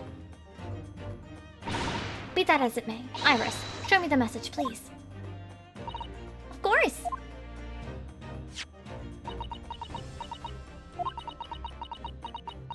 But what could this possibly mean? Whatever is in that long sequence of supposedly meaningless dots and dashes.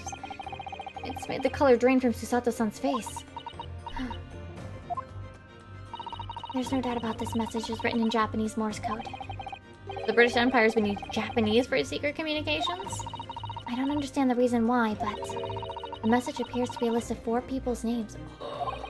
4 names? The first is Kei Asogi. Kazuma Asogi. Why? What was his name on the disc? The second is A. Shin. Shin? I don't recognize that name. The third is T. Gureguson.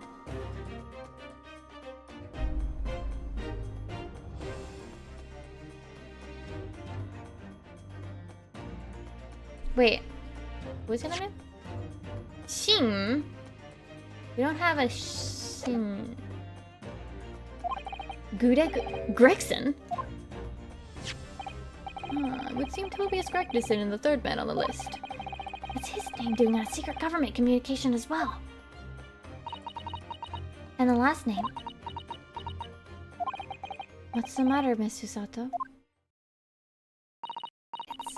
It's just so strange, so unexpected. Oh, what is it, Susie? Don't keep us in suspense. The last name is J. Wilson. Oh well, we do some. What? Wilson. H. Wilson? You mean Daddy? It says only J. Wilson, so I'm afraid I can't be sure. And after the 4 names, it reads, if I translate from Japanese, that is all 4. And that's the end of the message. Or rather, the end of what you noted down, Iris.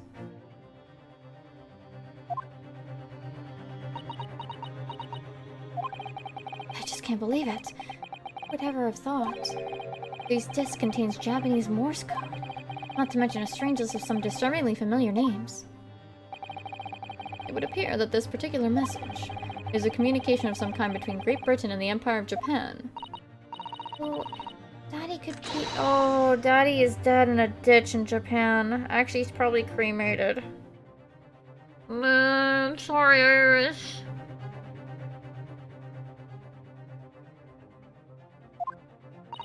Oh, well... Oh no, are we gonna tell her? Oh no. It's not very likely, really, is it? I mean, there are thousands of people with the surname Wilson, and there must be lots of J's among them. Professor John H. Wilson, visiting professor of medicine in the Imperial Yume University. We can't tell Iris about that now. We just can't! This is so strange. Somehow, in solving the case of Mr. Windibank's murder today, I feel like I've rolled back a boulder at the mouth of a very dark cave. I do wonder If perhaps it's a dark cave that we shouldn't go wandering inside. I'm tired, please. Honk. Choo-choo. Oh dear. The ship is going to set sail soon. Yeah, seems so. I'll sail on the same ship first to the port of Dunkirk, in France. Then I'll change onto a larger passenger vessel bound for Japan. You're really going then, Susie? I wish you a safe passage, Miss Susato. Thank you so much. Wish you all the very best. Miss Susato, I'd hope to always have you at my side. Guide me and support me. Mr. Nodogodo? please, back soon. As far as I'm concerned, you really are the very best judicial assistant in the world.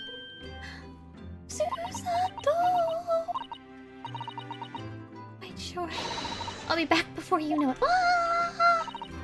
Oh, really, Susie? Oh, now don't forget, Iris. I made you a promise I've yet to fulfill. A promise?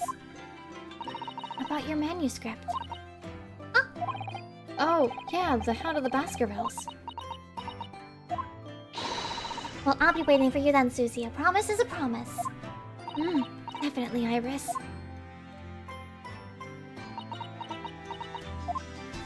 Whew. Mr. Naruhodo, Yes? do you remember the first time we met? Yeah, of course. On the SS Boodia when I was dragged. Not quite. You know very well I'm talking about after that. It's strange. Being there together as we were in that case, I somehow felt straight away that you were the perfect person to continue Kazuma-sama's great legacy. Miss Susato. And my instincts were right. I really want to believe. No. I'm sure that I'll be back soon. Farewell until then. It might be tomorrow, but it might be next week because woo-wee! That was 8 hours of talking.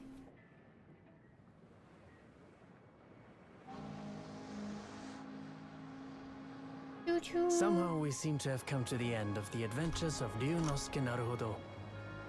Or the first volume, at least. Oh. Looking back now, it feels as though fate has led me on this journey. Waggy! Wakahai! Fate led me to becoming a lawyer, to traveling halfway around the world, to meeting the great detective. What the I'm fuck? sure there'll be trials and tribulations ahead. Of course there will. Yeah.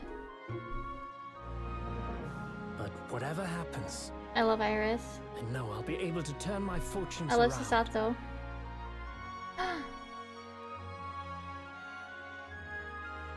After all, I have the greatest friends in the world on my side. Dude. That was cool.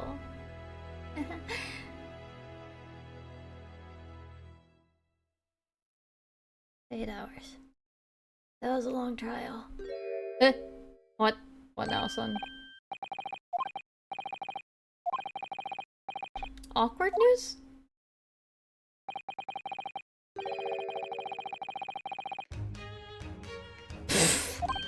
Huh? I caused such a commotion on the line. All the other trains had to wait at stations. Jones. Jones, you stupid. What?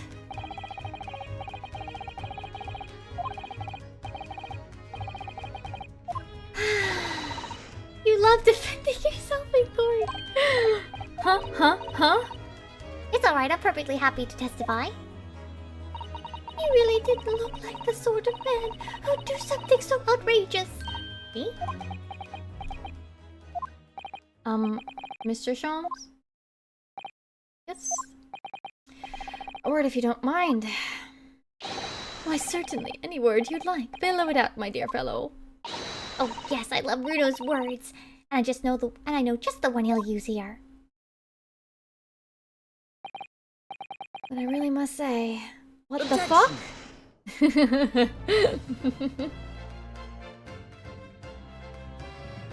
Yeah.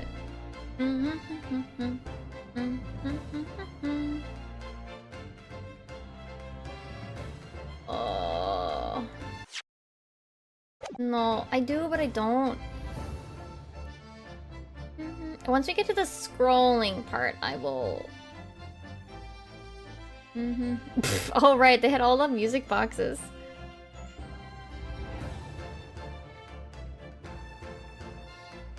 Used by Mr. Schmaltz to solve an important case.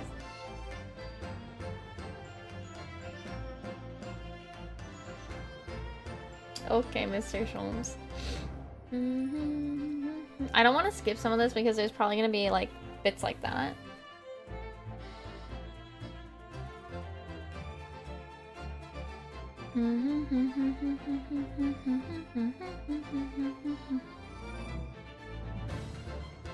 Dry toast and insipid coffee.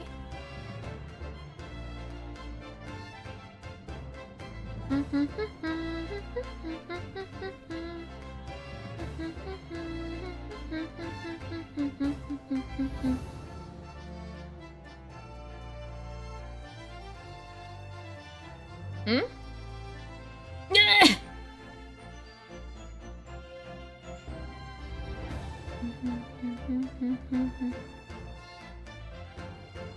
Oh!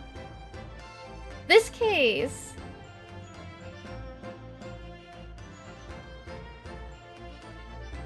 So the whole Kolbon case is getting done as well.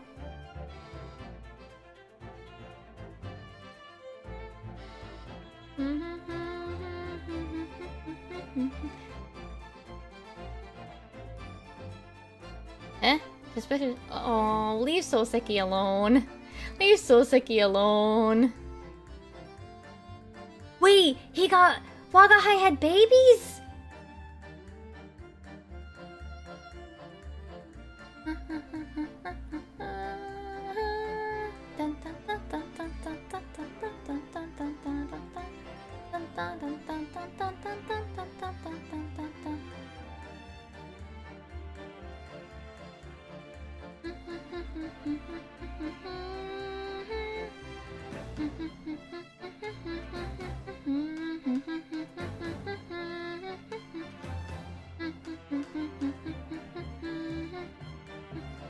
I still am sus of Strongheart.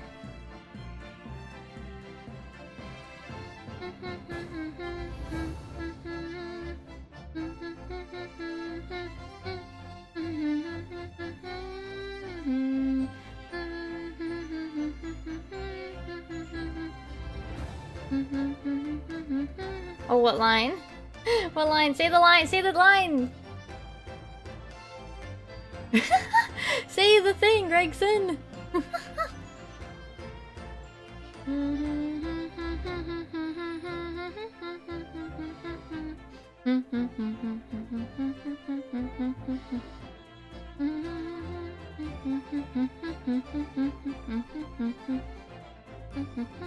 Okay, so we got two really good, like, unhinged reactions. I liked those a lot.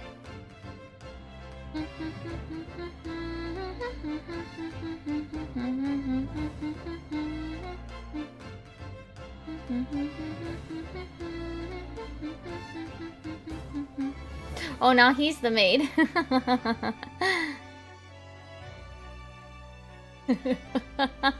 He's his own maid now.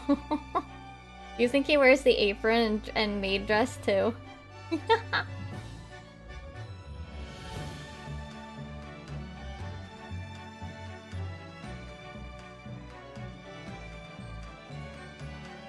Is he okay? Broly? His eyes looked really screwed up. His eyes are really screwed up.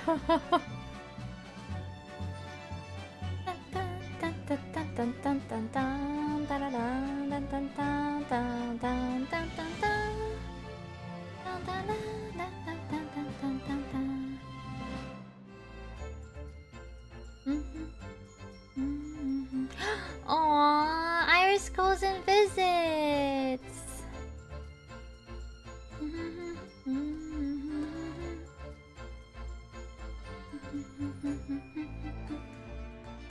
Cute.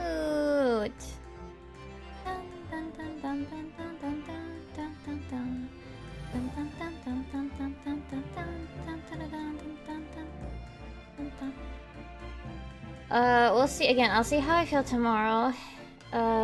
This might have been a bit much for me, so.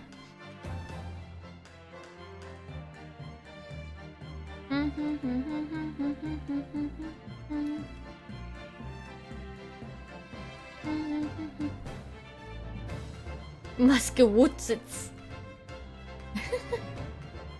I mean, I wanted to finish it all in one sitting. It was just longer than I expected. I expected closer to like 5 or 6. Not a full 8. Oof. Maybe I'll keep that in mind for the next final trial. We might have to split it into 2 depending on when I do it. I wouldn't want to split it and have to do it the next week, right? I wanted to like do it start it on a Sunday and finish on a Saturday. I wouldn't want to do that, but.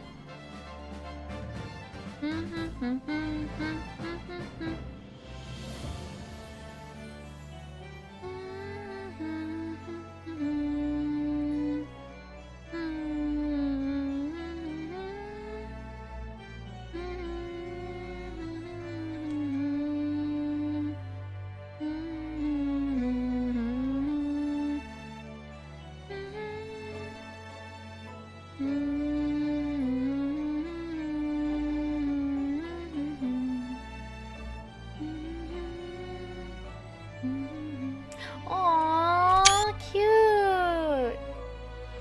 Cute! Cute!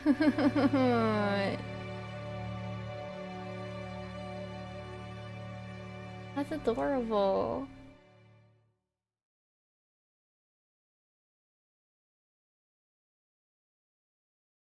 Is that it?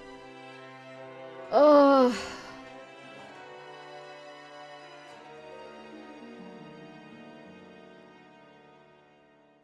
I'm not watching this entire part, sorry. The Great Ace Attorney Adventures. Bean. Whew. Long. Ow. Oh! Wait, no. Disappear, Steam. Screen cap. Disappear. Go away. Go away. Thank you.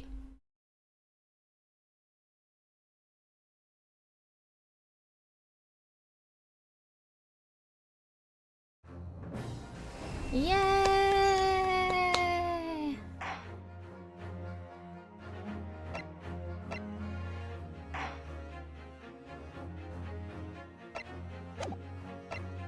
I wonder if I hit continue, if it'll like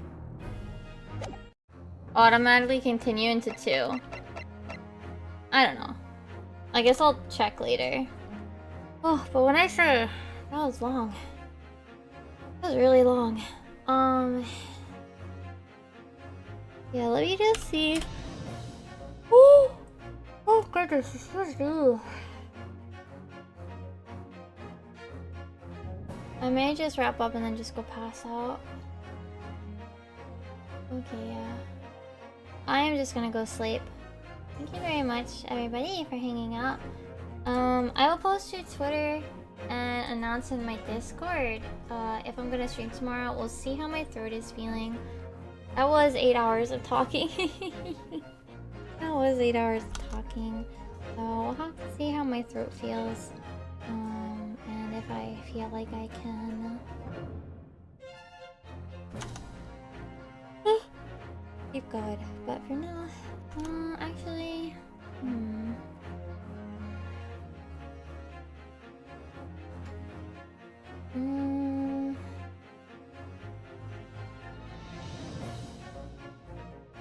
know what? I will send this over to Quan. Usually Quan goes on for a little while. It looks like they're doing maps.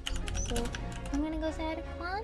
I'll see you guys maybe tomorrow. If not tomorrow, I'll definitely be back on Monday with art stream. Okay.